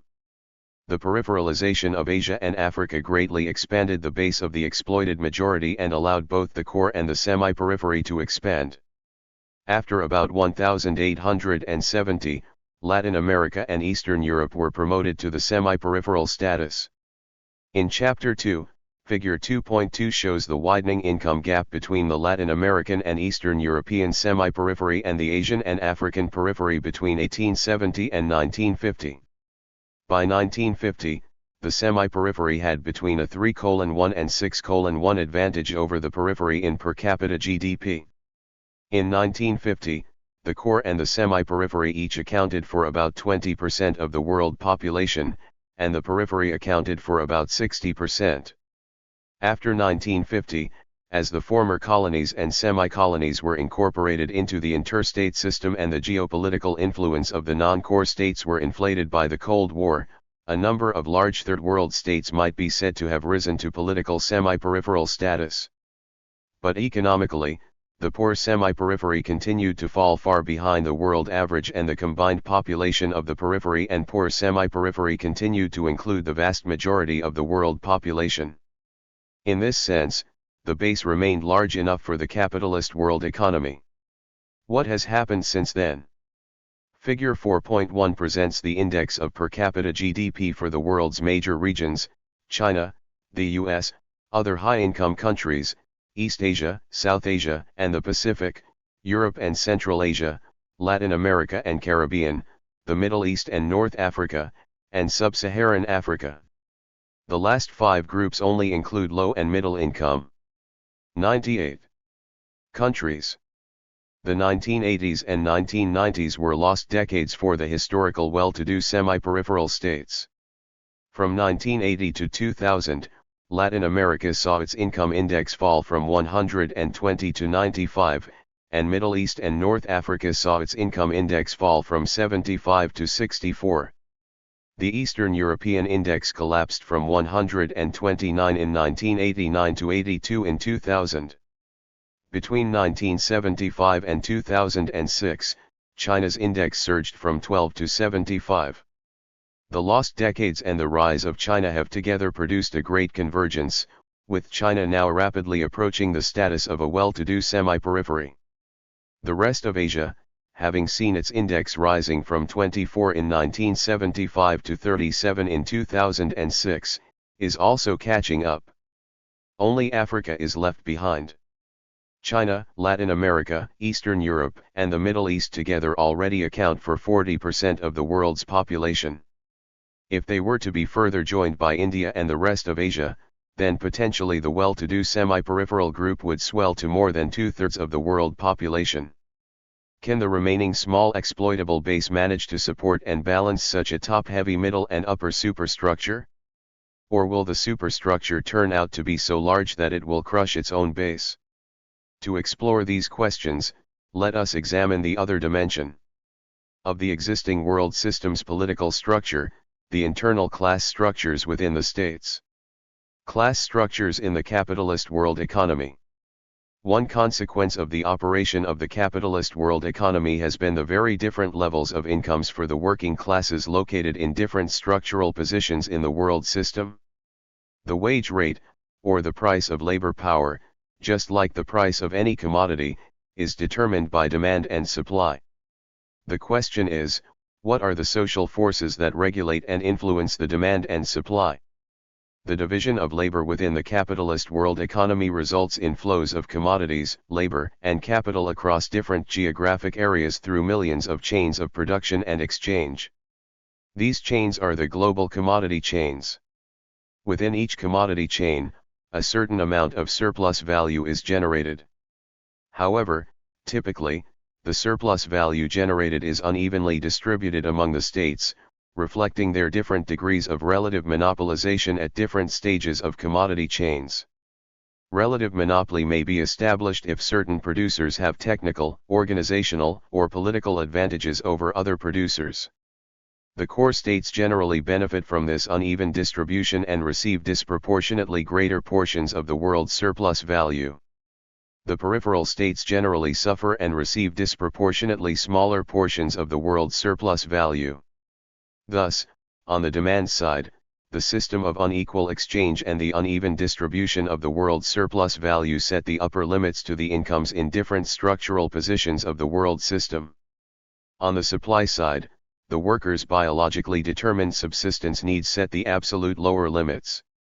However, the real or the social lower limits to wage rates are set by class struggle, or the bargaining power of the working classes, which in turn reflects the class structure historically formed within the states. The political and economic viability of a state in the capitalist world economy, in this sense, depends on if there is a sufficiently large space of maneuver between the upper limit and the lower limit. A mismatch between the two limits would undermine accumulation and potentially lead to the disintegration of the existing state structure. 100. The workers' bargaining power varies under different forms of labor organization. If one studies the working classes in the capitalist world economy, depending on how their labor is organized and their relative bargaining power, they may be divided into several sectors: the highly skilled professionals, technicians, and managers, the fully proletarianized wage workers, the semi-proletarian migrant workers, and the semi-proletarian peasants. The highly skilled professionals, technicians, and managers have, to a certain degree, monopolistic control over the supply of their labor power, and their labor is generally difficult to monitor. They perform economic and social functions that are of strategic importance to the capitalist system. To secure their loyalty, the capitalists must pay these workers a loyalty rent, so that their incomes are significantly higher than those of other workers. To the extent these workers live a relatively privileged material life, they constitute the middle class between the capitalist class and other working classes. The fully proletarianized wage workers are skilled and semi-skilled workers in the urban sector, who usually have full-time jobs in the formal sector. Their money incomes are derived entirely or almost entirely from wage labor. Unskilled wage workers in the urban sector, who usually have part-time or insecure jobs and are frequently unemployed, belong to the semi-proletariat.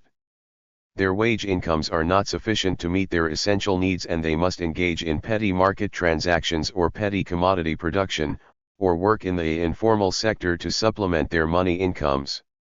In the periphery and semi-periphery, many semi-proletarian workers are migrant workers who spend part of their time in the urban area and the rest of their time in the rural area. A substantial part of their real incomes comes from rural family production. The agricultural petty commodity producers living in the rural areas are known as peasants. In the periphery and semi-periphery, peasants and semi-proletarian wage workers often belong to the same households. Many semi-proletarian workers live as peasants for part of their lives, and vice versa. In the context of the periphery and semi-periphery, the peasants may be seen as semi-proletarians to the extent that they function as a rural reserve army for the urban unskilled wage workers. If we rank different sectors of the working classes according to their bargaining power, reflected by their real incomes, then the 101. Professional and managerial workers obviously have the highest level of bargaining power and real incomes. Among the rest of the working classes, the fully proletarianized wage workers are better educated, more effectively organized, have stronger bargaining power, and receive higher real incomes.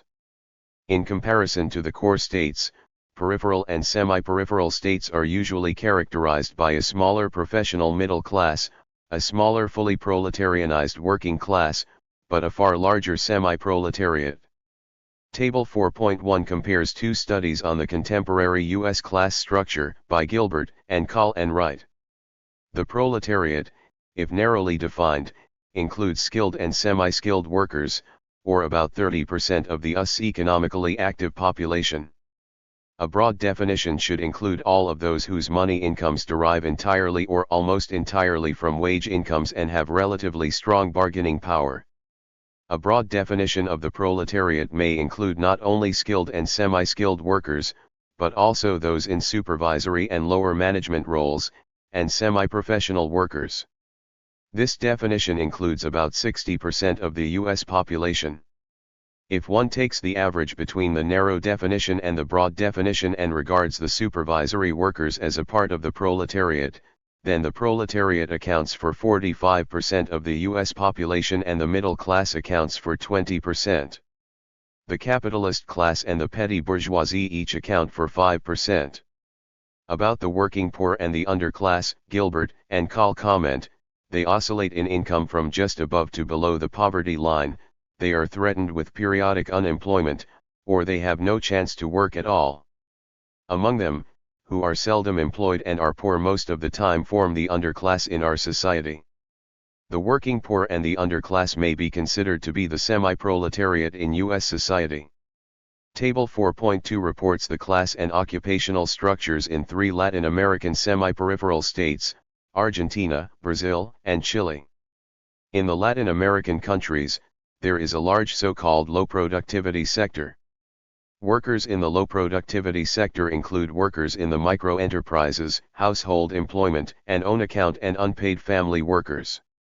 In most cases, the income of a low-productivity worker is not sufficient to keep a family of four above the poverty line. If the semi-proletariat includes micro-enterprise workers, household workers, the urban unemployed, rural workers, and other workers who receive a wage lower than the poverty line, then in Argentina, Brazil, and Chile, the semi-proletariat accounts for 32, 47, and 43% of the economically active population respectively.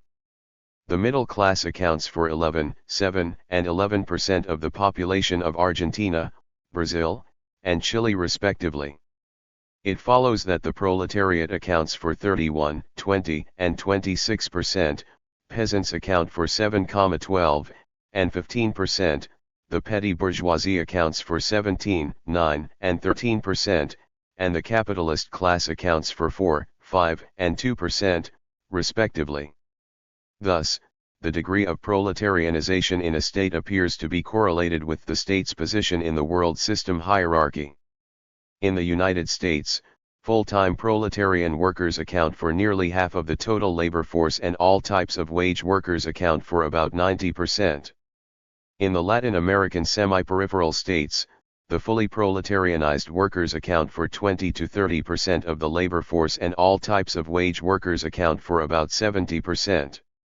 The peripheral states in the capitalist world economy are typically characterized by 103. The overwhelming majority of the peasant population and a much smaller urban working class. To the extent that the non-core states have lower levels of proletarianization, workers tend to be less educated, less effectively organized, and under constant pressure to compete against a large rural reserve army. The workers in these states, therefore, tend to have much lower bargaining power and receive significantly lower real wages. The low real wages in the periphery and semi-periphery make it possible for the world's surplus value to be concentrated in the core and help to keep down system-wide wage costs. However, in the long run, the development of the capitalist world economy has been associated with the progressive urbanization of the labor force. After some initial disorientation, urbanized workers have invariably struggled for higher degrees of organization and extension of their economic, social, and political rights. Their struggles have led to growing degrees of proletarianization within the capitalist world economy. China's class structure. On July 1, 2001, Jiang Zemin, then the General Secretary 104 of the Chinese Communist Party, formally announced the notorious three represents theory. That is, the Communist Party is supposed to represent the most advanced productive forces, the most advanced culture, and the interests of the broadest layers of people. This represents an official rejection of the Marxist-Leninist definition of the Communist Party as the vanguard organization of the proletariat. Jiang's speech severed the remaining nominal connection between the party and the working class. At the practical level, Jiang's speech formally opened the way for private capitalists to be recruited into the party. During the period 1999 to 2001, at the request of the leadership of the Chinese Communist Party, a special research group of the Chinese Academy of Social Sciences conducted a study on the evolution of the contemporary social structure. The political nature of this research was explicitly stated in the preface of the group's research report published after Jiang's speech. In August 1998, the director of the CAS, a member of the Chinese Communist Party Politburo, Comrade Li Taiying, demanded that the Institute of Sociology study the evolution of social structures. After Comrade Jiang Zemin's important speech on July 1, the general public has paid strong attention to the changes in social strata, and the relevant authority demanded that the research group provide survey data and results as soon as possible. The research group rejects the Marxist class analysis and is in favor of an analysis of the structure of social strata. It argues that the word class \GG often refers to the traditional Marxist concept of class, that is, those groups that are divided according to whether or not they own the means of production, the groups that have mutual conflicts in their interests and are related to each other by antagonisms and struggles. The word reminds people of severe social conflicts, turmoil, and fights between men, and some scholars and people are hostile to such a word and tend to reject it. Apparently, the research group believes that so long as one does not remind people of social conflicts and turmoil, these will not exist, and it will be quite acceptable to pretend that these do not exist. To avoid the inconvenience of GG, the research group divides up the contemporary Chinese society into 10 major social strata according to their different access to organizational, economic, and can the capitalist world economy survive China's rise? 105. Cultural resources. The 10 social strata and their distribution are presented in Table 4.3.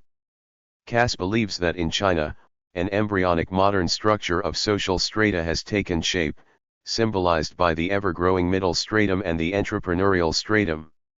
It argues that unlike traditional society, the modern structure of social strata is not pyramid-shaped, but olive-shaped, in which most members of society belong to the middle and upper middle positions, a minority group belongs to the upper or relatively upper positions, and another minority group belongs to the lowest positions. The research group argues that since 1978, the middle strata have been the most rapidly growing portion of the Chinese society. It predicts that as China experiences industrialization, informationalization, and urbanization, the middle strata will keep growing, and eventually become the most important, most stabilizing social force within the modernized Chinese structure of social strata. Will China one day evolve into such a beautiful olive-shaped middle-class society?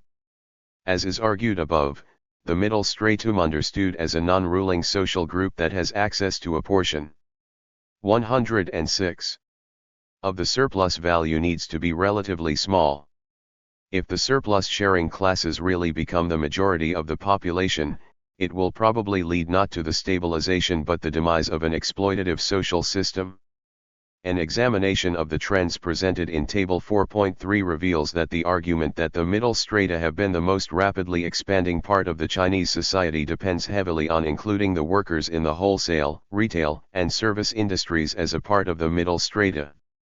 However, according to the group's own survey, these workers usually have lower incomes than the industrial workers, who are not supposed to be a part of the middle strata. It seems to be more reasonable to group industrial workers and services workers together as the proletariat and the semi-proletariat living on wage labor. Such a regrouping will lead one to conclude that the most significant development of China's social structure during the past decades has been the rapid proletarianization of the Chinese society. According to one report, about 2 million high and middle-ranking, current and retired Chinese government officials and their relatives own about 70% of the total private wealth in China. The document claims to be based on an internal report to the Politburo of the Chinese Communist Party.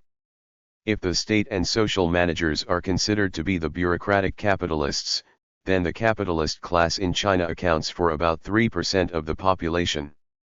The middle class may include managers, professional and technical workers, and half of all clerical workers, or about 9% of the population.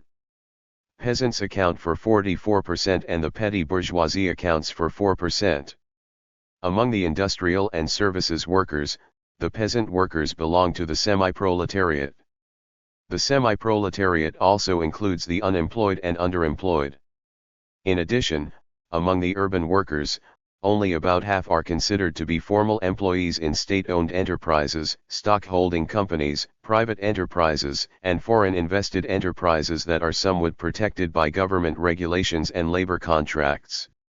The proletariat is thus estimated to be 12% and the semi-proletariat 28%.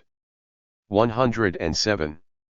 The capitalist world economy is based on the pursuit of profit and endless accumulation of capital. However, there are structural forces that arise from the processes of capitalist accumulation itself that tend to drive down the profit rate. In the core states, the highly proletarianized working classes are able to organize effectively for economic and political struggles. Historically, their struggles have led to rising wage and taxation costs, leading to a falling profit rate and crisis of accumulation. To restore the profit rate and reinvigorate capital accumulation, it is necessary for the core states to shift their capital out of certain economic sectors with declining profit rates and relocate these sectors to geographic areas in the periphery and semi-periphery where the wage and taxation costs remain sufficiently low. Global capital relocation thus plays a crucial role in the periodic restructurings of the capitalist world economy. China has been the primary beneficiary of the latest round of global capital relocation. When China started the project of reform and openness to deepen the incorporation into the capitalist world economy, it had a very large rural surplus labor force and the class structure was far less proletarianized than not only the core but also the historical well-to-do semi-periphery. On the other hand, partly due to the success of Maoist self-reliance and industrialization, China 108 had a comprehensive technological capability to produce a wide variety of products that was the envy of many semi-peripheral states. As soon as China was opened, it started to engage in full-scale competition against the established semi-peripheral states. Because of China's low wages and other costs, China has been in a favorable position in the competition and has become the major receiver of the capital relocated out of the core states. Table 4.5 reports the wage rates in the manufacturing sectors in selected countries. At the top of the hierarchy are the core states and rich semi-peripheral states such as the US, Japan, and South Korea. The historically well-to-do semi-peripheral states in Latin America and Eastern Europe have wage rates between 10 and 30% of those of the core states. At the bottom of the hierarchy are the Asian poor semi-peripheral states whose wage rates are between 1 and 5% of those of the core states. While China is approaching the well-to-do semi-periphery in terms of per capita GDP, the Chinese wage rate continues to resemble that of a poor semi-peripheral state. The wage gap between the core states and China is about 20:1. What could be the implications of this GDP wage mismatch for China's social transformation in the coming decades? As China becomes the center for world manufacturing export, Chinese society is experiencing rapid industrialization and urbanization. It is inevitable that China's class structure will be fundamentally transformed. The share of the proletarian and semi-proletarian wage workers in the total population will be substantially increased and the share of the peasants will be substantially reduced. In 1 or 2 generations' time, China's degree of proletarianization will reach the current levels in Latin American or Eastern European semi-peripheral states. As a result, the Chinese proletarian and semi-proletarian workers will demand the semi-peripheries levels of wages and the corresponding political and social rights. The wage gap between the core states and China may be reduced from the present ratio of 20:1 to 10:1 or 5:1. The demands and the increased bargaining power of the proletariat and the semi-proletariat will impose great pressures on China's regime of capital accumulation. Can the Chinese regime survive such pressures, and what might be the global implications? One can imagine 4 possible scenarios. First, China may fail. China's great drive towards development in the end may turn out to be no more than a great bubble. As China sinks back to the status of periphery or poor semi-periphery, China's existing regime of accumulation will collapse as it can no longer withstand the exploding social pressures the very process of accumulation has generated. This scenario, however, may be the least devastating for the capitalist world economy. For the capitalist world economy, the problem of China lies with its huge size. China has a labor force that is larger than the total labor force in all of the core states, or that in the entire historical well-to-do semi-periphery. As China competes with the well-to-do semi-peripheral states in a wide range of global commodity chains, the competition eventually would lead to the convergence between China and the historical well-to-do semi-peripheral states in profit rates and wage rates. This convergence may take place in an upward manner or a downward manner. In the downward conversion scenario, China's competition, with its enormous labor force, will completely undermine the relative monopoly of the historical well-to-do semi-peripheral states in certain commodity chains. As relative monopoly 110 is replaced by intense competition, the value added contained in the traditional semi-peripheral commodity chains will be squeezed, forcing the historical well-to-do semi-peripheral states to accept lower wage rates that are closer to the Chinese wage rates. This possibility was discussed by the Morgan Stanley Asian economists Andy Xia and Denise Yam, who argued, China is likely to become an international player for an increasing range of products and to move up the value chain. The bottom line is that China's surplus labor is 3 times the labor force in the manufacturing sector of OECD countries, meaning that it can absorb the world's manufacturing sector without causing much wage inflation. In our view, China's prices are becoming global prices, while other Asian producers have to accept prices. Xia maintained that other East Asian economies can't maintain the same living standard without deflation. Deflation in this context isn't about productivity gains, it's about depleting wealth to pay for an unsustainable living standard. In effect, the second scenario is that of the peripheralization of the historical well-to-do semi-periphery. The scenario has dangerous implications for the capitalist world economy. The well-to-do semi-periphery plays an indispensable role as the middle stratum in the world system. Should the layer of the well-to-do semi-periphery disappear and be reduced to no more than a part of the periphery or poor semi-periphery, the world system is likely to become politically highly unstable, as the core states at the top face potentially unified resistance and rebellion from the periphery and poor semi-periphery.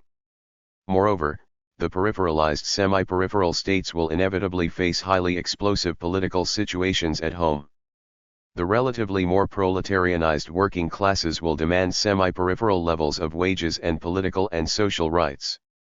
However, the peripheralized semi-peripheral states will not be able to simultaneously offer the relatively high wages and survive the competition against other peripheral or peripheralized semi-peripheral states in the world market. The entire zone of the semi-periphery will be threatened with revolution and political turmoil. There is the third scenario, that of upward convergence. China may succeed in its pursuit of modernization and become a secured, well-to-do semi-peripheral state. In the meantime, the historical well-to-do semi-peripheral states may succeed in maintaining their relative monopoly in certain commodity chains. As a result, the Chinese wage rates converge upwards towards the semi-peripheral levels. Unfortunately, this scenario is as dangerous for the capitalist world economy as the second scenario. The problem, again, lies with China's huge size. Should the Chinese workers generally receive the semi-peripheral levels of wages, given the size of the Chinese population, the total surplus value distributed to the working classes in the entire well-to-do semi-periphery would have to more than double. This will greatly reduce the share of the surplus value available for the rest of the world. If the scenario of upward convergence turns out to be too expensive for the capitalist world economy, what if China's upward mobility takes place at the expense of the historical well-to-do semi-periphery? In other words, imagine the scenario in which the rise of China successfully displaces the historical well-to-do semi-periphery. What are the likely implications for the existing world system? In the age of transition, Immanuel Wallerstein predicted that in the coming world economic expansion, the North will continue to receive the bulk of the global capital flows, and in the South China and Russia are likely to become priority areas for investment. He asked the question, after all of the investment is distributed, how much will be left for the other half of the globe? To be more consistent with the currently observed global capital flows, one only needs to replace Russia with India and ask essentially the same question. To put this in the perspective of the world's available energy resources, Figure 4.2 presents the historical and hypothetically projected energy consumption of China, the US, the Eurozone, India and the rest of the world from 1970 to 2035. China's energy consumption is projected to grow at its trend rate over the period 1999 to 2004, or 7.9% a year, and the world energy supply is projected to grow at its trend rate of 2.6% a year. The energy consumption of the US, the Eurozone, and India is projected to grow at their respective trend rate over the period 1999 to 2004. Given these trends, the rest of the world will have to get by with less and less energy consumption after 2017, and by 2035 there would be virtually no available energy left for the entire world outside China, India, the US, and the Eurozone. It is certainly impossible for such a scenario to actually materialize. Figure 4.2 nevertheless assumes that the world energy supply would keep growing in the foreseeable future. This, as Chapter 6 will argue, could prove to be the optimistic scenario. Profit and accumulation. Systemic cycles and secular trends. Chapter 1 of this book argued that the operation and expansion of the capitalist world economy have depended upon the construction of a series of dynamic balances between interstate competition and hegemonic powers. The competition between multiple political structures is indispensable for the state-capital relationship to be sufficiently favorable for profit-making and capital accumulation. However, unconstrained competition between states would undermine the long-term common interests of the system as a whole and lead to the common destruction of all. To prevent the tyranny of small decisions, a hegemonic power must emerge from time to time, that would temporarily rise above the narrow interests of interstate competition and provide system-level solutions to system-level problems. Before the 19th century, the system-level problems primarily involved the construction and consolidation of the European-wide balance of power and peace. Since the 19th century, as the size and complexity of the capitalist world economy grow, the system-level problems have expanded to include the management and regulation of the global economy as well as the construction of global social compromise. To effectively address these system-level problems, a hegemonic power must be equipped with the necessary political and economic capacity. As a necessary condition, the hegemonic state must have the greatest control over globally effective means of violence and universally accepted means of payment. For the control over both to be sustained over a sufficiently long period of time, they must rest upon the hegemonic state's superiority in production capacity, defined in terms of both absolute size of economic output and technological advantage.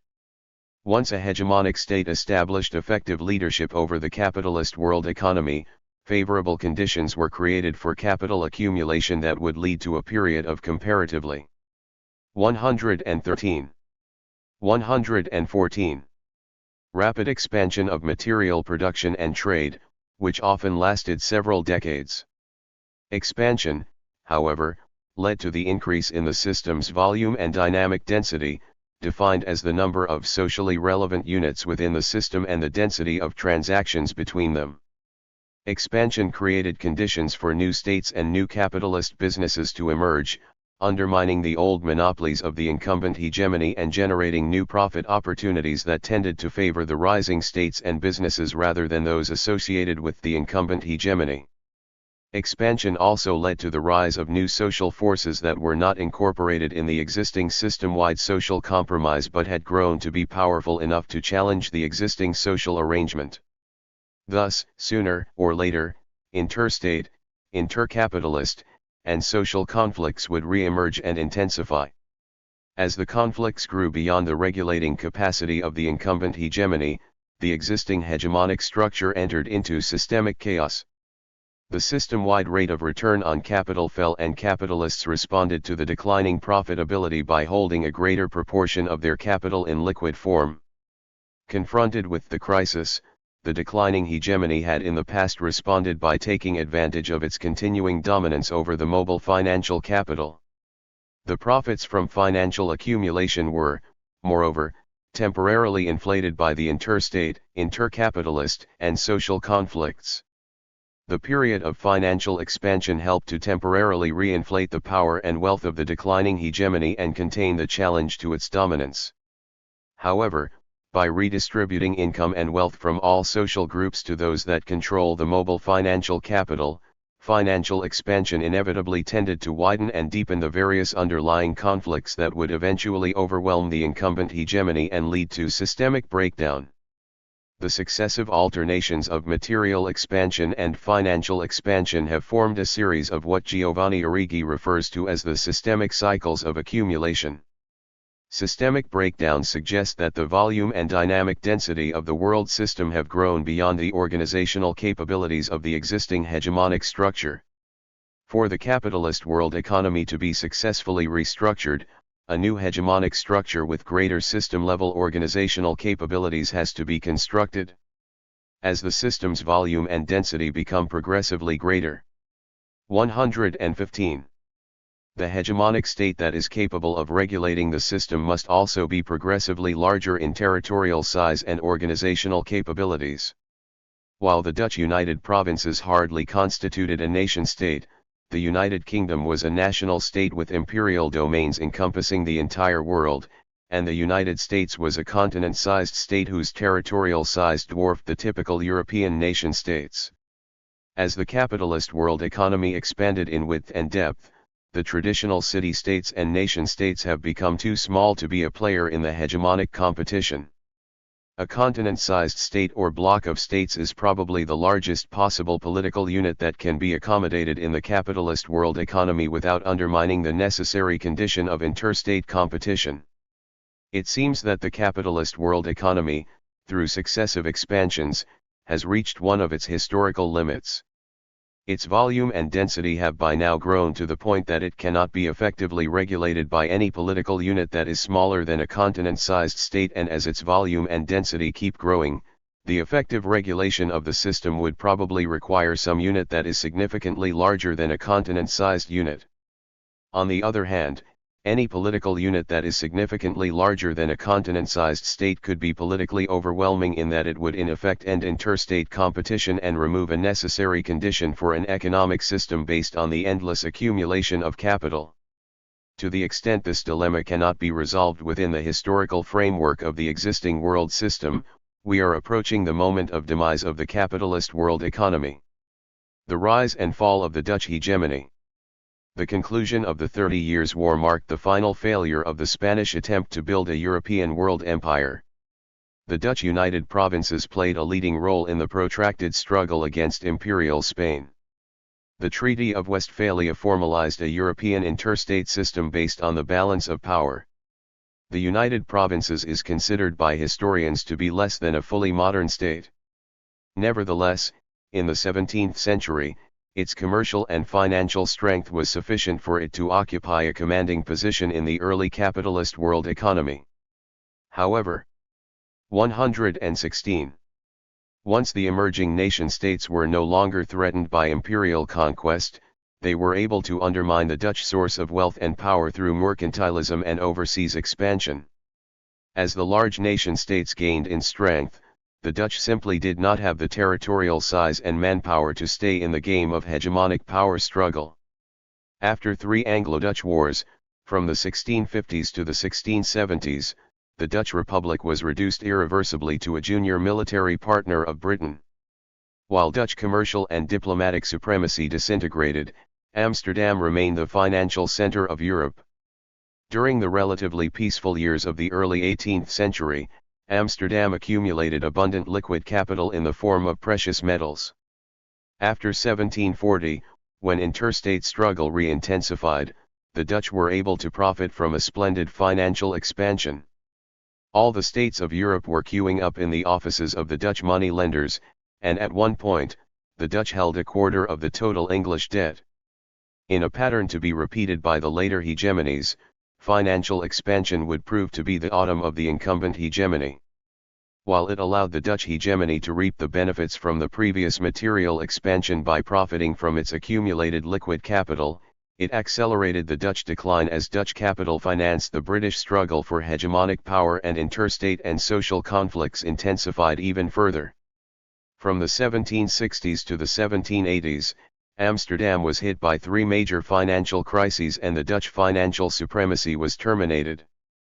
Figure 5.1 presents the long-term movement of nominal interest rates, the yield on British consols from 1756 to 2006, and the rate of interest on U.S. corporate bonds from 1919 to 2006.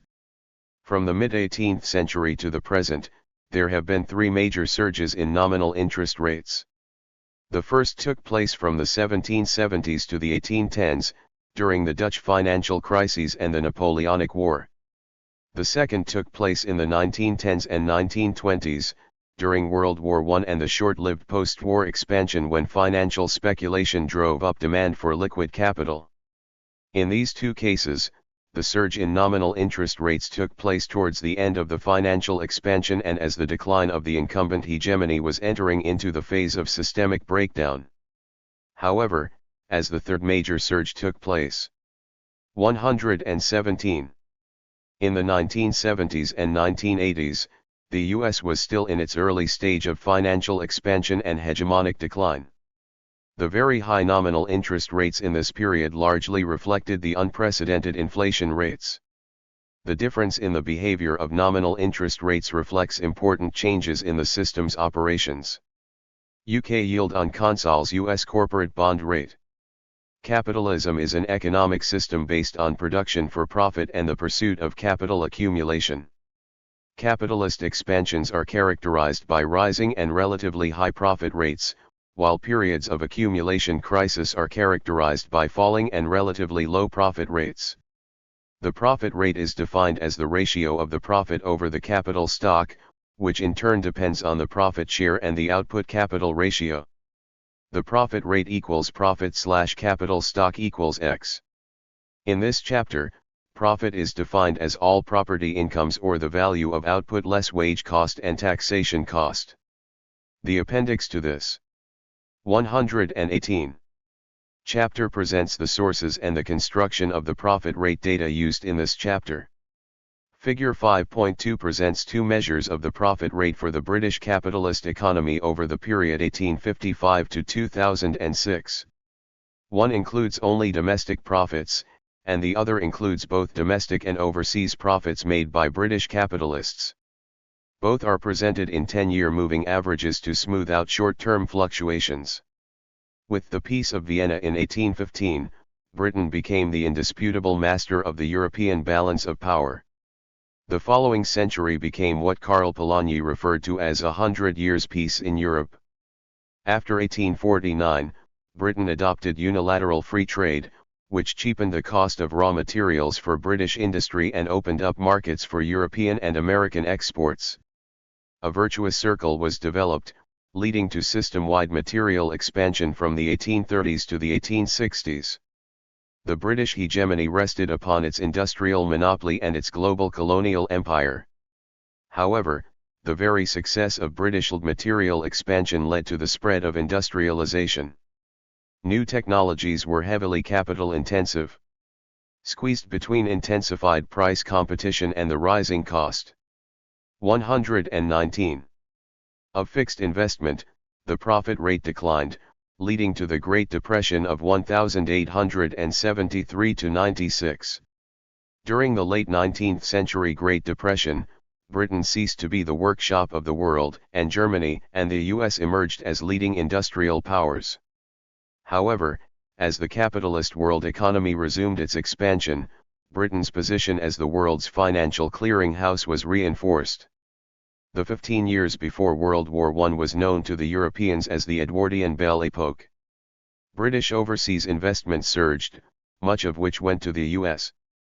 Before World War I, British overseas assets accounted for about half of all British national assets.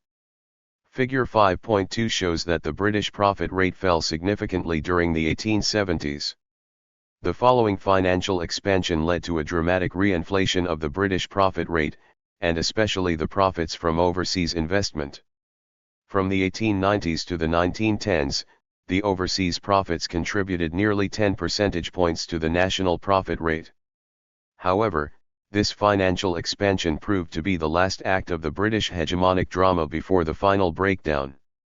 For the rest of the 20th century, both the British profit rate and the British hegemony suffered irreversible declines. As transportation was revolutionized by steamships and railways, Britain lost its traditional insularity from continental Europe and had to bear the much higher protection costs of its colonial empire. Industrialization of armament production increased the financial cost of war and favored rising industrial powers such as Germany and the US. In World War I, Britain could no longer rely upon its traditional low-cost strategy of balancing one power on the continent against another and had to throw in an enormous army drawn from its own soldiers. During the war, Britain liquidated its overseas assets and its financial dominance was irremediably undermined. Fondant, greatly weakened, no longer had the financial resources to regulate the world monetary system and could not offset destabilizing US capital flows.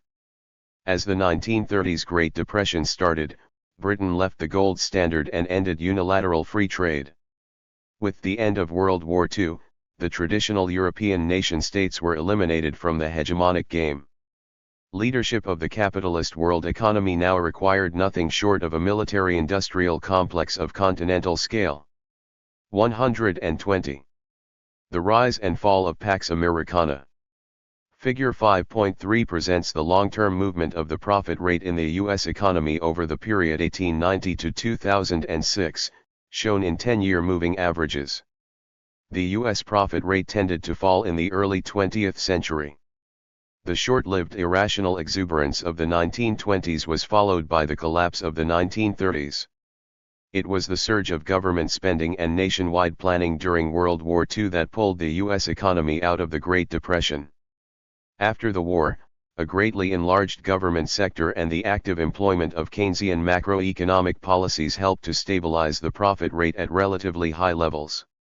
With the end of World War II, the U.S. enjoyed indisputable industrial, financial, and military superiority against other major powers. Under the Dutch and the British hegemonies, the leadership of the capitalist world economy involved primarily the management of balance of power between the major states and the securing of a relatively favorable environment for the expansion of the division of labor within the capitalist world economy. By comparison, under the U.S. hegemony, the role of the leadership had to expand to include the construction of a global social compromise. In response to the growing challenges from the Western working classes and the non-Western peoples. As discussed earlier in Chapter 3, under the US-led Global New Deal, the core zone working classes, as well as the indigenous capitalists and middle classes in the periphery and semi-periphery, were incorporated into the Global Social Compact. A global geopolitical compromise was reached with the socialist camp and the Third World, providing certain space for the pursuit of socialist and national development projects. The Global New Deal laid down the social foundation for the great expansion of the Golden Age. By the late 1960s, however, the system sank into deep economic and political crisis. In the late 19th and early 20th centuries, major world economic downturns were caused by breakdowns in system-level effective demand. By comparison, the rising bargaining power of the working classes in the core and the semi-periphery was the primary factor that led to the world economic downturn in the 1960s and 1970s. The U.S. hegemonic position was further undermined by the economic recovery of Western Europe and Japan. Large capital flows out of the U.S. and disappearing U.S. trade surpluses depleted the US gold reserves and eventually forced the U.S. to delink the dollar from gold. As floating exchange rates replaced the fixed exchange rate arrangement of the Bretton Woods system, a new era of global financial instability was ushered in. As the U.S. lost ground to Western Europe and Japan in the competition for the world market, suffered a financially as well as a socially damaging defeat at Vietnam, and could no longer afford to sustain the post-war Global New Deal, the U.S. hegemony entered into its historical decline. From the 1970s to the 1990s, successive U.S. administrations had attempted to slow down the decline of U.S. hegemonic power. Three strategies had been pursued to revive the fortune of the U.S. hegemony. First, the U.S. made efforts to neutralize the rising economic influence of Western Europe and Japan by recognizing them as political partners. Secondly, the U.S. actively pushed for nuclear non-proliferation to maintain the U.S. military advantage over the vast majority of the peripheral and semi-peripheral states. Third, the U.S. pushed for the global neoliberal agenda to restore the U.S. profit rate and recover some of the ground it had lost in the global economy. As part of both the neoliberal strategy and the attempt to re-establish unquestioned military superiority over the rest of the world. 122. The U.S. drastically raised the interest rate to compete for global mobile capital to finance the massive increase in military spending of the Reagan administration.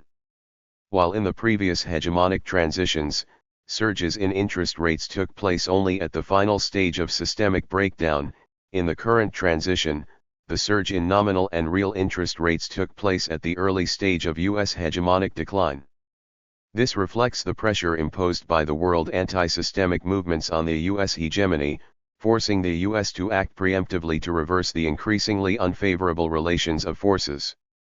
Figure 5.4 compares the U.S. real interest rates with the U.S. economic growth rates. In the 1960s and 1970s, the U.S. real interest rates were generally much lower than the economic growth rates. After 1980, the real interest rates surged both in absolute terms and in relation to the economic growth rates. The U.S. has succeeded in accomplishing a limited recovery in the profit rate. However, the financial expansion redistributed income and wealth from labor to capital and from the debtors to the creditors. 123. Leading to a rapid increase in inequality within countries and on a global scale. By the late 1990s, the neoliberal project was faced with increasingly stronger resistance in the core and the semi-periphery. After the financial crisis in Argentina in 2001, neoliberalism was discredited in much of the world. Importantly, the Latin American urban middle classes, which were an important social base of neoliberalism, had been turned into victims in successive financial crises and started to withdraw their support of the neoliberal project. On the other hand, the urban sub-proletarians, the lowest layers of the urban working class, have become politically better motivated and organized. Latin America has since then emerged as a stronghold in the global resistance against neoliberalism and U.S. imperialism. In finance, the interest rate represents the growth rate of debt. Thus, if the real interest rate is higher than the economic growth rate, then the debt-income ratio tends to rise indefinitely, imposing ever greater burden on the debtors. This tendency, if not checked, would lead to widespread bankruptcies of households, businesses, and governments, ending with a general economic collapse. Indeed, the surge in the US real interest rate immediately led to the debt crisis throughout Latin America, Africa, and Eastern Europe. From the 1980s to the 1990s, the global economy suffered increasingly more frequent and violent financial crises. In the previous hegemonic transitions, a similar set of circumstances had led to systemic breakdowns. However, after the systemic breakdown of the early 20th century, the capitalist world economy can no longer afford another similar breakdown. The hegemonic power has since then assumed the new responsibility to actively manage the global economy. Instead of allowing the system to simply collapse, the US responded to growing systemic instability by running large and rising current account deficits, in effect pumping liquidity into the global economy. Since 2002, the US real interest rate has fallen sharply, and the fall of the real interest rate has coincided with the acceleration of world economic growth. While US current account deficits have contributed to the stabilization of the neoliberal global economy, the large deficits transfer wealth from the US to its potential competitors, such as China and Russia, and have led to the acceleration of US economic decline. Figure 5.5 presents the share of the world GDP of the 124 three largest core economies and that of the 4 largest emerging markets. Having managed to stabilize its share in the world GDP at around 21 to 22% from 1975 to 2000, the US has since then seen its share falling below 20%. By the early 2000s, it was clear that China and India had emerged as major players in the global economy. China is now on its way to overtake the US to become the world's largest economy.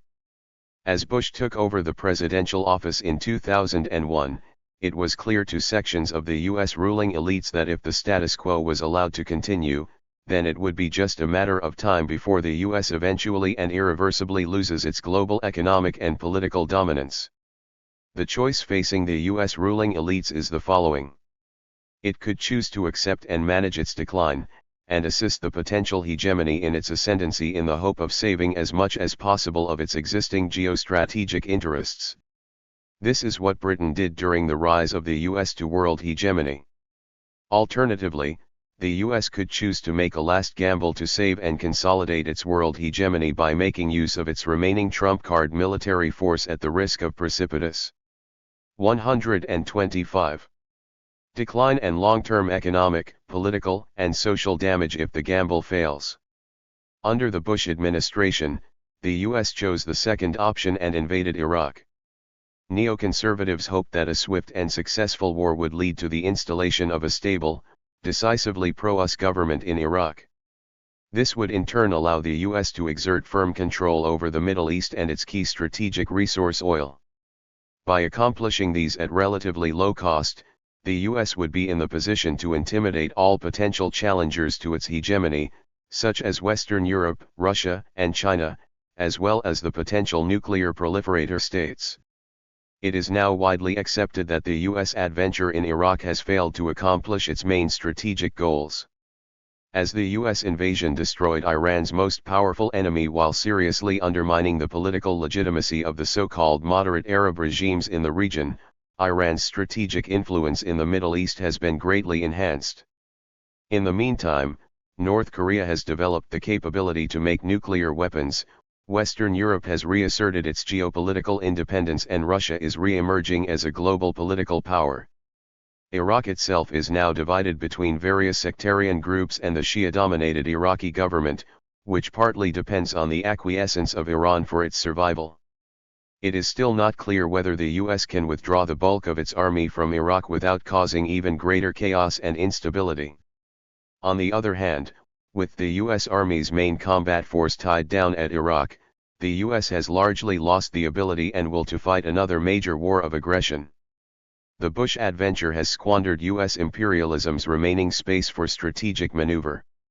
As the US loses its ability to regulate global geopolitics and the global economy, it is no longer in a position to provide system-level solutions to the system-level problems. The existing world system is in desperate need of a new systemic leadership. Profit and accumulation, secular trends. The capitalist world economy, like any other natural or social system, is regulated by a set of mechanisms that would prevent the system's processes from moving too far away from the system's equilibrium. The interactions of movements and counter-movements, and the alternations between deviations from, and temporary restorations of 126 equilibrium, have formed multiple cyclical rhythms. The sequence of systemic cycles of accumulation is one of the cyclical rhythms that have played an indispensable role in maintaining the dynamic stability of the capitalist world economy. The cycles, however, do not just reproduce themselves. Movements and counter-movements result in changes in the system's underlying parameters. With changing parameters, the system's equilibrium is on a moving path, generating certain secular trends. Sooner or later, these secular trends go beyond certain limits. Once the limits are broken, the system's parameters have been so transformed that it is no longer possible for the cyclical rhythms to bring the system back to equilibrium. As a result, the system has entered into its terminal crisis or bifurcation. This understanding of systemic processes is consistent with the historical materialist argument that all social systems are historical. It follows that capitalism is a historically specific social system that is appropriate only under certain historical conditions and must give way to a new social system as the underlying historical conditions change. In Capital, Marx advanced the famous hypothesis of the law of the tendency for the rate of profit to fall. Marx argued that the development of productive forces under capitalism tends to be characterized by rising organic composition of capital and leads to falling rate of profit. In the long run, the tendency for the rate of profit to fall would undermine capital accumulation and deprive capitalism of its historical justification to 1166. In effect, Marx attempted to argue that the capitalist technical change would have a strong labor-saving, capital-intensive bias so that the capital-labor ratio would tend to grow more rapidly than labor productivity, resulting in a long-term tendency for the output-capital ratio to fall. Figure 5.6 presents the long-term movement of the output-capital ratio in the British and the US economies over the period 1850-2006. The output-capital ratios are shown in 10-year moving averages. The UK output-capital ratio largely fluctuated around a constant trend from the 1850s to the 1950s. It did fall sharply from the 1950s to the 1980s but has since then recovered strongly. The US output-capital ratio did tend to fall from the 1850s to the 1910s. It rose sharply in the 1940s and has since then tended to fall, but now remains at levels significantly higher than in the early 20th century. Thus, over certain periods, the output-capital ratio did tend to fall. However, over the entire period from the 127 mid-19th century to the present, there has not been a clear, long-term trend in the British or the US output-capital ratio. Like Marx, Immanuel Wallerstein sees capitalism as a historically specific social system that exists and functions under certain historical conditions. According to Wallerstein, the capitalist world economy rests upon the endless accumulation of capital, which in turn leads to three secular trends: rising wage cost, rising taxation cost, and rising environmental cost. As the three secular trends approach their respective asymptotes, capital accumulation is under growing structural pressures and becomes increasingly unfeasible, leading to the structural crisis of the existing world system. As profit is the value of output less wage and taxation costs, rising wage and taxation costs are reflected in falling profit shares. Figure 5.7 presents the long-term movement of the profit share in the UK and the US, shown in 10-year moving averages. From the late 19th century to the 1980s, the profit share clearly tended to fall in both 128. The US and the UK. This is consistent with Wallerstein's argument on the secular tendency for the wage and taxation costs to rise. It is also consistent with the argument that the transition from the UK's hegemony to the US hegemony involved the construction of a new global social compact. However, since the 1980s, with the neoliberal counter-offensive, both the US and the UK have experienced some recovery in the profit share. What is the significance of the neoliberal recovery? Does it represent a break with the previously established long-term trend, or is it no more than a temporary aberration before the profit share resumes its secular decline? What is likely to be the future direction of the profit share and the profit rate in the capitalist world economy? UK-US. In the neoliberal era, despite many attacks on working people's economic and social rights, the capitalist classes have accomplished only limited success in lowering wage and taxation costs. In the UK, both profit rate and profit share remain lower than the early 20th century levels. In the US, both profit rate and profit share remain lower than the mid-20th century levels, and the recovery of the profit rate and the profit share appears to have stalled. 129. Chapter 3 of this book argued that the neoliberal global regime cannot be sustained for long. The post-neoliberal regime might create more favorable conditions for the struggle of the global working classes. The relocation of manufacturing and services industries from the core zone to other parts of the capitalist world economy has contributed to the formation of larger industrial working classes in the periphery and semi-periphery. In the post-neoliberal era, as the working classes in the periphery and semi-periphery become larger in size and more effectively organized, they would demand a growing range of economic and social rights, pushing up global wage and taxation costs.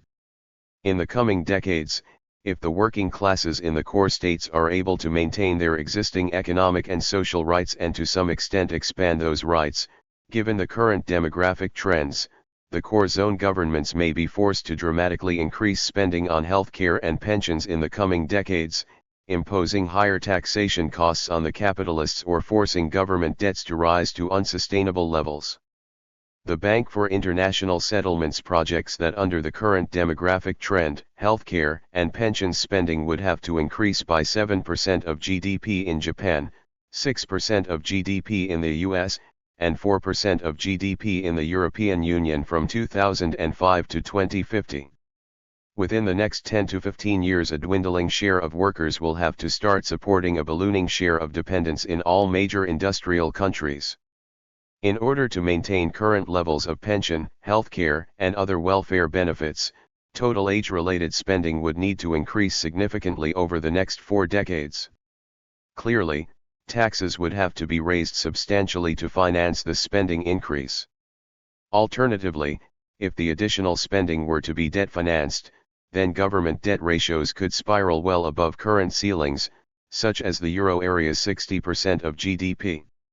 According to Standard & Poor's simulation, given the current demographic trend and fiscal stance, by 2050, government debt as a ratio of GDP is projected to rise to 221% in Germany, 235% in France, 160% in the UK, 239% in the US, and more than 700% in Japan. All of these governments' bonds would drop to junk bond status. In the words of Emanuel Wallerstein, in the late 20th century, the capitalist world economy already had great difficulty to accommodate the combined demands of the Third World and the Western working class.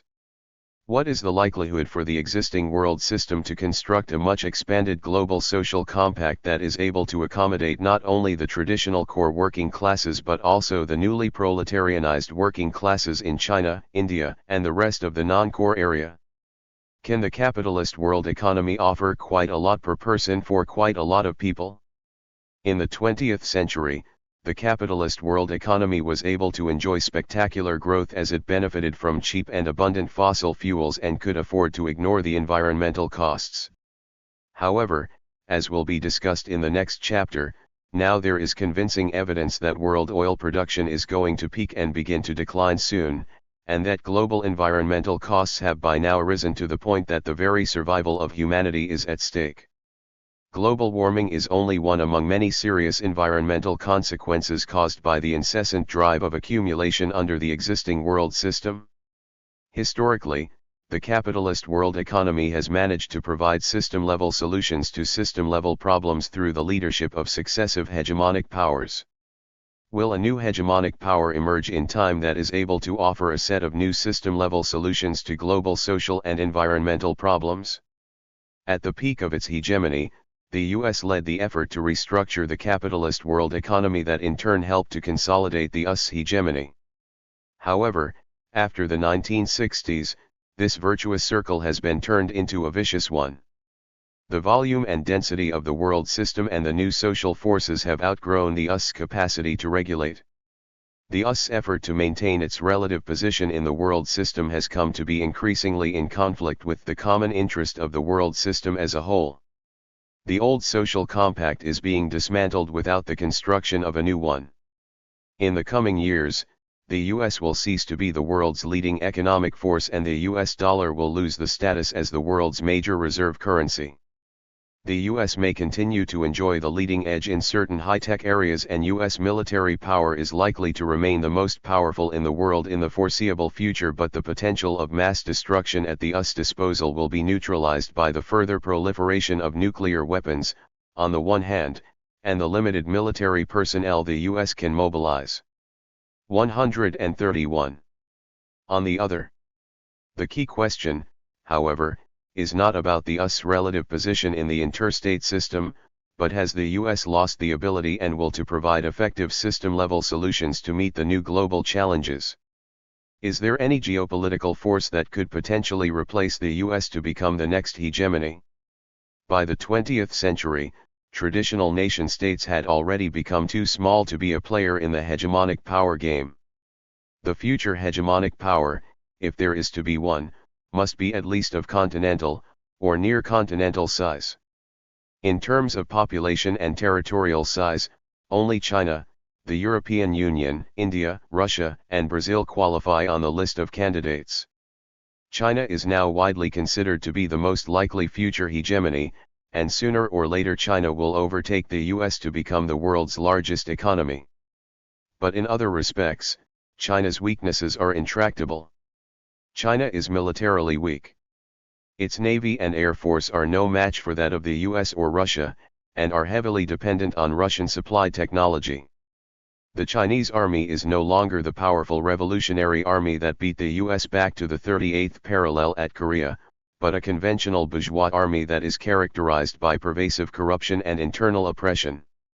China falls far behind the US, Western Europe, and Japan in basic scientific research and original technological development.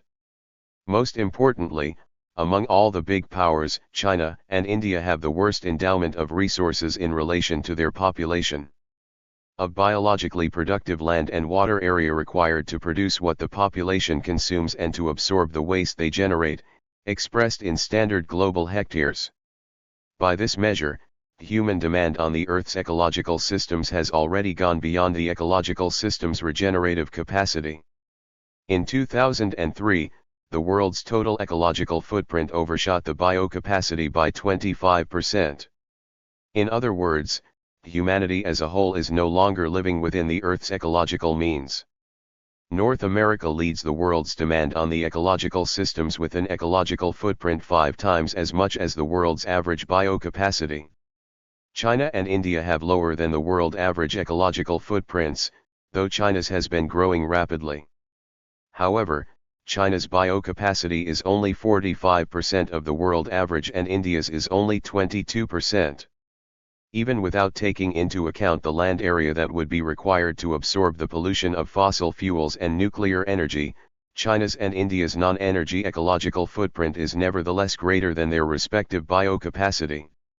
That is, China and India do not even have enough resources from their own soils to support their current levels of agriculture, grazing, forestry, and fishing on a sustainable basis, even if they do not consume any fossil fuels and nuclear energy at all. Thus, for China and India to have any chance to rise to the status of a hegemonic power, they will have to exploit the rest of the world's resources on a massive scale. This will immediately bring them into conflict with North America and Western Europe that have so far benefited from consuming resources at levels much higher than not only the world average but also their own biocapacities. But the world as a whole has already overshot its ecological limit, and it can hardly survive the rise of China or the rise of India in such a manner. Among all the major powers, the European Union has been most active in pursuing leadership of the global environmental agenda. However, as Table 5.1 shows, the European Union itself is hardly commendable in its ecological footprint record. Its demand on ecological resources is 2.2 times its own biocapacity and 2.7 times the global average biocapacity. The European Union is not yet a single political entity and is unlikely to become one in the foreseeable future. It is in fact divided between three political economic blocs: the Eurozone, the East European new member states, and the UK. The European Union does not have a unified military force that allows it. 133. To project its global power and its weight in the global economy is likely to decline rather than increase in the coming decades. India shares all of China's fundamental weaknesses but has a smaller economy. Russia has a formidable military force and large reserves of fossil fuels. But its population is aging and declining. Brazil is endowed with rich natural resources, but otherwise its industrial, technological, and military capabilities cannot match the other major powers. The relative size of the Russian and the Brazilian economy are still too small for them to play a part in the global economic leadership. Thus, each of the continent-sized states seems to suffer from some fundamental and insurmountable weaknesses. None of them appears to have a chance to establish all-round and indisputable superiority over the rest of the major powers, not to say to exercise leadership over the capitalist world economy. It seems that the capitalist world economy has developed to the point that even a continent-sized state is no longer large enough to provide the necessary regulating capacity. What are the implications of such a development? First, it might mean that the effective regulation of the capitalist world economy now requires an even larger political unit, such as an alliance of several continent-sized political units. Suppose such an alliance can indeed be formed and function effectively as a political entity, would it not be so large and so powerful that it would in effect abolish the interstate competition and become a world government? Could the world government then be used by whatever social group that is in control of it to repress rather than promote capital accumulation? Would that then lead to the end, the final demise of the capitalist world economy? Alternatively, suppose no such alliance can be formed. Then we will be in a situation where the capitalist world economy can no longer restructure itself by providing system-level solutions to system-level problems. In that case, the capitalist world economy will not be ended by any political structure from above but will fall apart by itself. Appendix: Estimating the profit rate. In the capitalist world economy. In this chapter, the profit rate is the ratio of the profit over the capital stock. The profit is the value of output less wage cost and taxation. 134. Cost.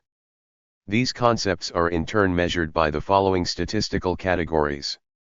Output equals net domestic income. Wage cost equals compensation of employees plus 50% ex-proprietors income or other income. Taxation cost equals taxes on products and production less subsidies or taxes on production and imports less subsidies. Capital stock equals the business sector net stock of fixed assets or private non-residential net stock of fixed assets. Following are the sources of the data and estimating procedures used to construct the series of the profit rate, profit share, and output capital ratio for the UK and the US from the mid-19th century to the present. Data are from the UK National Statistics Online. Net domestic income is the sum of gross value added at factor cost and taxes on products and production less subsidies, less consumption of fixed capital. Gross value added at factor cost, compensation of employees, other income, and taxes on products and production less subsidies are from the UK National Accounts, GDP by category of income. Consumption of fixed capital is from the UK Capital Stocks Tables for publication, consumption of fixed capital by sector and assets at current prices. The business sector net stock of fixed capital is derived by subtracting the net capital stock of the central government, local authorities, and households from that of the total economy. The data are from the UK Capital Stocks Tables for publication, net capital stock by sector and assets at current prices. Net domestic income is the sum of gross domestic product at factor cost and taxes on expenditure less subsidies, less capital consumption. Gross domestic product at factor cost, capital consumption, income from employment, and income from self-employment are from British Historical Statistics, National Accounts, Table 4, Gross National Product at Factor Cost and its component incomes at current prices United Kingdom 1855-1980. Taxes on expenditure less subsidies is from Mitchell, National Accounts, Table 5, Gross National Product and National Income by category of expenditure at current prices United Kingdom 1830-1980. Adjustments are made to the above series to make them compatible with the corresponding series for 1948 to 2006. A capital stock index from 1850 to 1948 is constructed using the total net stock from Mitchell, National Accounts, Table 14b, Capital Stock United Kingdom 1850-1980. The UK national profit is defined as the sum of the profit as is defined above and the net income from abroad. For 1948 to 2006, net income from abroad is from the United Kingdom Economic Accounts, National Accounts aggregates. For 1855 to 1948, net property income from abroad is from Mitchell, National Accounts, Table 4, Gross National Product at Factor Cost and its component incomes at current prices United Kingdom 1855-1980. US 1929 to 2006. Data are from the U.S. Bureau of Economic Analysis. Net domestic income is from the U.S. National Income and Product Accounts, Table 1.7.5, Relation of Gross Domestic Product, Gross National Product, Net National Product, National Income and Personal Income. Compensation of employees, proprietors' income with inventory valuation and capital consumption adjustments, taxes on production.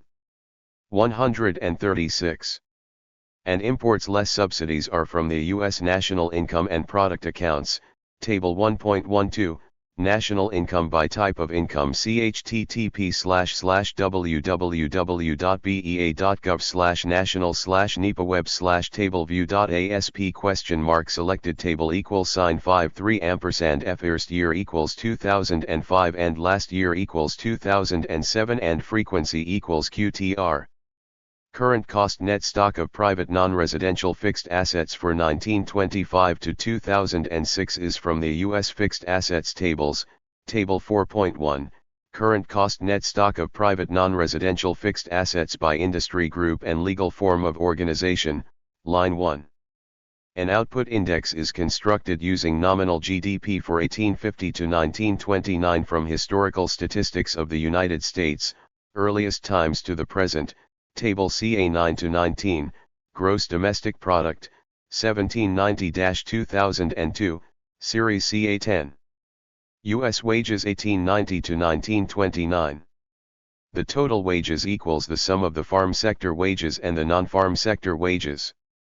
The farm sector wages equals the farm sector employment multiplied by the annual earnings of agricultural employees.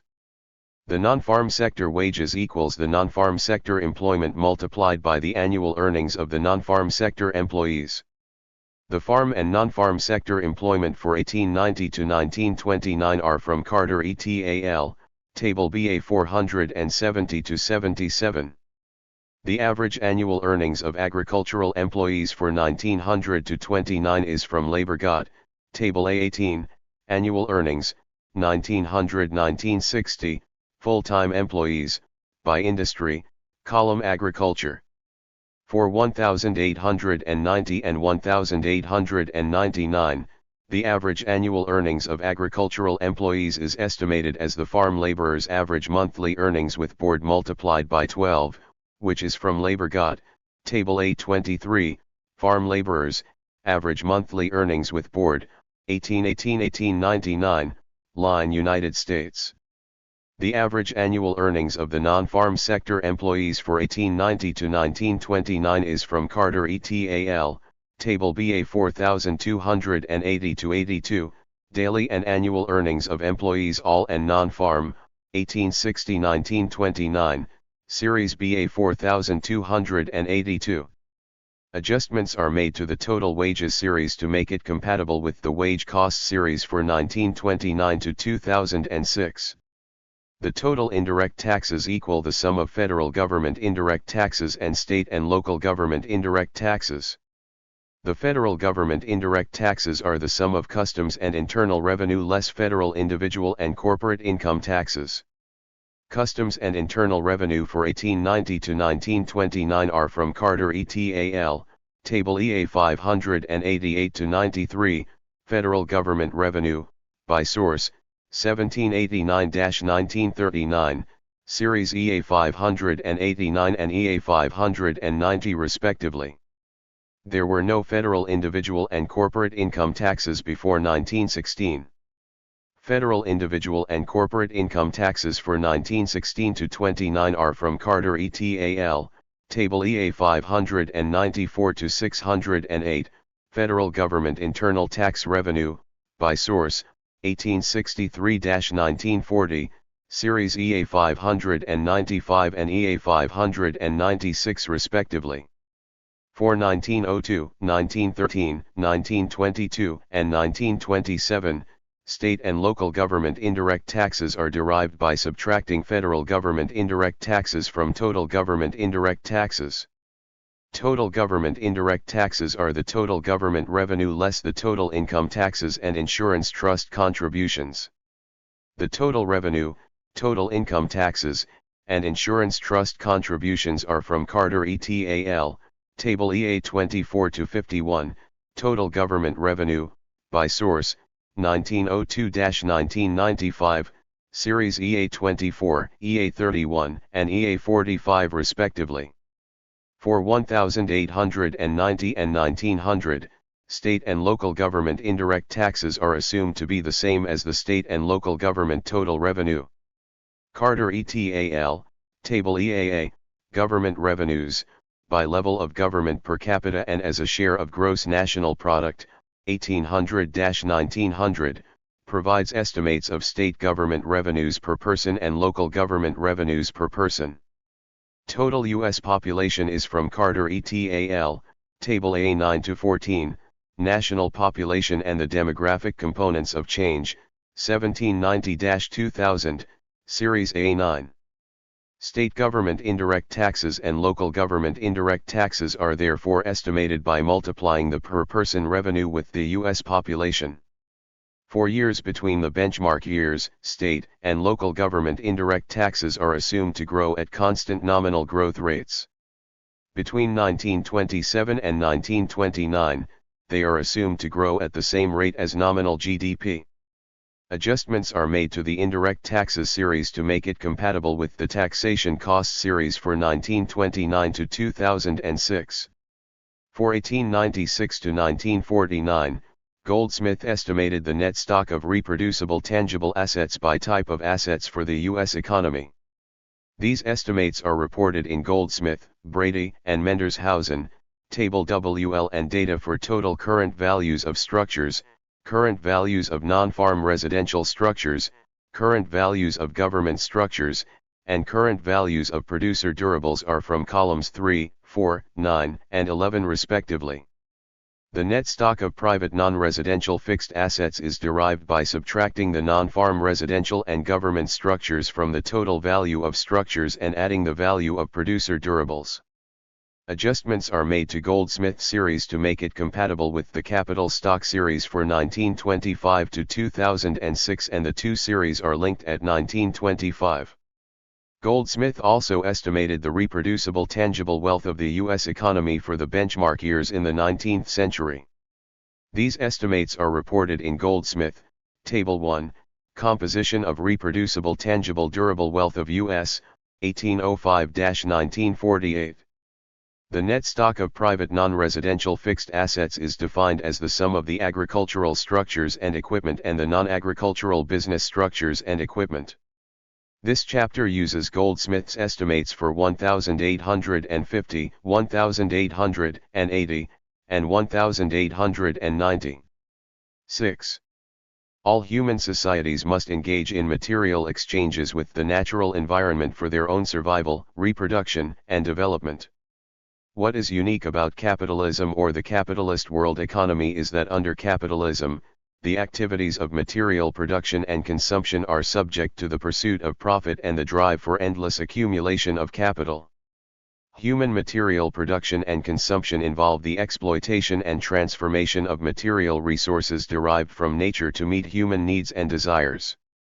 Material resources include renewable resources and non-renewable resources. Human activities also produce material byproducts that are not useful for human purposes, which have an impact on the natural environment.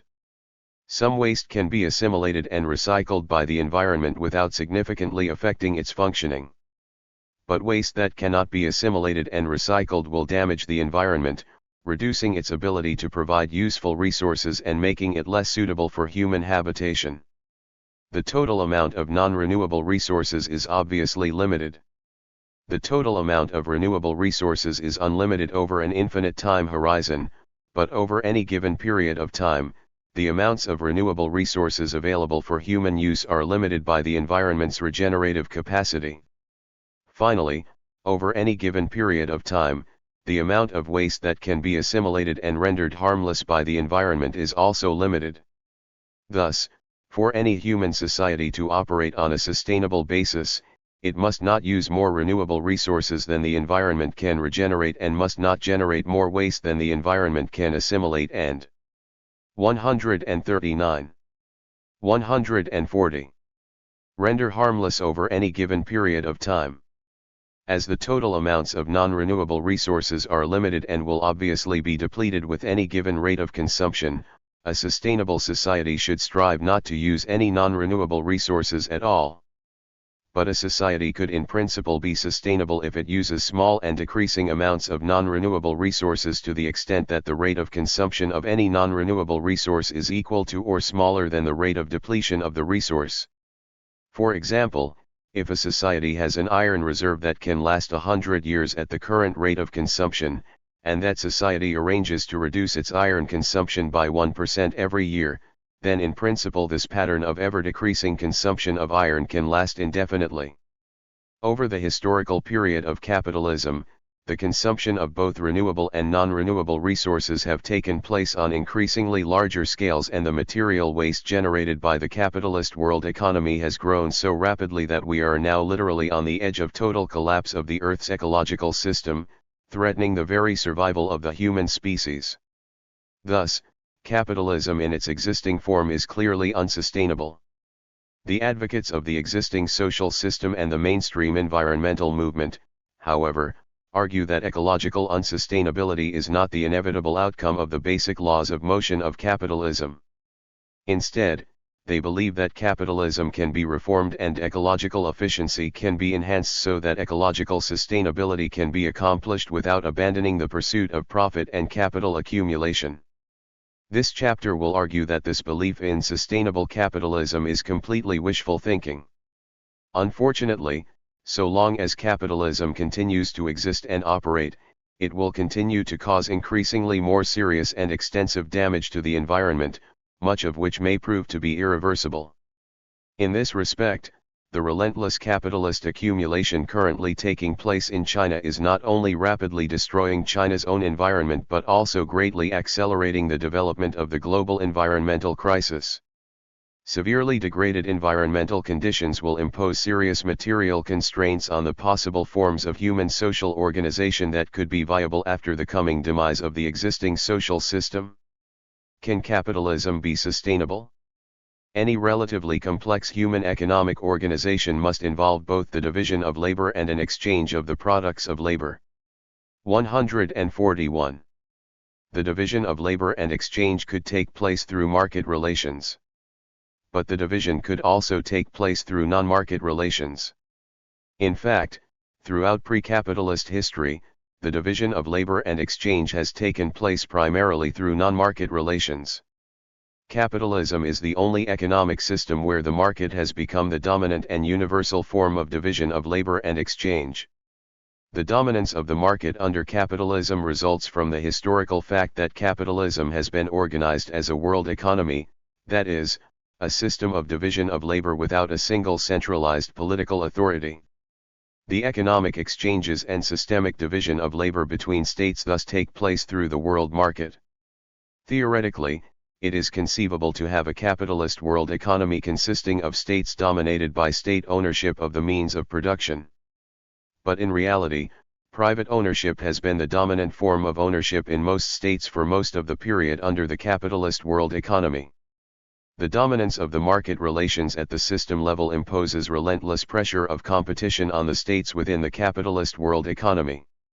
With the dominance of private ownership within the states, the system-level competitive pressure is reinforced by competition between private businesses and individuals within and across the states. Under the competitive pressure of the world market, individuals, businesses, and states engage in constant and intense competition. To survive and prevail in competition, each of the players is compelled to use a substantial portion of the surplus value at its disposal to pursue capital accumulation, in order to secure and expand its market share. Those who fail to succeed in this effort will be eliminated by the market competition. How does the drive for capital accumulation affect the consumption of material resources and the generation of material wastes? To accumulate capital, capitalists need to invest a portion of the surplus value in the means of production and labor power that can be employed in a potentially profit-making business. If the capita-CAGR ratio is constant, then capital accumulation must proceed no faster than the growth of the labor force or the population. Otherwise, 142. Capital accumulation would soon deplete the reserve army of labor, driving down the profit rate and leading to crisis. To be freed from the constraint of the available labor force and to rebuild the reserve army of labor, the capital-labor ratio must rise. The rising capital-labor ratio requires the substitution of machines and other means of production for labor power. The implements of labor, in the form of machinery, necessitate the substitution of natural forces for human force.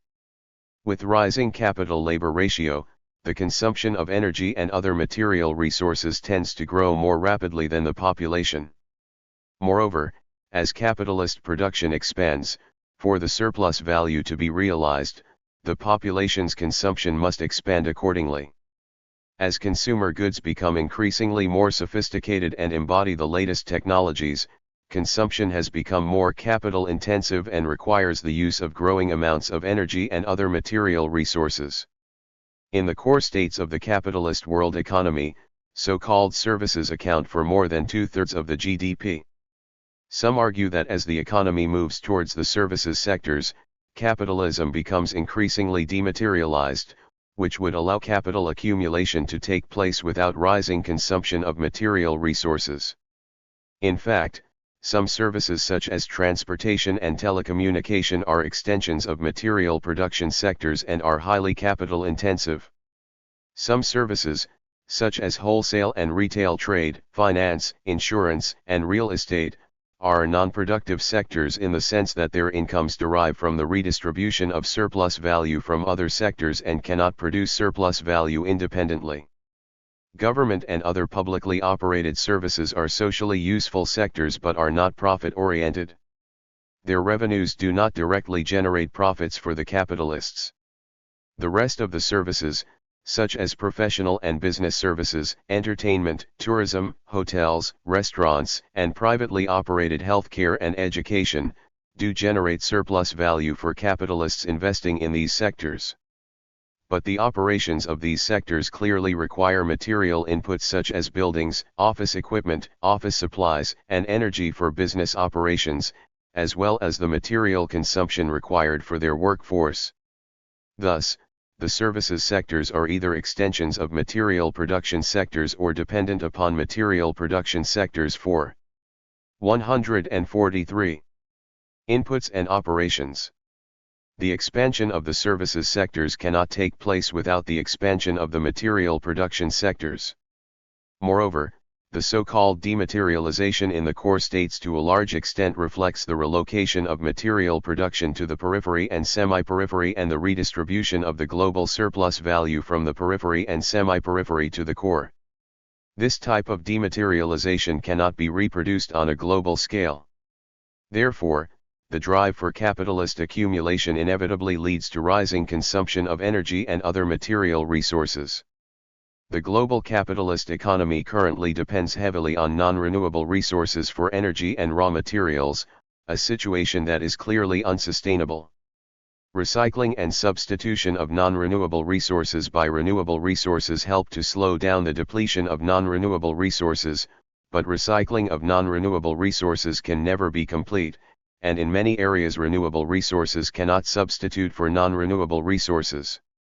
The use of both non-renewable and renewable resources inevitably generates material wastes that have gone beyond the environment's ability to assimilate them. Attempts to provide technical solutions to environmental problems are subject to the constraints of the basic physical laws. Moreover, any technical solution must derive from human knowledge and understanding of nature, but that knowledge is inevitably limited. Many of the complex relationships and interactions of different parts of the ecological system are beyond our knowledge. Thus, any technical solution that is designed to address a particular environmental impact or to overcome a particular limit of resources will inevitably have unexpected and undesirable side effects. As our experience with the use of fossil fuels has shown, what initially appears to be an unambiguously beneficial technology could very well lead to potential catastrophes in the long run. Before industrialization, when human societies had only limited abilities to influence the operations of the ecological system, these side effects were mostly insignificant or limited to local environments. But now human economic activities have grown to the point that they can seriously disrupt the global ecological system. In this context, any technical response to the ecological problems could potentially have far greater unexpected negative consequences. It is possible that in many areas, we have already reached a turning point where 144. Perceived benefits from technical changes are more likely than not to be offset by potential negative consequences. Sustainable capitalism is not only technically infeasible but also impossible due to the institutional structure of the capitalist world economy. Environmental problems represent social costs that are not taken into account by capitalists' private calculations. Individual capitalists are not motivated to clean up the environment or develop alternative resources. This problem of externality can be somewhat alleviated by government regulations within nation-states. However, capitalism is a world economy without a world government that can effectively represent the collective interest of global capitalists as a whole. Instead, individual capitalist states are motivated primarily to maximize their national rates of accumulation in order to prevail in global competition. There is no effective mechanism to regulate the global environment. Even if some international agreements can be reached on certain environmental issues, there would be strong incentives for individual states to ignore, violate, or get around the agreements. Given the capitalist institutional structure, any technical gains in ecological efficiency would soon be overwhelmed by relentless capital accumulation. The unsustainability of capitalism, a proof. This section further demonstrates the ecological unsustainability of capitalism in formal mathematical terms.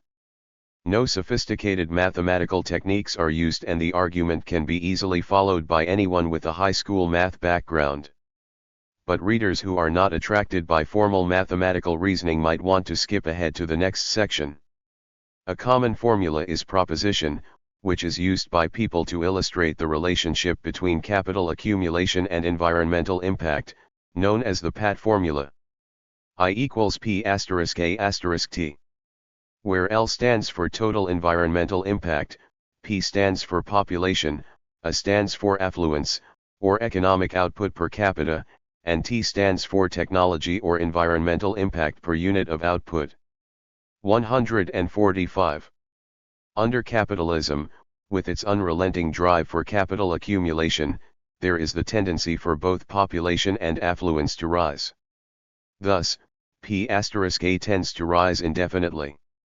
On the other hand, ecological sustainability requires decreasing consumption of non-renewable resources, consumption of renewable resources below or equaling the environment's regenerative capacity, and generation of material wastes below or equaling the environment's assimilative capacity.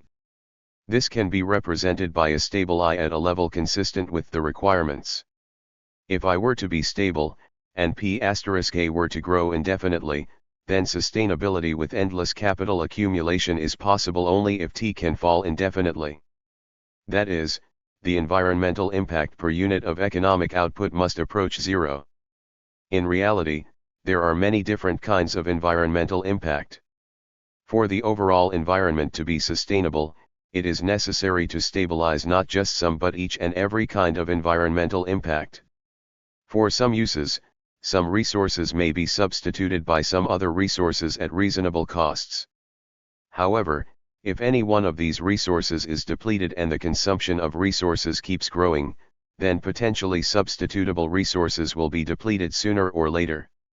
Thus, even for resources for which substitutes are available, it is still necessary to require stable or falling impact to ensure long-term sustainability. I equals I1 I2 I3 IT, IN.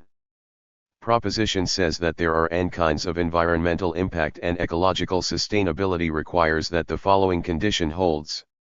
For I equals 1, 2, 3, n, aij, it. Where AIS represents the change of the ith kind of environmental impact over time and ij is the maximum sustainable level of the ith kind of environmental impact, which is a constant determined by the endowment of resources and the operations of the ecological system. 146. 2 equals 2j equals 1 miijqi. Where qj is the level of economic output of industry j, and carat is the ith kind of environmental impact per unit of economic output of industry j.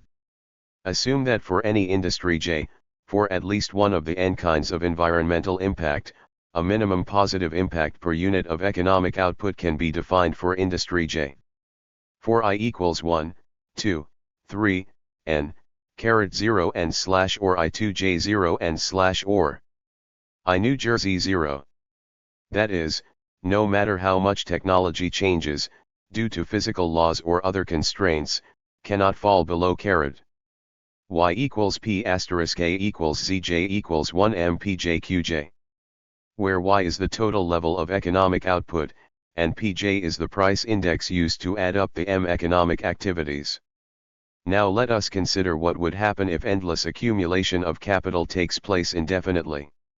From it follows that if Y grows to approach infinity, then for at least one of the M economic activities, Qj must grow to approach infinity. Then given, it follows that for any industry J that grows to approach infinity, for at least one of the n kinds of environmental impact, each Qj must grow to approach infinity, as, carat 0. Then implies that Ij must grow to approach infinity if in any industry J, 1 carat Qj grows to approach infinity. If this happens, then condition says that the requirement of ecological sustainability is violated. Thus, endless accumulation of capital will inevitably violate ecological sustainability. In the above argument, the key assumption is that for each and every economic activity, a positive minimum impact per unit of economic output can be defined for at least one kind of environmental impact. How realistic and how sensible is this assumption? The assumption is clearly valid for all material production sectors. All material production sectors involve the physical and chemical transform. 147. Ations of natural resources to meet human needs and desires. Given the desired physical and chemical properties of a material product, the processes of physical and chemical transformation required are determined or constrained by physical laws, and it follows that a minimum amount of energy and a minimum amount of a certain kind of raw materials would be required.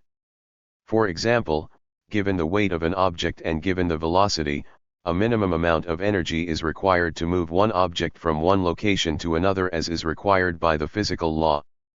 Moreover, given the impossibility of complete recycling, the generation of a certain minimum amount of material wastes inevitably results from the processes of physical and chemical transformation. As for the services sectors, it has been pointed out that some are in fact extensions of material production sectors and the others are dependent on the material production sectors for material inputs. Conventional measure of economic output such as gross domestic product is characterized by serious conceptual and technical problems. Even for activities it is supposed to measure, it is at best a very rough index. Reliable and meaningful quantitative measure is particularly difficult for the so-called services sectors. For example, how could one meaningfully measure the real output and labor productivity in the finance sector? Nevertheless, for our purpose, suffice it to point out that the business revenue in services sectors cannot grow indefinitely without increasing the material inputs in the form of physical means of production and the labor force. Thus, if the economic output of the services sector keeps growing, eventually it must require corresponding growth in the material production sectors and thus increasing environmental impact. Conversely, if one were to argue that capitalism can be ecologically sustainable, then one would be compelled to argue that there must be at least one industry, the indefinite growth of which would not result in the growth of any kind of environmental impact. Moreover, if the industry grows indefinitely, it must not require the growth of any material input that would in turn lead to rising environmental impact, and the additional income generated by the growth of the industry will not cause people to increase their consumption of any product with. 148. Positive environmental impact. Plainly, such an industry or economic activity cannot possibly exist. Non-renewable energy. After centuries of incessant drive for capital accumulation, resources depletion, and waste generation have risen to levels that now threaten to bring about the complete collapse of the ecological system and a massive extinction of species. The rest of this chapter discusses several aspects of the current global environmental crisis: energy, mineral resources, food, and global climate change. The capitalist world economy depends on the non-renewable resources for nearly 90% of its total primary energy supply. Oil accounts for 35% of the world's total primary energy supply, coal 25%, natural gas 21%, and nuclear energy 6%.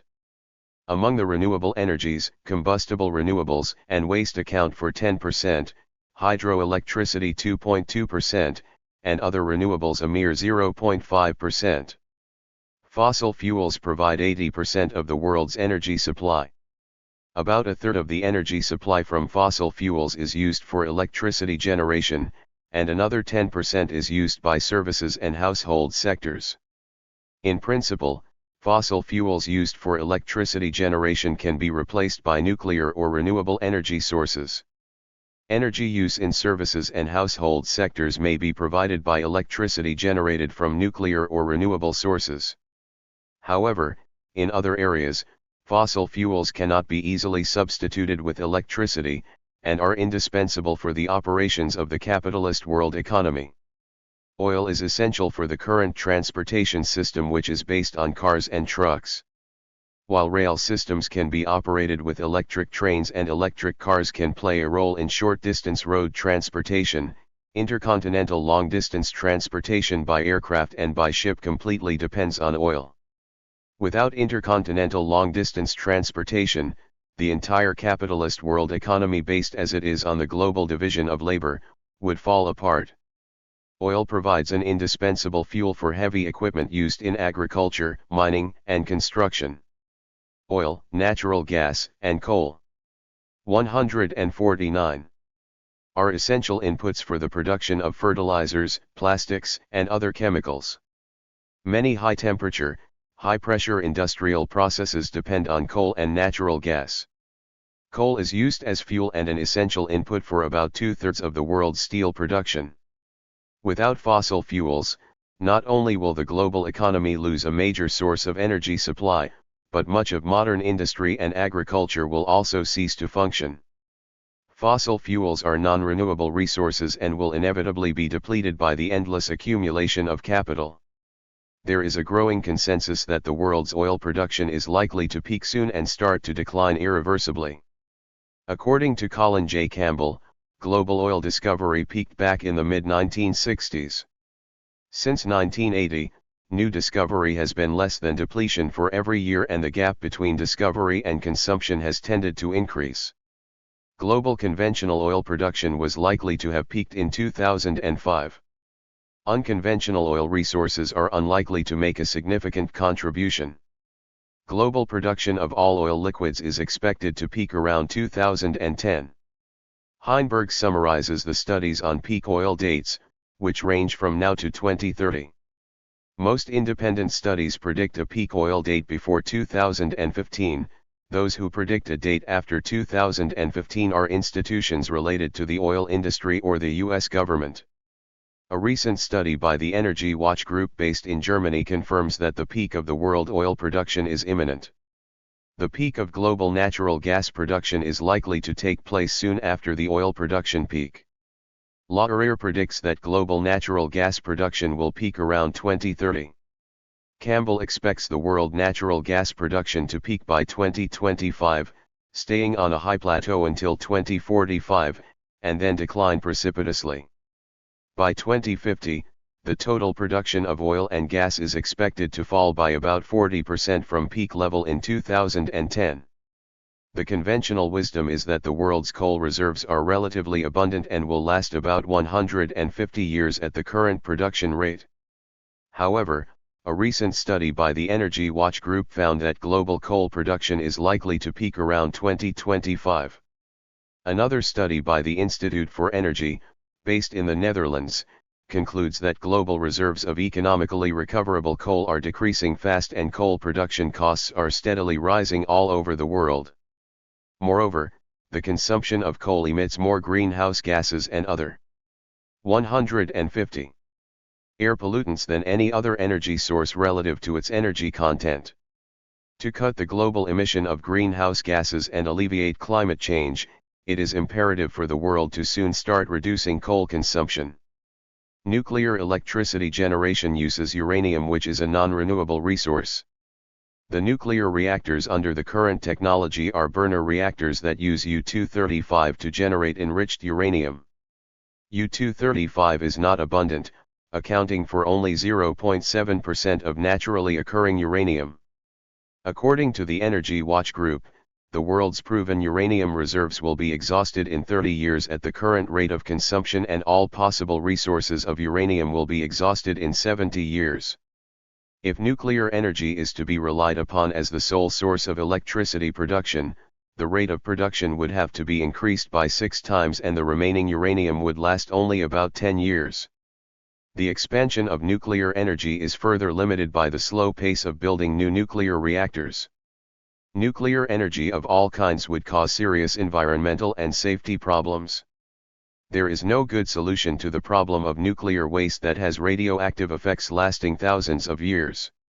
Although there have been no major nuclear accidents since the Chernobyl accident in 1986, if nuclear energy is used on a very large scale over a long period of time, some human failure will be inevitable, and any nuclear accident could lead to catastrophic consequences with long-lasting effects. A few countries have experimented with fast breeder reactors which combine U-238 and U-235 to produce plutonium.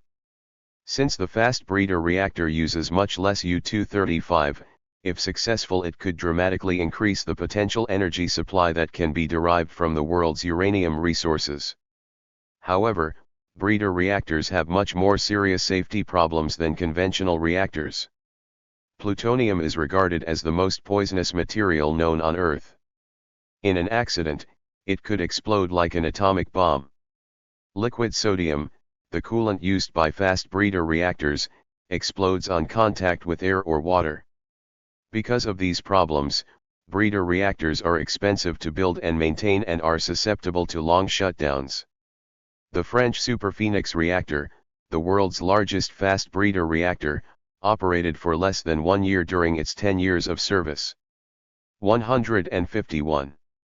Nuclear fusion is the energy reaction that takes place inside the Sun, and has been achieved by human beings in the form of hydrogen bombs. For nuclear fusion to be used for economic purposes, however, the reaction has to be controlled. To initiate a fusion reaction, a temperature of 200 million degrees Celsius must be reached, and no known materials on Earth are capable of containing such a temperature. So far, scientists have attempted to confine the reaction through different processes. but each attempted process has required more energy than the reaction itself can generate and has succeeded in sustaining the reaction for no more than a fraction of a second. In 2006, the European Union, the US, China, India, Japan, South Korea, and Russia signed an agreement to launch an experimental nuclear fusion reactor that would cost €10 billion, or about 90 times as expensive as a comparable coal-fired power station. The researchers hope that by 2045 they could start generating commercial electricity from nuclear fusion reactors. While sometimes it is claimed that nuclear fusion has the theoretical potential to provide a virtually limitless supply of energy, the nuclear fusion technology that is currently being pursued uses lithium as an input. Lithium is a non-renewable and not very abundant resource. At this point, it is not yet clear if nuclear fusion can ever be achieved. Even if the current effort eventually succeeds in generating positive net energy from nuclear fusion reaction, economically it is likely to be prohibitively expensive. Renewable energy, electricity. With the depletion of non-renewable energy resources and the necessity to address global climate change, the world will eventually have to depend on renewable sources as its main source of energy supply. Renewable energies are generally used to generate electricity. Biomass is the only renewable energy that can potentially replace fossil fuels as liquid and gaseous fuels, as well as raw materials for chemical industries. The problem of liquid and gaseous fuels will be discussed in the next section.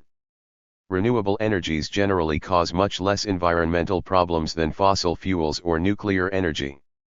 While renewable energies cannot be exhausted, within any given period of time, only a finite 152 amount of renewable energies can be harvested. Unlike fossil fuels or nuclear energy, renewable energies have much lower intensity in terms of volume or weight. Energy production from renewable sources often requires large areas of land. These land requirements impose physical limits on how much renewable energies can be made available. Moreover, renewable energies are characterized by intermittency and variability, which make them unreliable as the principal source of energy. Because of these problems, renewable energies are generally more expensive than fossil fuels. Among the renewable energies, hydroelectricity and tidal, wave, and geothermal power have limited physical potentials and are unlikely to become a worldwide major source of energy supply. Hydroelectricity can also cause serious environmental problems. In a study on the physical potential of renewable resources, Lightfoot and Green estimate the potential electricity supply from hydro, geothermal, and ocean by 2100 to be about 21 EJ, which equals about 6% of the world's total energy consumption in 2005. Wind and solar are the only two renewable sources that have the physical possibility of making a very large contribution to the world's future energy supply. Using the same calculations regarding land availability as those used by Working Group 3 of the Intergovernmental Panel on Climate Change, assume that 1% of the world's total unused land is used to produce solar electricity and 4% of the world's total land with wind speed higher than 5.1 meters per second is used to produce wind electricity.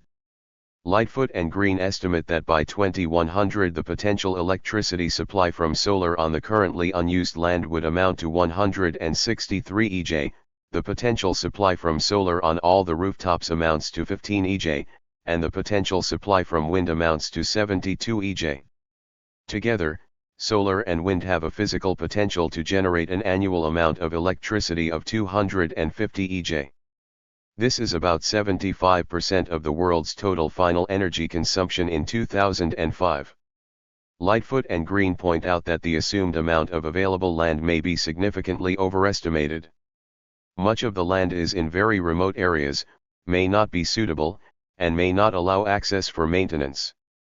In deserts, sandstorms and large amounts 153 of dust can be particularly serious problems. Keeping solar panels or reflectors clear of dust, sand, or dirt requires intensive inputs of energy, labor, and fresh water. Thus the practical limits to solar and wind electricity are likely to be much lower than the theoretical limits suggested above. Solar and wind are intermittent energy sources and cannot serve as the primary source of electricity.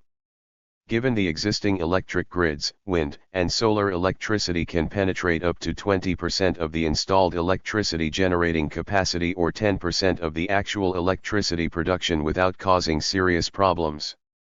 Beyond these limits, further increases in solar and wind electricity will require facilities for the large-scale storage of electricity. The variability problem is relatively manageable for solar thermal technology, where energy can be stored as heat to be used to generate electricity later. Heat storage is relatively cheap and involves less energy loss. However, solar thermal is not completely free of the variability problem. Sometimes, cloudy weather lasts several days or weeks. A major problem for solar thermal is that its winter performance is particularly weak and electricity production in the winter could be down to 1/5 of the summer level. The development of smart grids using update technologies could alleviate these problems but cannot eliminate them. There are serious difficulties in storing electricity on a very large scale, and substantial energy loss will occur due to conversion inefficiencies. Prices or costs data for renewable energies are often confusing and misleading. It is not always clear whether or not prices or costs are subsidized and what items are included. Another problem is that the cost of renewable energy is sensitive to the production location. Early development tends to use the most productive sites. However, if renewable energies are to be developed on a large scale and serve as the main sources of energy in a capitalist society, investment in renewable energy projects must earn the normal profit rate without government subsidies, and production will need to be located on less productive sites. Another confusing aspect of renewable energy production has to do with the different capacity utilization rates. Electricity generation from fossil or nuclear fuels often has capacity utilization rates of between 80 and 90%. However, even at the best sites, wind 154 and solar electricity only have capacity utilization rates of about 30%, and on average, the capacity utilization rates of wind and solar electricity are 25% or lower. Thus, a comparison of generation cost between conventional fuels and renewable energies must correct for their different capacity utilization rates. A comparison based on peak capacity would be very misleading. Journalists' reports on renewable energy potentials and costs rarely clarify these issues. Trainer made direct estimates of the capital costs of wind and solar power based on Australian prices. These are converted into US dollars based on a rough ratio of 0.70 US dollars for $1.00. Using Trainer's estimates, one can compare the cost of wind and solar electricity production with that of coal-fired electricity production. Table 6.1 presents the comparison. The cost in Table 6.1 refers to the total cost required to produce as much electricity as a coal-fired power plant with a capacity of 1000 megawatts that operates 24 hours a day, 365 days a year, over 25 years. This measure of cost avoids the capacity utilization problem discussed above. The coal-fired power total cost corresponds to a wholesale electricity price of 0.05 US dollars per kilowatt hour. The coal-fired power plant is assumed to have a capacity utilization rate of 80%, and the wind and solar power plants are assumed to have a capacity utilization rate of 25%. For example, the direct capital cost for a 1000 megawatt generating capacity is estimated to be $1 billion for both coal-fired and wind power. However, as the wind power capacity utilization is only 25%, it would require the construction of a 4000 megawatt generating capacity or £4 billion for the wind power facilities to produce as much electricity as a coal-fired power plant that operates all year round. Annual profits and taxes for all power plants are assumed to be 15% of the capital cost. The total profits and taxes are derived by multiplying the annual profits and taxes by 25.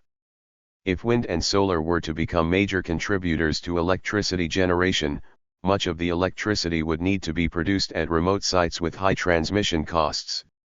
For wind and solar power plants, Transmission loss is assumed to be 15% of the original electricity produced. When all cost components are taken into account, wind is more than twice as expensive as conventional electricity. The rooftop solar photovoltaic is about 5 times as expensive. Solar thermal and photovoltaic plants are 10 to 20 times as expensive. The trough technology is currently the most developed. 155. Solar thermal technology. The use of linear Fresnel reflectors has the potential to significantly reduce the cost of solar thermal electricity. But so far the proposal of Fresnel reflectors has not yet been field tested and all cost estimates remain speculative. The cost estimate for solar thermal electricity with Fresnel reflectors shown in Table 6.1 thus could turn out to be unrealistically optimistic. How expensive is too expensive? Table 6.2 illustrates energy costs in terms of equivalent oil and electricity prices and the implied shares of energy spending in GDP. If the entire world's final energy consumption is provided in the form of oil, then the world's total energy spending would only cost 4% of world GDP. By comparison, electricity consumption is much more expensive. If the world's final energy consumption is provided in the form of conventional electricity, then the total energy spending would cost 12% of the world GDP. The world's total gross saving is about 20 to 25% of world GDP. The world's net saving is about 10 to 15% of world GDP. If world final energy consumption is to be provided by wind electricity, then the implied energy spending would be 26% of the world GDP, that is, a quarter of the world's economic activities would have to be committed directly or indirectly to energy supply. This is equivalent to an oil price of $180 a barrel. Compared to the conventional electricity, the increase in the energy share of the world's GDP would exhaust the world's entire net saving. Such a severe burden would force society to sacrifice other essential goods or services in order to divert resources into energy supply. If world final energy consumption is to be provided by the Fresnel solar thermal electricity, the equivalent oil price would be $220 a barrel and the world's total energy spending would rise to 32% of world GDP. This is clearly prohibitively expensive. Other solar technologies are simply out of the question.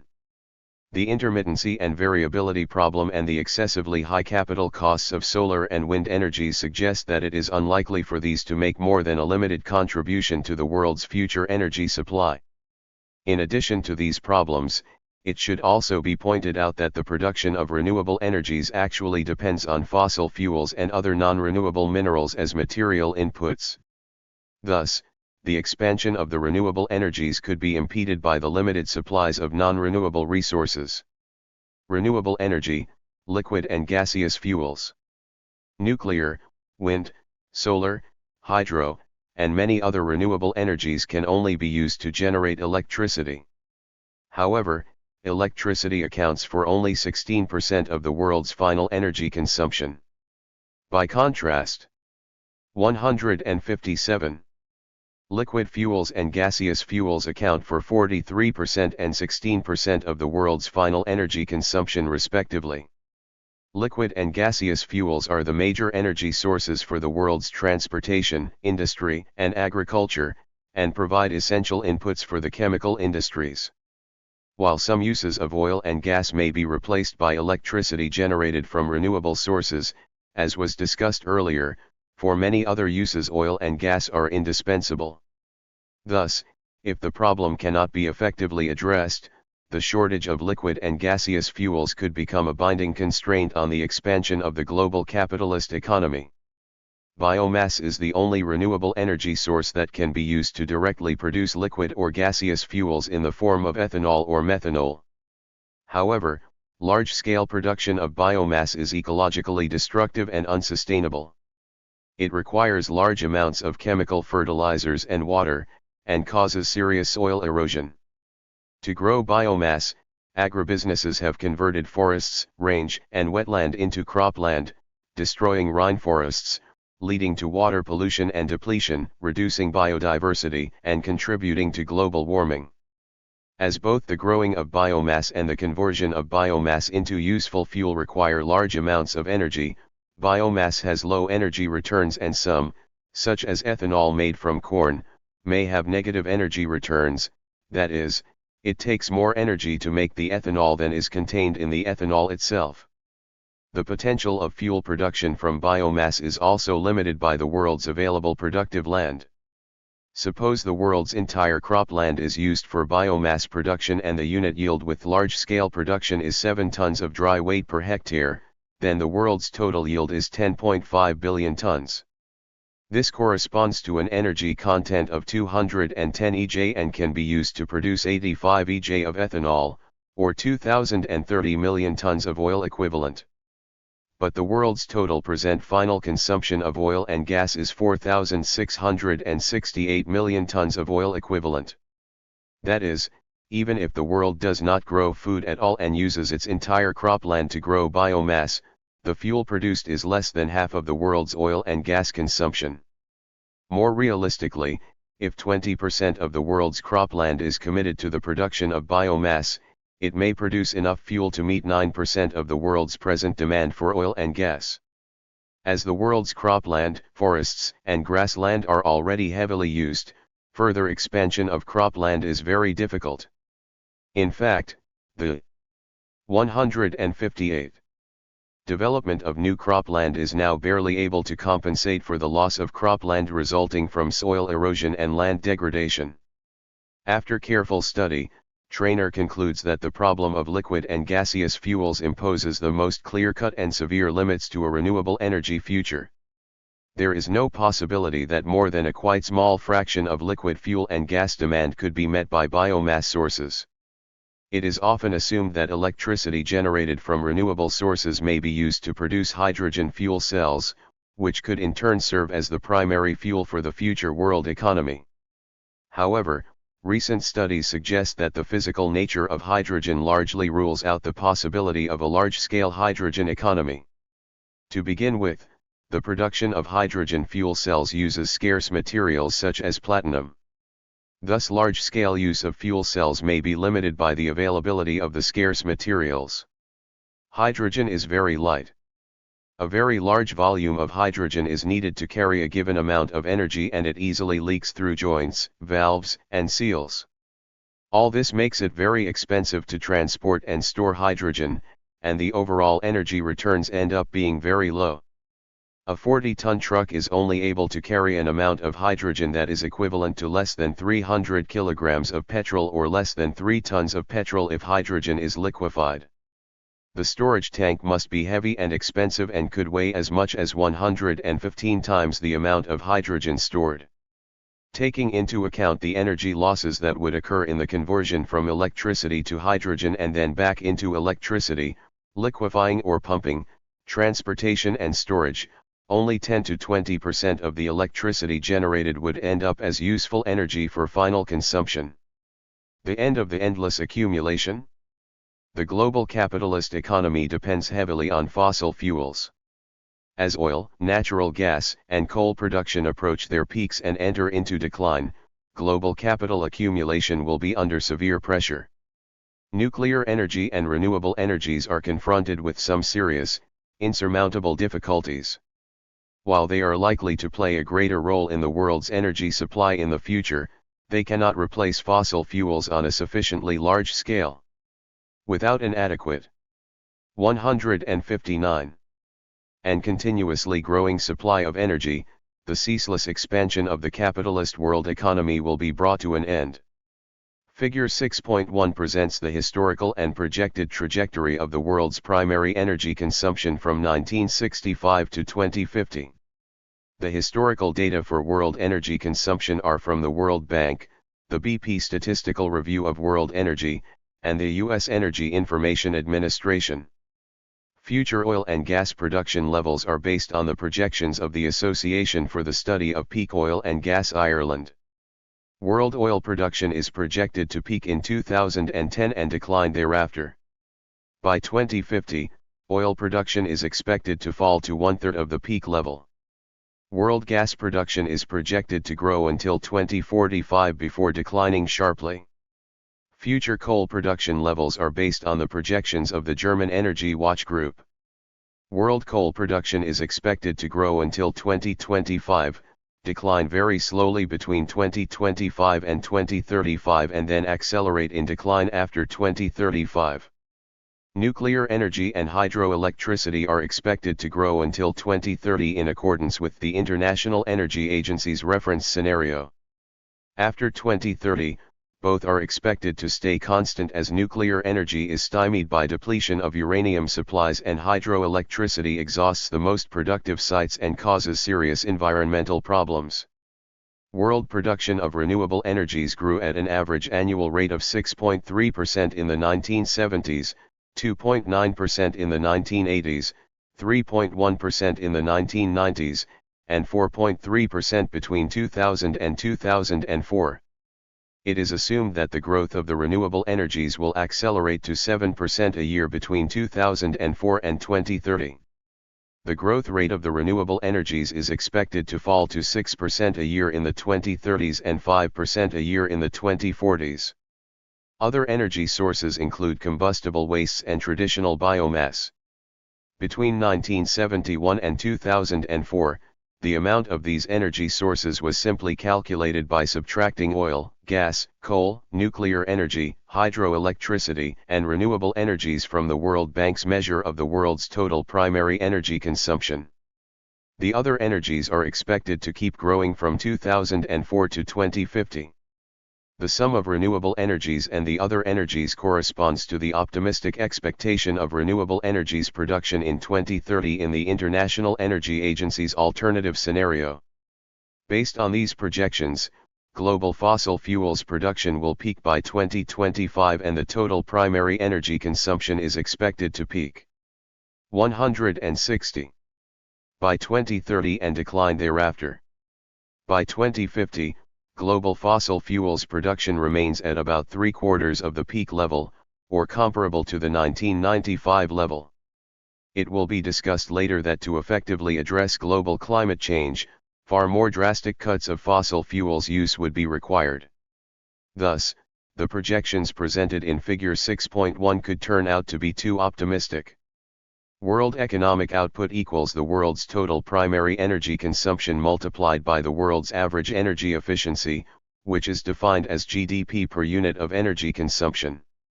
Figure 6.2 presents the energy efficiency for selected countries from 1975 to 2004. World average energy efficiency has been rising since 1990, driven primarily by the improvement in the US and low and middle income countries. Between 1975 and 2004, world energy efficiency improved at an average annual rate of 1.3%. China's energy 161. Efficiency improved rapidly during the 1980s and 1990s, but fell between 2002 and 2004. Japan and Western Europe have the world's most energy-efficient economies. However, Japan's energy efficiency has not improved since the early 1990s and the Eurozone energy efficiency has been stagnating since 2000. Current trends in Japan and Western Europe suggest that in the long run it may be difficult for the world's average energy efficiency to exceed $7 of GDP per kilogram of oil equivalent. The scope for energy efficiency improvement is not unlimited. In the first place, improvement in energy efficiency is subject to the limit of physical laws. To the extent that all economic activities involve certain physical or chemical transformations, there is a minimum amount of energy as is required by the physical laws for these transformations to take place. Investment in energy efficiency is also subject to the law of diminishing returns. Initially, relatively large efficiency improvement may be accomplished with little or no economic and energy costs, but over time it may require increasingly greater financial and energy investments to accomplish a given amount of efficiency improvement. Stern and Cleveland argue that 162.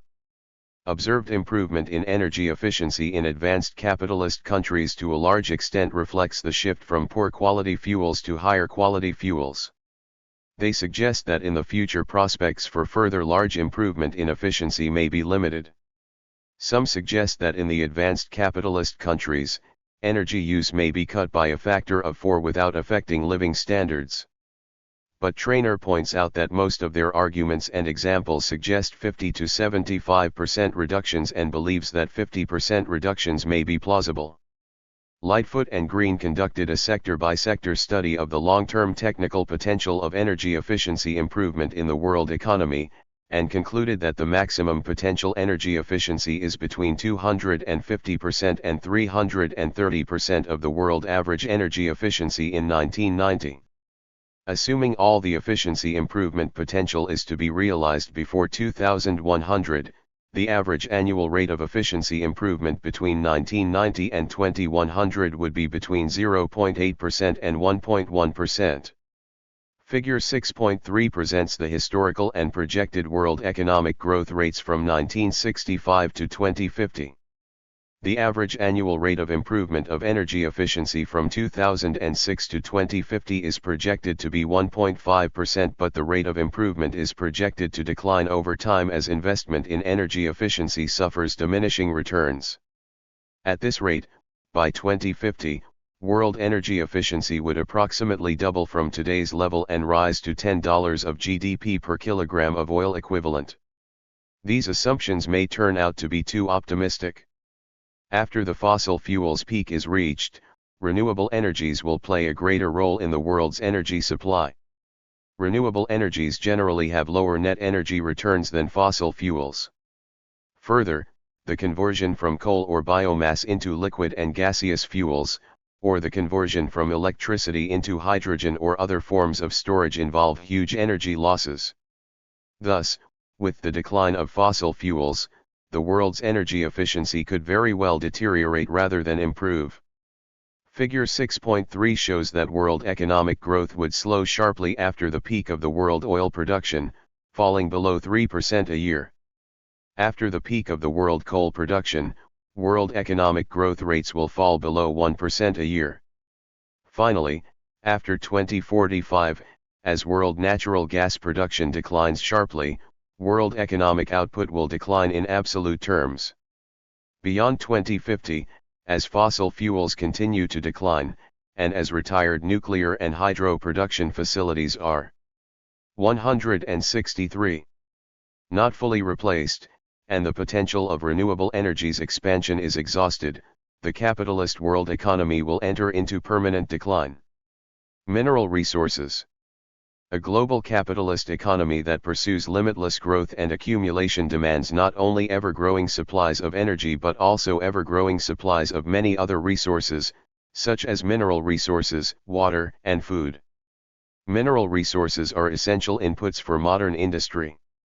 While non-metallic minerals are generally considered to be abundant, only 6 metals are considered to be geochemically abundant metals, that is, each making up at least 0.1% of the Earth's crust by weight. All other metals are geochemically scarce.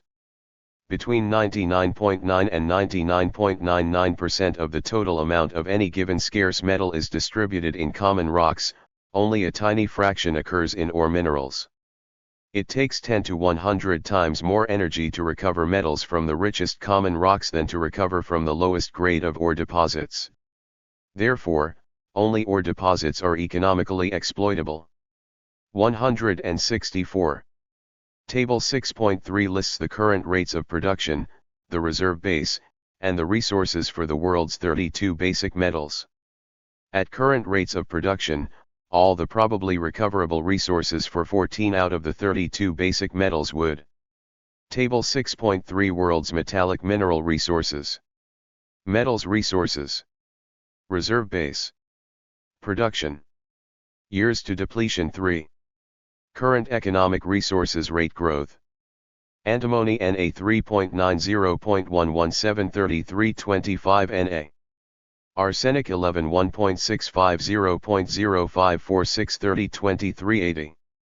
Bauxite 75,032,165 194 79 116. Beryllium 0.080.016 0001141 166 136. Bismuth Na 0.680.0052 13164 Na. Cadmium 61.80.018 155 102. Chromium 12797 1844 31 134.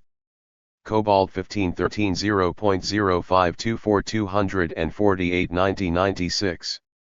Copper 1600 940 14.963 4157. Gallium 1 Na 0.000063 Na 290. Germanium Na 0.00009 Na. Gold Na 0.090.00245 3727 Na. Indium Na 0.0060.00045 1311 Na. Iron ore 800,000 370,000 1,520 243 89 123. Lead 1500 143.28 43 31 116. Lithium 1411 0.0204 539 124 135.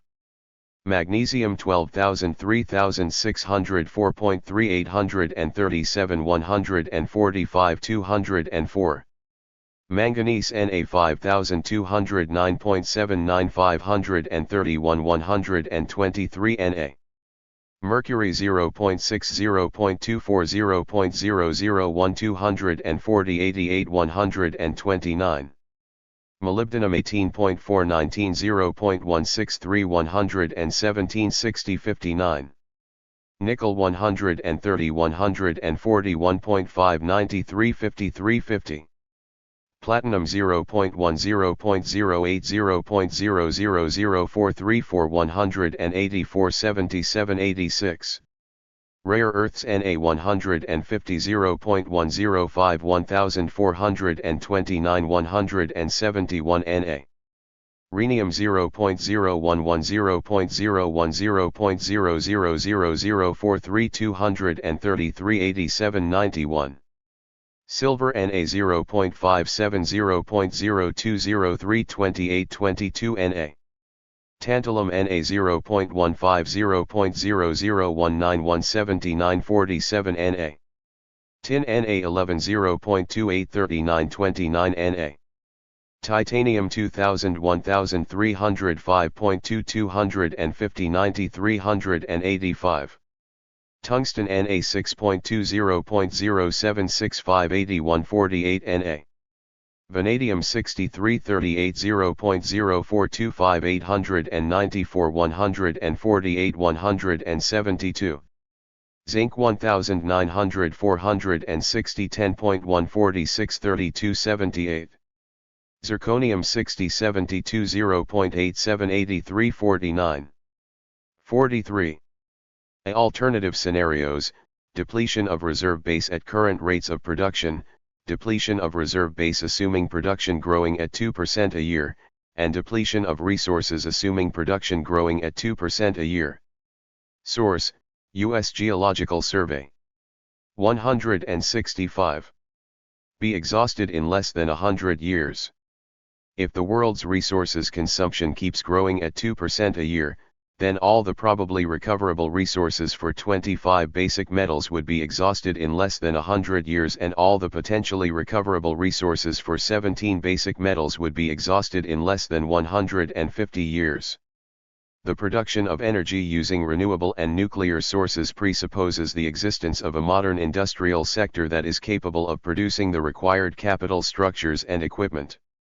However, without the abundant supply of a wide variety of metallic minerals, the post-fossil fuel world may not have the capacity to produce the required structures and equipment, and its ability to produce energy from renewable and nuclear sources would therefore be limited. Energy, water, and food. Agriculture is the basis of all human civilization. Rural population still accounts for about 50% of the world population. But agriculture accounts for only 4% of world GDP, and in the advanced capitalist countries, agricultural employment has fallen to only 4% of the total labor force. These numbers do not give a fair representation of the importance of agriculture to our world. Over the second half of the 20th century, the world experienced rapid increases in food production and population. The success of modern agriculture depends on mechanization, chemical inputs, irrigation, and high-yield seeds. Modern agriculture is built upon cheap oil and natural gas, and therefore is fundamentally unsustainable. It depends on oil and gas for the production of chemical fertilizers and pesticides, operation of farm machineries, packaging, and transportation of agricultural produces. In addition, modern agriculture is extremely energy and water intensive. To produce 1 calorie of food, it took a tiny amount of energy input under traditional Asian agriculture. As late as in 1910, U.S. agriculture still managed a 1-to-1 energy return ratio from fossil fuels to food. Under the contemporary modern agriculture, it takes 10 calories of fossil fuels to produce just 1 calorie of food. Water is another essential input for agriculture. Modern agriculture depends on large-scale, perennial irrigation to maintain high. 166. Productivity. Worldwide, the amount of water for agricultural irrigation is doubling every 20 years and consumes nearly 70% of all water used. About 11% of the world's cropland is under perennial irrigation and supplies 40% of the world's food. The worldwide depletion of aquifers now amounts to 160 billion cubic meters a year.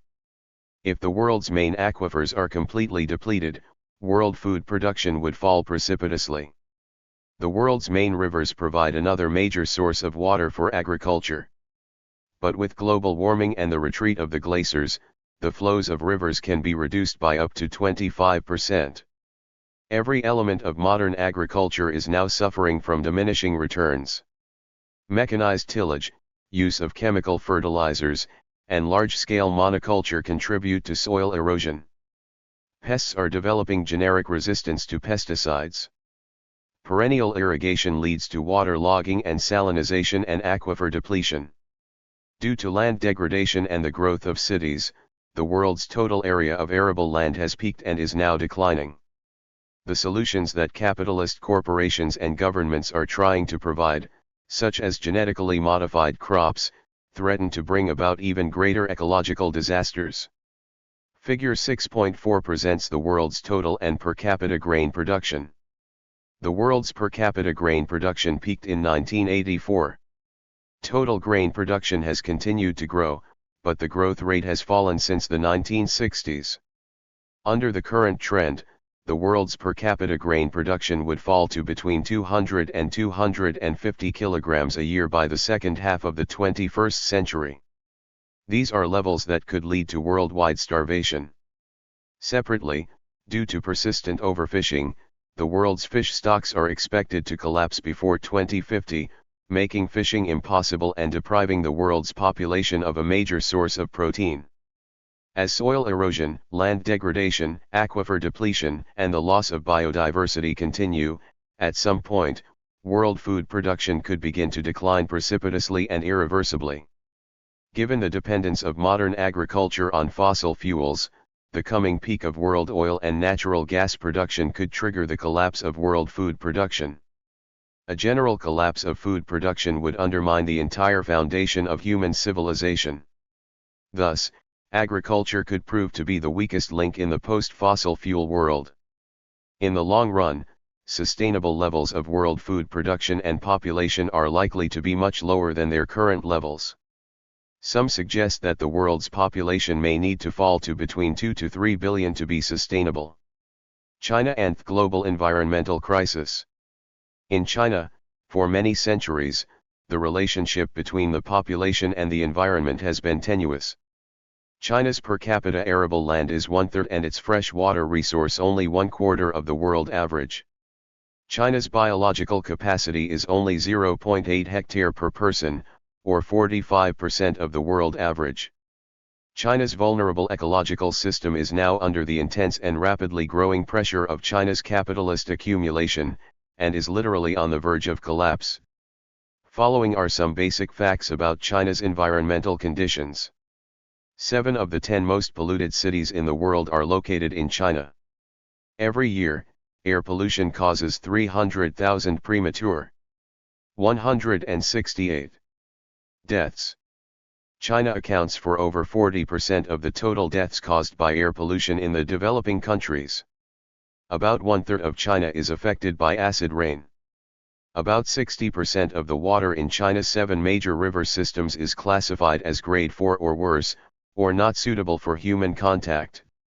75% of lakes suffer from various degrees of eutrophication, caused by chemical fertilizer runoffs and industrial wastewater. About 1/3 of industrial wastewater and 2/3 of municipal wastewater is directly released into rivers and lakes without any treatment. In northern China, which has a population of 550 million and 2/3 of the country's cropland, but only 1/5 of its fresh water resource, water shortage is particularly serious. In the North China Plain, the underground water table is dropping at a rate of 1.5 meters a year. If the aquifers under the North China Plain are depleted, the impact on agriculture and the population would be devastating.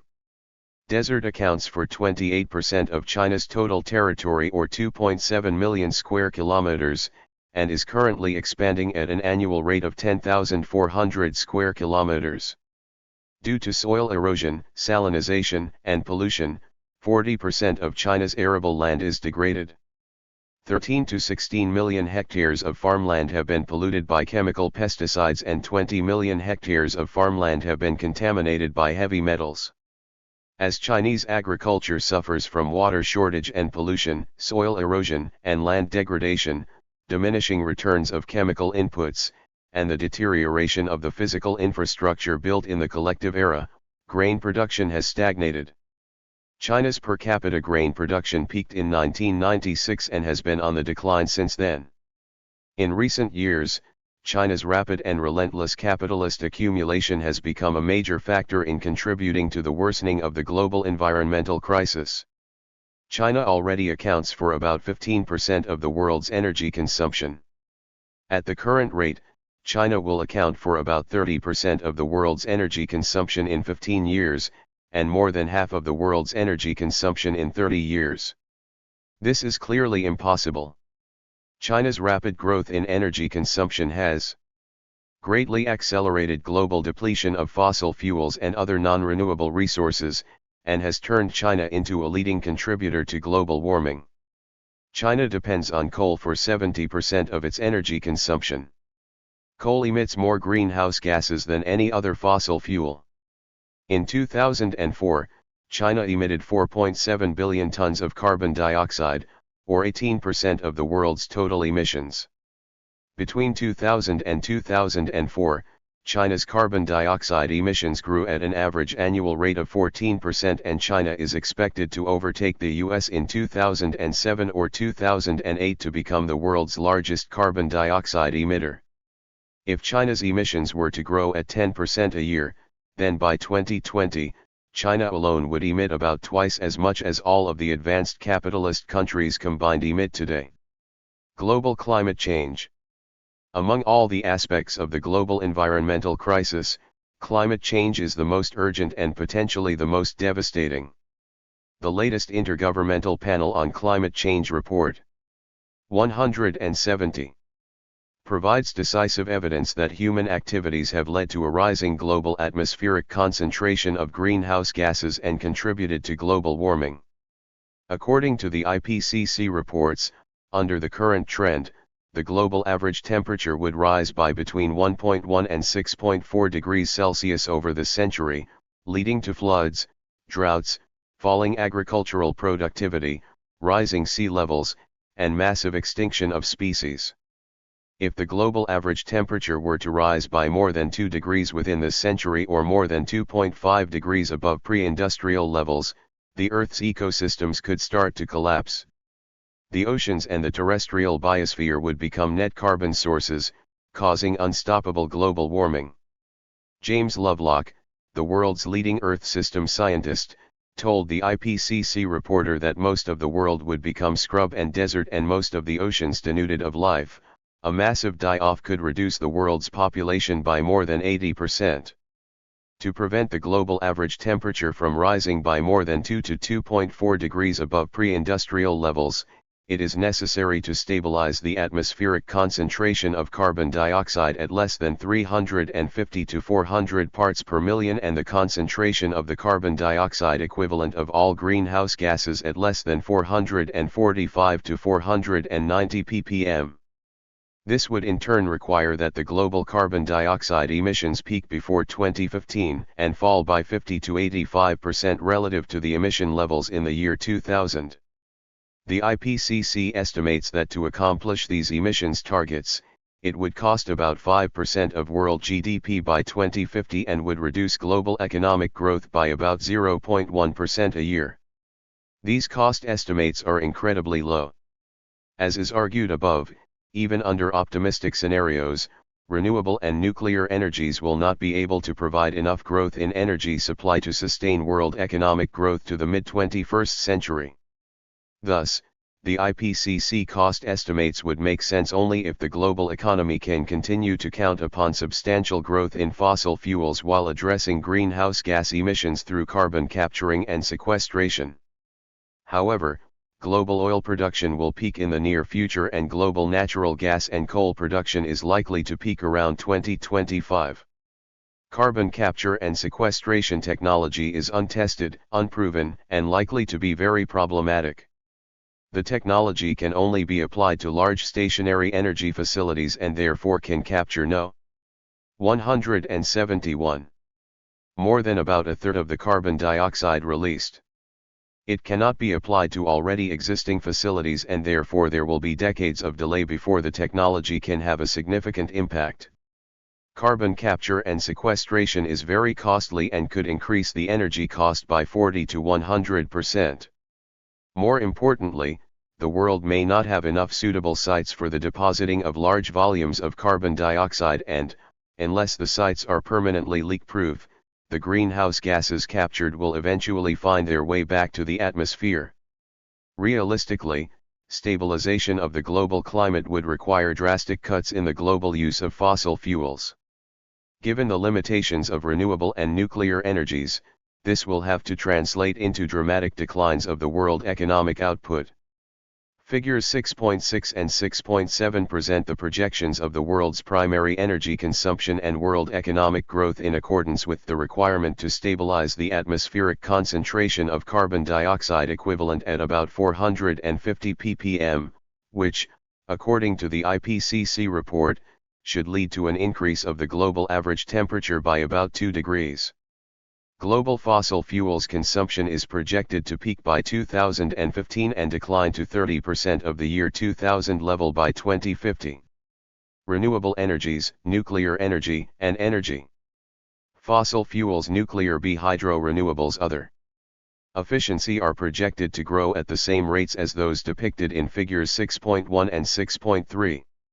As figure 6.7 shows, world economic growth collapses after the peak of the fossil fuel use in 2015 and the global capitalist economy in effect enters into permanent depression.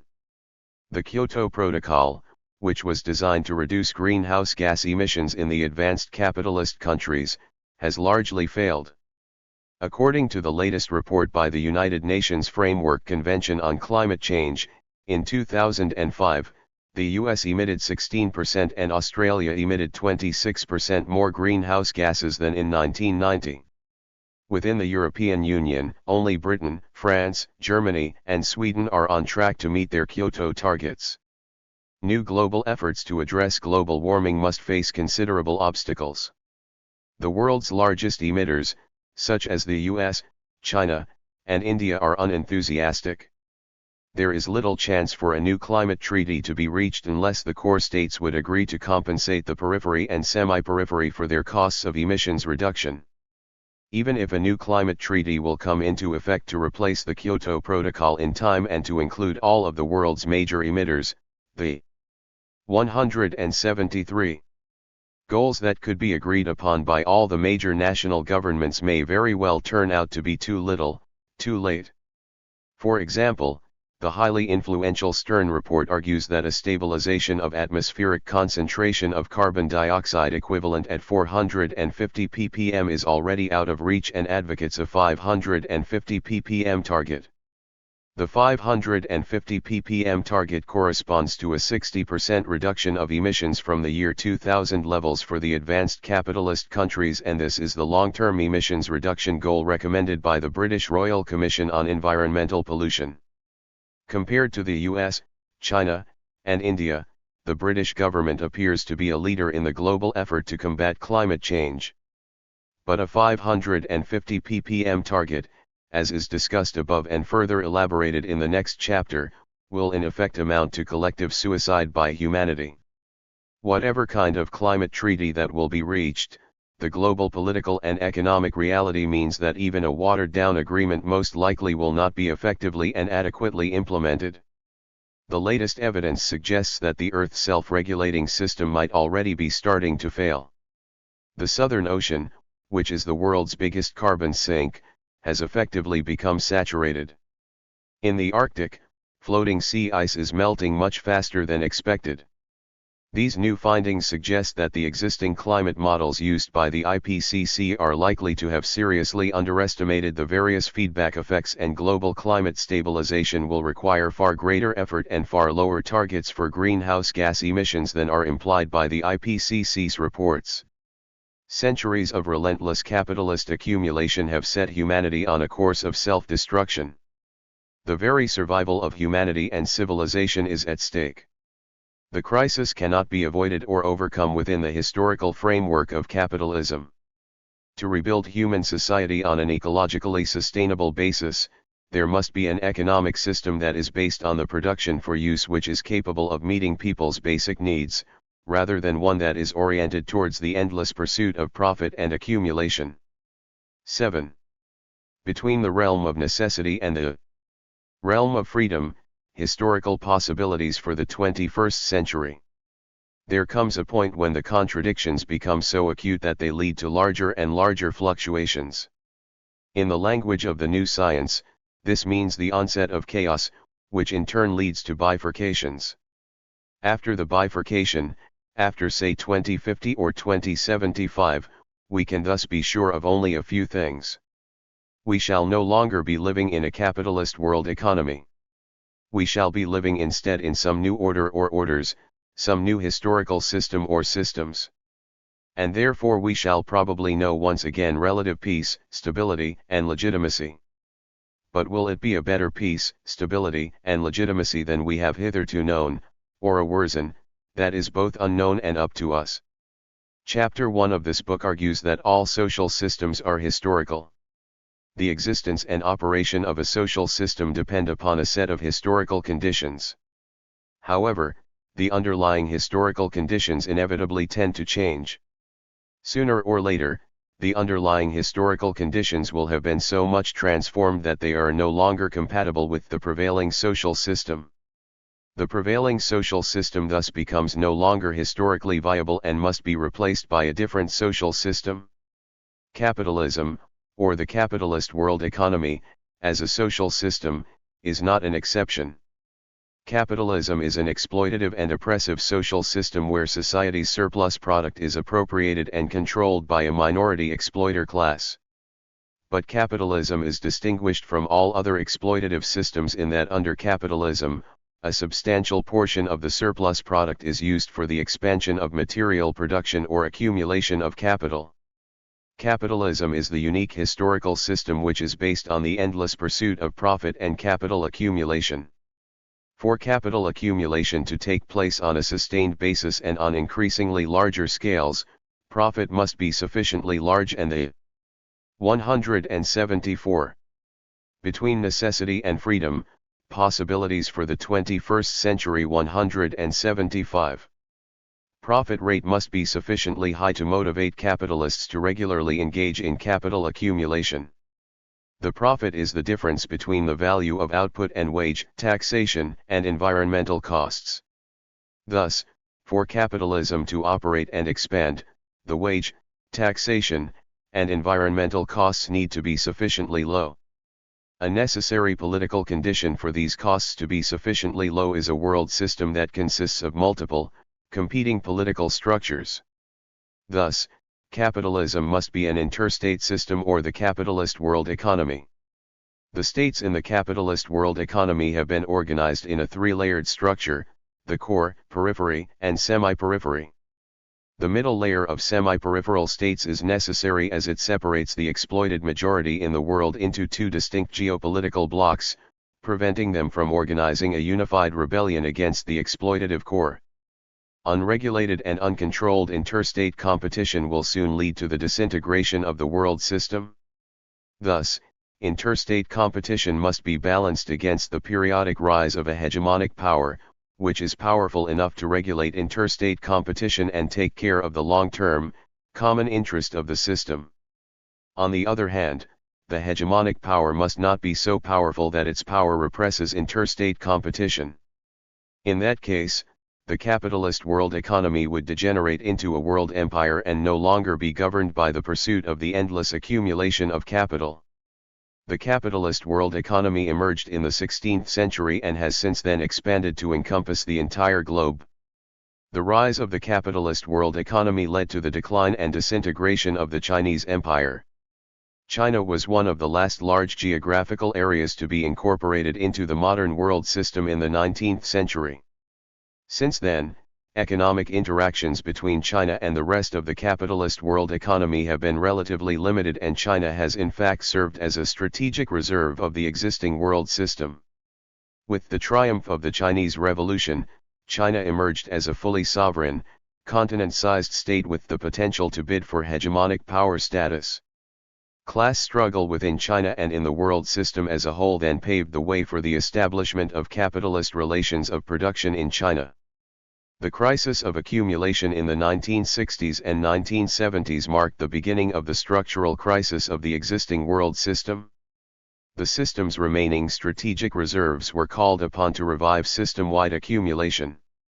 By doing so, however, the system has exhausted its remaining space for self-regulation and restructuring.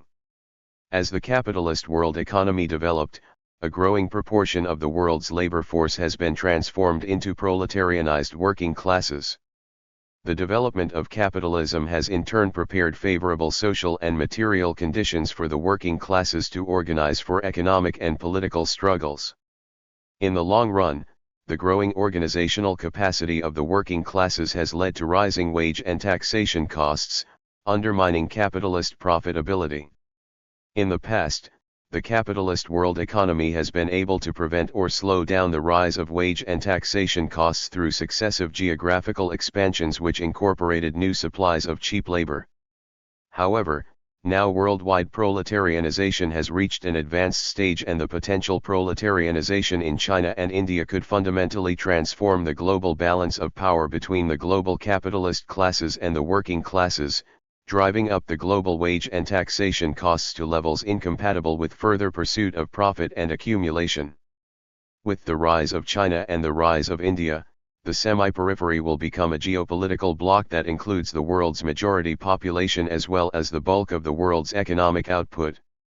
The rise of the semi-periphery, by undermining the traditional THRD structure, is likely to prove to be fundamentally destabilizing for the existing world system.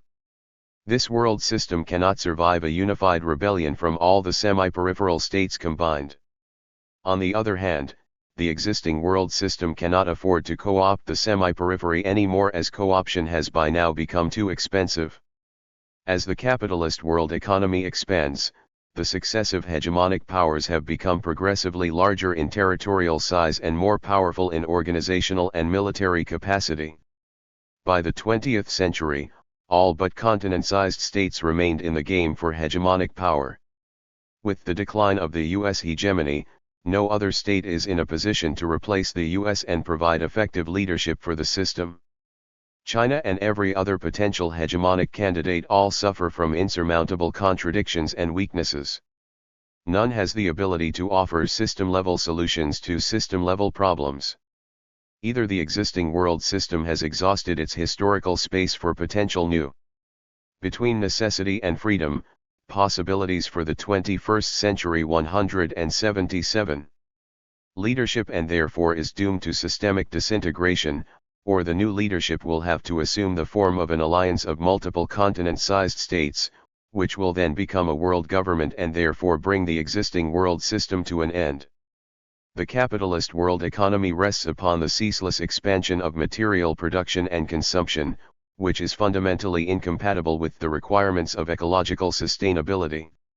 Depletion of material resources and pollution of the Earth's ecological system have now arisen to the point that the ecological system is on the verge of collapse and the future survival of humanity and human civilization is at stake. To summarize, multiple economic, social, geopolitical, and ecological forces are now converging towards the final demise of the existing world system, that is, the capitalist world economy. All have reached their advanced phases, and as Wallerstein has pointed out, this demise will take place, is taking place in front of our eyes, and may very well come to a conclusion within the lifetime of many readers. Will humanity and human civilization manage to survive the demise of the existing world system? If yes, what system or systems will replace capitalism? How will the future social system or systems be constrained by the historical conditions that they inherit from capitalism? Within these constraints, how can we make our own history? Is a social system that is substantially more egalitarian and democratic than capitalism as well as all the previous class societies still within our reach? These are the questions the following sections will analyze, discuss, speculate about, and imagine. 2010-50, The Transition. In Peace, Stability, and Legitimacy, 1990-2025-2050, Wallerstein suggested that after the world economic downturns in the 1990s, the capitalist world economy was going to experience another wave of expansion, which might last to around 2025. The coming expansion, however, is going to be different from the previous system-wide expansion in 8 important aspects. Let us consider the 8 aspects suggested by Wallerstein and evaluate them in the light of the actual development of the world system that has taken place since the 1990s. 178. First, the decline of the US hegemony will lead to the rise of a bipolar world, one pole being the Japan-US condominium, which will possibly include China as a partner, and the other being Western Europe, who will possibly join forces with Russia. The acute conflicts between the two will make the system less capable of handling the systemic crisis. Secondly, the world's new investment is likely to be concentrated in China and Russia, while the continued investment needs to cover a very large core and near-core area that includes the US, Western Europe, Japan, Korea, and Canada, leaving very little for the rest of the South. Third, because of the growing economic, as well as demographic, gap between the North and the South, there will be a massive pressure of migration from the South to the North. By around 2025, a large proportion of the population in North America, Western Europe, and Japan will be from Southern origins, concentrated in low-paid urban jobs, and denied political and social rights. As a result, the core zone of the capitalist world economy will find itself in a situation not very different from that in the early 19th century, politically threatened by sizable dangerous classes from below. Fourth, the core zone can no longer afford the high financial cost required to co-opt the middle strata as well as the skilled workers, which have been a major pillar of political stability of the world system. There will be intense and growing pressure to reduce the numbers and living standards of the middle strata and the socially defined skilled working classes. The capitalist world economy is confronted with the dilemma of facing either a crisis of accumulation or a political revolt of the middle strata. Fifth, the capitalist world economy has reached the limits of its ecological space. Wallerstein suggested 3 possible outcomes that will arise as a result: the political collapse of the world system, the ecological bases will be depleted more than it is physically possible for the Earth to sustain, or the social costs of cleanup will have to rise seriously. Sixth, the capitalist world economy has reached the asymptotes of geographical expansion and deruralization. This will lead to surges in system-wide labor costs and a serious squeeze on the accumulation of capital. Seventh, the system can no longer postpone the accommodation of the economic demands from the rapidly growing middle strata in between necessity and freedom, possibilities for the 21st century 179. The South, but cannot afford the very high cost of keeping them at the consumption levels to which they feel minimally entitled. Finally, the decline of liberalism and the rise of democratization have removed the most important political pillar of the world system. Based on the discussions of the previous chapters, the system-wide expansion of accumulation is likely to be shorter-lived than suggested by Wallerstein. It is possible that the current global expansion will come to an end by around 2010 as the US dollar loses its status of the world's major reserve currency and world oil production enters irreversible decline. In the coming decades, the various systemic trends that are already underway are likely to continue and intensify. There will be growing and intense pressure from rising wage, taxation, and environmental costs. The political and economic rise of the semi-periphery will impose a serious squeeze on the remaining advantages of the core area. System-wide profitability will be severely depressed. The entire economic system based on capital accumulation will first become increasingly unstable and then at some point, completely cease to function. What kinds of new system or systems are likely to emerge to replace the existing world system? Several aspects need to be considered. First, there is the question: what is likely to be the dominant type of ownership of the means of production in the post-capitalist world? As the economic system based on profit and accumulation ceases to be a viable option, some forms of social, public, or community ownership are probably the only feasible forms of ownership for any large-scale production facilities that require a collective labor process. On the other hand, as capitalist large-scale production collapses, in many parts of the world, people may resort to self-sufficient individual and family production to provide necessities. Secondly, there is the question regarding the dominant form of allocation of resources. After the disintegration of the Soviet Union, many among the intellectual left believe that a future socialist society must rest upon market allocation of resources as well as competition between individuals and businesses. According to the market socialists, an economic system based on central planning 180 is inevitably inefficient as the planning authority lacks the sufficient amount of accurate information to make the appropriate decisions. However, as is widely recognized by all heterodox economists and indeed some neoclassical economists, the capitalist market economy suffers from various market failures that are comparable to or worse than the information problem of central planning. Thus, at a theoretical level, it is by no means obvious whether an imperfect capitalist market economy is at all more efficient than a central planned economy. In terms of economic growth, as is discussed in Chapter 2, the historical socialist states had been able to grow at about the same rate as the rest of the capitalist world economy during the post-war Golden Age. Thus, at the very least, there is no conclusive evidence that an economic system based on the market is necessarily better than one based on central planning in promoting capital accumulation and efficiency. However, with the coming demise of the capitalist world economy, the issues of efficiency and capital accumulation are no longer relevant. In the post-capitalist world, the most important and overwhelming question is whether an economic system can be compatible with ecological sustainability while meeting the population's basic needs.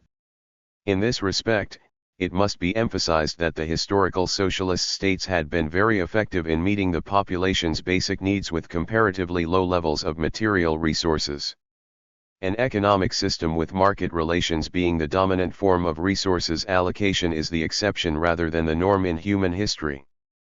Market relations become universal and dominant only under the capitalist world economy. The competition between all market players is the primary driving force that compels all individuals, corporations, and states in the capitalist world economy to constantly pursue the accumulation of profit and capital.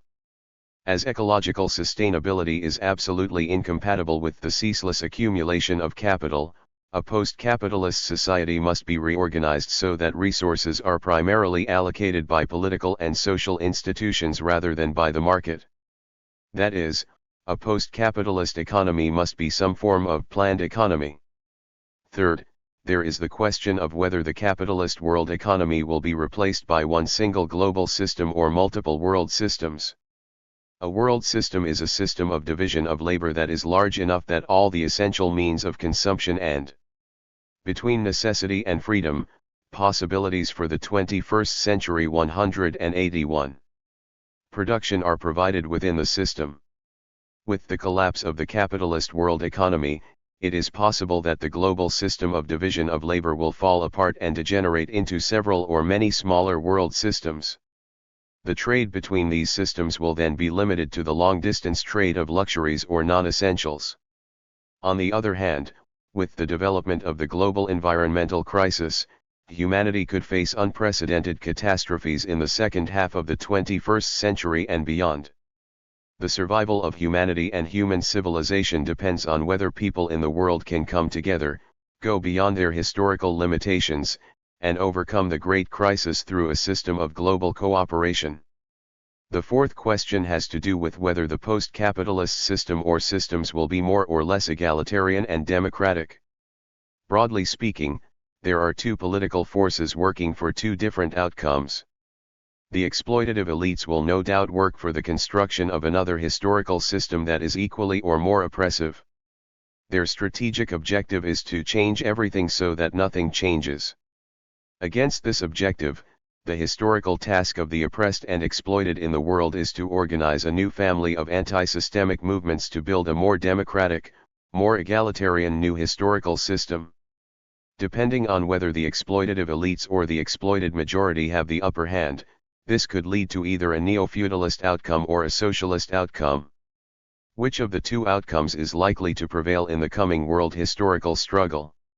For the world's oppressed and exploited, in several aspects, the immediate historical conditions are currently more favorable than at comparable historical moments in previous transitions from one historical system to another. First, as a result of the long-term development of the capitalist world economy, much of the world's labor force has been proletarianized and has acquired powerful political and economic organizational capacities. Secondly, as a result of the long-term development of class struggle and the strategic response of the system's ruling elites in the form of liberalism, in the core zone as well as part of the semi-periphery, formal liberal democracy that provides the working population with certain political and social rights has become relatively entrenched institutions. Thirdly, throughout the world system, the working classes have become much better educated and politically 182. More conscious, with enormous potentials of political organization as the world system's terminal crisis approaches. While the system's elites will certainly try to make full use of their economic, political, and cultural resources to engineer a favorable transition from their class perspective, the three historical developments discussed above suggest that the world's oppressed and exploited will be able to seriously limit their space of maneuver, deprive them of a substantial portion of the resources currently at their disposal, and are likely to set a powerful limit to the elite's material and political privileges in the aftermath of the demise of the existing world system. In fact, the collective political force of the world's oppressed and exploited is likely to be further enhanced as certain secular trends of the capitalist world economy continue to operate in the first half of the 21st century.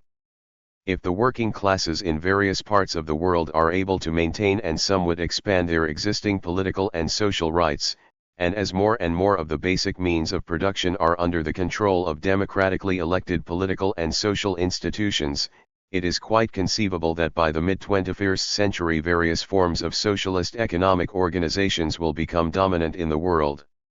Will the 21st century's socialism be sustained and consolidated? Will the 21st century's world revolution pave the way for the rise of a more democratic, more egalitarian, and long-lived historical system? This depends on the answers to the following two questions. First, the global environmental crisis has now developed to the point that the very survival of humanity is at stake.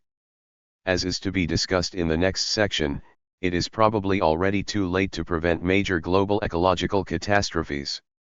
Thus, whether the future world socialism can survive and last, in the first place, depends on whether it will be able to provide the necessary social framework within which humanity can unite and mobilize all of our best potentials to survive the coming catastrophes while preserving the best, the most important accomplishments of human civilization. Secondly, assuming that humanity, as well as human civilization, will survive, there is the question whether in the post-catastrophe world human beings' material conditions of life will be sufficiently favorable for a classless society or a society that is substantially more democratic and egalitarian than all the preceding historical systems. Between necessity and freedom, possibilities for the 21st century 183. The realm of necessity. Climate change and global catastrophes. The atmospheric concentration of carbon dioxide has increased from 280 parts per million of the pre-industrial level to the current level of 383 ppm. Taking into account all the long-lived greenhouse gases, the COZ equivalent in the atmosphere as is defined in the Kyoto Protocol now stands at 455 ppm. Taking into account aerosols which have cooling effects but stay in the atmosphere for shorter periods, the total CO2 equivalent now stays at about 375 ppm. The last measure is what is frequently referred to in the literature and is what this section will use unless otherwise stated. In recent years, the emissions of COZ have grown more rapidly than expected. Atmospheric CO2 rose by 30 ppm over the past 17 years. Yet over the past 1 million years, the fastest rate of increase was 30 ppm over a 1,000-year period. The annual rate of increase of atmospheric CO2 has now risen to more than 2 ppm a year, and the global average temperature is growing at a rate of about 2 degrees Celsius per decade. Global average temperature is now about 0.8 degree higher than the pre-industrial level and is within 1 degree of the maximum temperature of the past 1 million years. According to the models adopted by the Intergovernmental Panel on Climate Change, if atmospheric CO2 equivalent rises to 445 to 90 ppm, then the global average temperature is likely to rise to 2 to 2.4 degrees above the pre-industrial level. With an increase of 2 degrees, there will be widespread crop failures, drought, desertification, and flooding throughout Asia, Africa, Europe, North and South America, and Australia. Of plant and animal species, 15 to 40% are likely to go extinct. But more importantly, a 2-degree warming will constitute a dangerous anthropogenic interference, as it will initiate a series of climate feedbacks that are likely to take the Earth beyond a set of tipping points. Beyond these tipping points, global warming will become a self-sustaining process out of human control, leading to massive catastrophes that could wipe out most of the species on the Earth.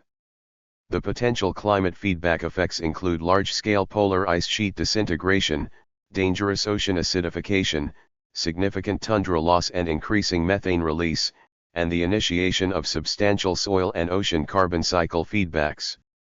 The disintegration. 184.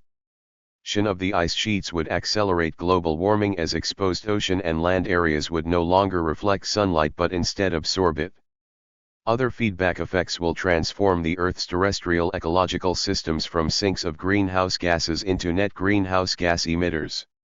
Between a 2 and 3 degree warming, the Amazon rainforest may turn to savanna as it is destroyed by drought and megafires. Significant and increasingly large areas of the terrestrial environment will become uninhabitable. World food supplies will be critically endangered. Hundreds of millions, and perhaps billions, of refugees will move from the subtropics to the mid-latitudes. In the Pliocene, 3 million years ago, temperatures were about 3 degrees higher than our pre-industrial levels. The northern hemisphere was completely free of ice sheets and sea levels were 25 meters higher. Atmospheric CO2 levels were 360 to 400 ppm, similar to today's levels. According to James Lovelock, if the atmospheric CO2 rises above 500 ppm, algae, which comprise most of the ocean's plant life and are the world's largest CO2 sink, will begin to die out. As the Earth's self-regulation fails, global temperatures could suddenly rise by 6 degrees and would be about 8 degrees higher than pre-industrial levels. In that case, only Canada, Siberia, Northern Europe, and a few places near Antarctica will remain inhabitable.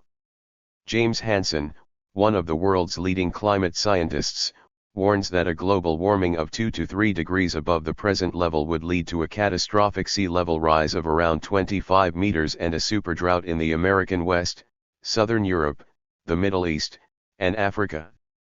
It could in turn lead to the melting of the frozen methane in the Arctic, which occurred 55 million years ago when more than 90% of the species on the Earth became extinct. What is the chance for such horrendous catastrophes to be prevented under the capitalist world economy? According to the IPCC report, to stabilize the atmospheric CO2 equivalent at less than 445 to 90 ppm, the world's carbon dioxide emissions must peak before 2015 and by 2050, fall by 50 to 85% relative to the year 2000 levels. This is now increasingly considered to be out of reach.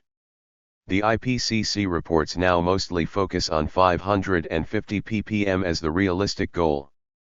The above discussion suggests that a goal of 550 ppm would amount to nothing short of humanity's collective suicide. Meanwhile, sections of the world's ruling elites refuse to be committed to any mandatory target. The IPCC reports are the products of political compromise and do not include the most recent research results. The IPCC's reports rely heavily upon the kinds of empirical evidence that can be evaluated through mathematical modeling and that tend to ignore other types of evidence. But now there is new, authoritative evidence suggesting that the IPCC's reports are likely to have seriously underestimated the speed and magnitude of climate change. This new evidence means we may have already passed the irreversible tipping points. According to the IPCC's models, the Arctic's summer sea ice will not disappear until the end of the 21st century. But in fact, the sea ice is now melting so rapidly that its total disintegration is already inevitable. Since the 1960s, the Arctic's summer sea ice has lost 80% of its volume. Between 1979 and 2005, the sea ice's summer extent had decreased at a rate of 7% per decade. But between 2005 and 2007, the sea ice's summer extent declined precipitously by 22%. The current trajectory suggests the complete disappearance of the Arctic's summer sea ice by between 2013 and 2030. The loss of the Arctic sea ice will warm the North Polar region and lead to the loss of a substantial portion of the Greenland ice sheet in a time span of decades, resulting in sea level rises of several meters before the end of the century. This will affect about 700 million people and threaten to flood 24 of the world's most populated cities, including Tokyo, Shanghai, Hong Kong, Mumbai, Calcutta, Karachi, Buenos Aires, St. Petersburg, New York, and London. By comparison, the IPCC report predicts a no more than 0.6 meter sea level rise within the 21st century.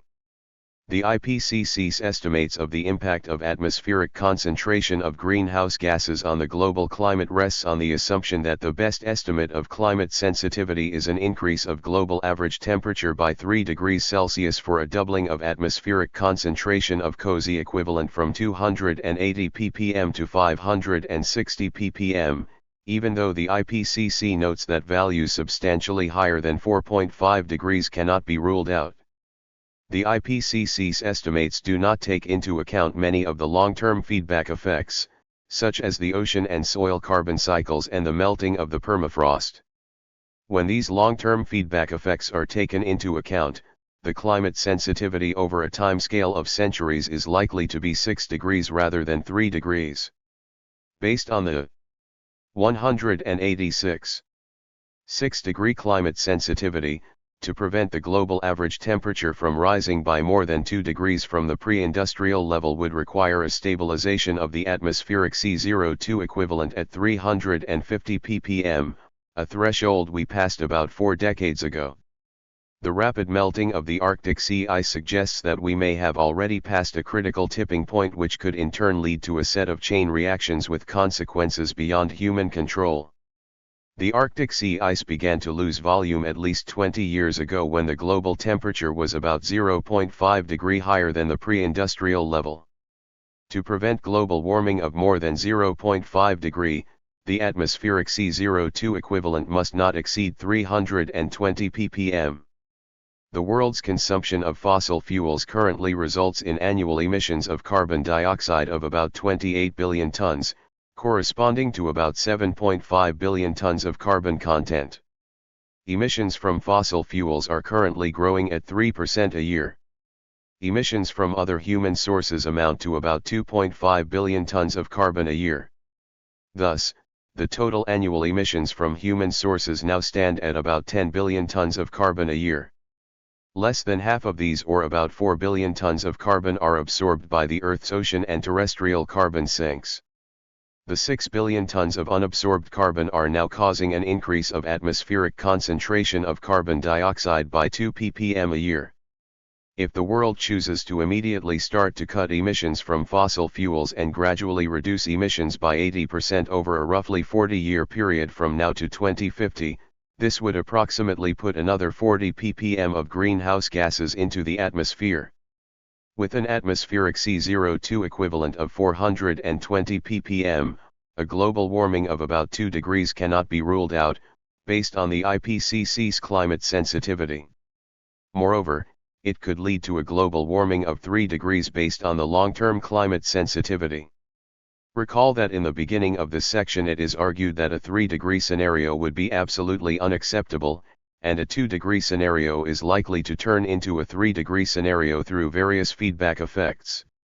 Just to stabilize the atmospheric cozy equivalent at the current level would require the removal of 6 billion tons of extra carbon emissions, or an immediate reduction of fossil fuels emissions by 80%, and the reduced emissions must be held indefinitely. If the world immediately ceases its consumption of fossil fuels completely, then, between necessity and freedom, possibilities for the 21st century 187. Other human activities will continue to emit about 2.5 billion tons of carbon a year. Taking into account the carbon sinks, the net effect will be to draw down the carbon in the atmosphere by about 1.5 billion tons a year, reducing the atmospheric CO2 equivalent by about 0.5 ppm a year. If the goal is to stabilize the atmospheric cozy equivalent at 350 ppm, then the world must immediately stop the use of fossil fuels altogether and refrain from any use of fossil fuels for 60 years. What political conclusions can one draw from this analysis, and hard physical facts? First of all, humanity must work for the overthrow of the global capitalist system as soon as possible. From the point of view of avoiding humanity's total self-destruction, even feudalism is better than capitalism, and certainly some form of socialism would be preferred. Failing that, as is argued in this book, the capitalist world economy will fall apart due to its own laws of motion probably no later than the mid-21st century. However, by that time, too much time would have been lost to prevent global catastrophes. There will probably be socialist governments throughout the world by the mid-21st century. But the task for the future socialist governments will no longer be about preventing the catastrophes but trying to survive them as they are taking place. Drought, flooding, and rising sea levels will make large parts of the world uninhabitable. There will be massive migration, with hundreds of millions moving from the tropical and subtropical areas to higher latitudes. In the meantime, the world's population must adapt to new ways of production and consumption without the fossil fuels. The global economy must be completely restructured to be based on organic agriculture and renewable energies. There will be re-ruralization, and a large portion of the world's labor force will need to return to agriculture. All of these transformations would have to take place within several decades. How could such a drastic and gigantic change be accomplished without major chaos and horrors? The only hope is that soon after the mid-21st century, the world's socialist governments will be able to come together to form a global socialist world government. This government will coordinate the global migration of population, the global allocation of resources, and the global effort to draw down greenhouse gases in the atmosphere to alleviate the catastrophic 188. Effects of climate change, according to democratically decided, socially rational criteria and provide as equal a material opportunity as possible to each population group in different geographical parts of the world. Very importantly, the socialist world government will also have to arrange an orderly, long-term decline of the world population so that eventually it falls back to a level consistent with the Earth's sustainable ecological carrying capacity. What if this hope is not materialized? The consequences are not what we want to imagine. Beyond the 21st century, towards the realm of freedom, let us go back to the idea that all social systems are historical. The idea applies not only to capitalism, a specific case of class society, but also to all forms of human society that is divided into antagonistic classes. In all human societies, a portion of the society's total product must be used to meet the population's essential needs and another portion must be assigned to replace the material inputs consumed in the process of production. These constitute a society's necessary product. With the development of the material productive forces, total social product gradually increased and exceeded the necessary product, so that a surplus product emerged, making it possible for a minority of the population to be freed from directly productive labor and to specialize in religious, political, cultural, and scientific affairs. Thus human history entered into the age of civilization. Since then, human societies have been divided into antagonistic social classes. While the great majority of the population undertakes productive labor, the surplus product is appropriated by the ruling elites which comprise a minority of the population. In pre-capitalist class societies, the surplus product was primarily used by the ruling elites for luxury consumption and other wasteful activities. Under capitalism, however, a large portion of the surplus product is generally used for accumulation of capital. The tendency towards accumulation of capital has led to massive expansions of material production. Marx and Engels believed that the development of material productive forces under capitalism would prepare the necessary material and social conditions for the future classless. Between necessity and freedom, possibilities for the 21st century. 189. Society. Capitalism, therefore, would prove to be the last antagonistic form of the social process of production and would bring the prehistory of human society to a close. In Socialism, Utopian and Scientific, Engels summarized the classical Marxist argument. The separation of society into an exploiting and an exploited class, a ruling and an oppressed class, was the necessary consequence of the deficient and restricted development of production in former times. So long as the total social labor only yields a product which but slightly exceeds that barely necessary for the existence of all, so long, therefore, as labor engages all or almost all the time of the great majority of the members of society, so long, of necessity, this society is divided into classes. Side by side with the great majority, exclusively bond slaves to labor, arises a class freed from directly productive labor, which looks after the general affairs of society, the direction of labor, state business, law, science, art, etc. It is, therefore, the law of division of labor that lies at the basis of the division into classes. But this does not prevent this division into classes from being carried out by means of violence and robbery, trickery and fraud. It does not prevent the ruling class, once having the upper hand, from consolidating its power at the expense of the working class, from turning its social leadership into an intensified exploitation of the masses. But if, upon this showing, division into classes has a certain historical justification, it has this only for a given period, only under given social conditions. It was based upon the insufficiency of production. It will be swept away by the complete development of modern productive forces. Thus, according to Engels, the division of human societies into antagonistic classes was historically inevitable and has a certain historical justification. So long as the level of development of material productive forces remains relatively low, it is inevitable that the great majority must spend all or almost all of their active time in productive labor to produce a society's necessities. It follows that only a small proportion of the population can be freed from productive labor to engage in relatively creative activities and take care of society's general affairs. Once the ruling class has got the upper hand, it will then turn its social leadership onto the intensified exploitation of the working masses. The division of mental labor and 190. Physical labor thus becomes the material basis for the existence of class societies. However, with the complete development of modern productive forces, there will be a new set of economic conditions. The social productivity of labor will rise to such a point that it becomes possible for the great majority to be largely freed from directly productive labor, to engage in various creative activities in science and arts, and to participate in society's general affairs.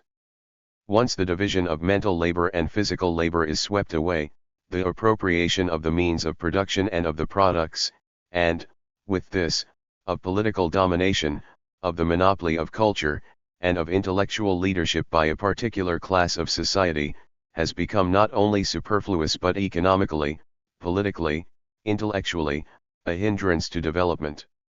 Similarly, in Chapter 48 of Capital, Volume 3, Marx discussed the distinction between the realm of necessity and the realm of freedom, and the historical conditions for the expansion of the realm of freedom. In fact, the realm of freedom actually begins only where labor which is determined by necessity and mundane consideration ceases, thus in the very nature of things it lies beyond the sphere of actual material production. Just as the savage must wrestle with nature to satisfy his wants, to maintain and reproduce life, so must civilized man, and he must do so in all social formations and under all possible modes of production. With his development this realm of physical necessity expands as a result of his wants, but, at the same time, the forces of production which satisfy these wants also increase. Freedom in this field can only consist in socialized man, the associated producers, rationally regulating their interchange with nature, bringing it under their common control, instead of being ruled by it as by the blind forces of nature, and achieving this with the least expenditure of energy and under conditions most favorable to, and worthy of, their human nature. But it nonetheless still remains a realm of necessity. Beyond it begins that development of human energy which is an end in itself, the true realm of freedom, which, however, can blossom forth only with this realm of necessity as its basis. The shortening of the working day is its basic prerequisite 820. Thus, the shortening of the working day is the basic prerequisite for the expansion of the realm of freedom, or the time available for the all-round free development of individuals. The length of the working day in turn depends on two factors, the realm of physical. Between necessity and freedom, possibilities for the 21st century 191. Necessity or wants, and the forces of production which determine the social productivity of labor. Marx talked about the expansion of wants. Marx certainly was not anticipating the insatiable modern capitalist consumerism. Instead, for Marx, the wants are governed by the requirements of the development of individuals' physical and mental potentials on the one hand, and the rational regulation of the material exchanges between the human beings and the nature on the other hand. As these wants are socially determined and rationally regulated, they are subject to definite limits. By comparison, Marx clearly believed that the scope for the growth of social productivity of labor is unlimited. It follows that as the forces of production progress, the realm of necessity will be progressively narrowed and the realm of freedom will be progressively expanded. Marx and Engels could not possibly have imagined the enormous destructiveness of the capitalist forces of production. Certainly they did not anticipate the total self-destruction of humanity as a plausible historical alternative to classless communism. In the light of the coming global catastrophes, to what extent does the Marxist anticipation of the end of prehistory and a massive expansion of the realm of freedom remain relevant for the future development of human society? If the catastrophic consequences from climate change cannot be prevented, all of humanity will have to struggle for survival.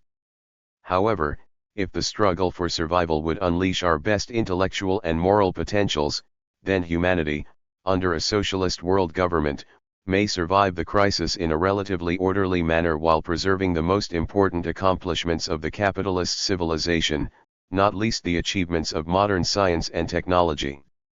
Under capitalism, the seemingly incessant growth of labor productivity has been accomplished through the unsustainable consumption of fossil fuels and other non-renewable resources. Labor productivity in the future socialist society will be determined primarily by the material relationship between renewable resources and the population. If the future socialism is able to make the best use of the human knowledge of nature that has been developed under capitalism and further expand this knowledge, and if the global population can gradually fall below the Earth's carrying capacity, then towards the late 21st century or beyond, a relatively favorable population resources relationship may be re-established. On such 192 a basis, the future socialist society may accomplish a high level of average labor productivity that is comparable to or even higher than under the late capitalist world economy. In that event, humanity will be in a position to resume the great historical march to the realm of freedom.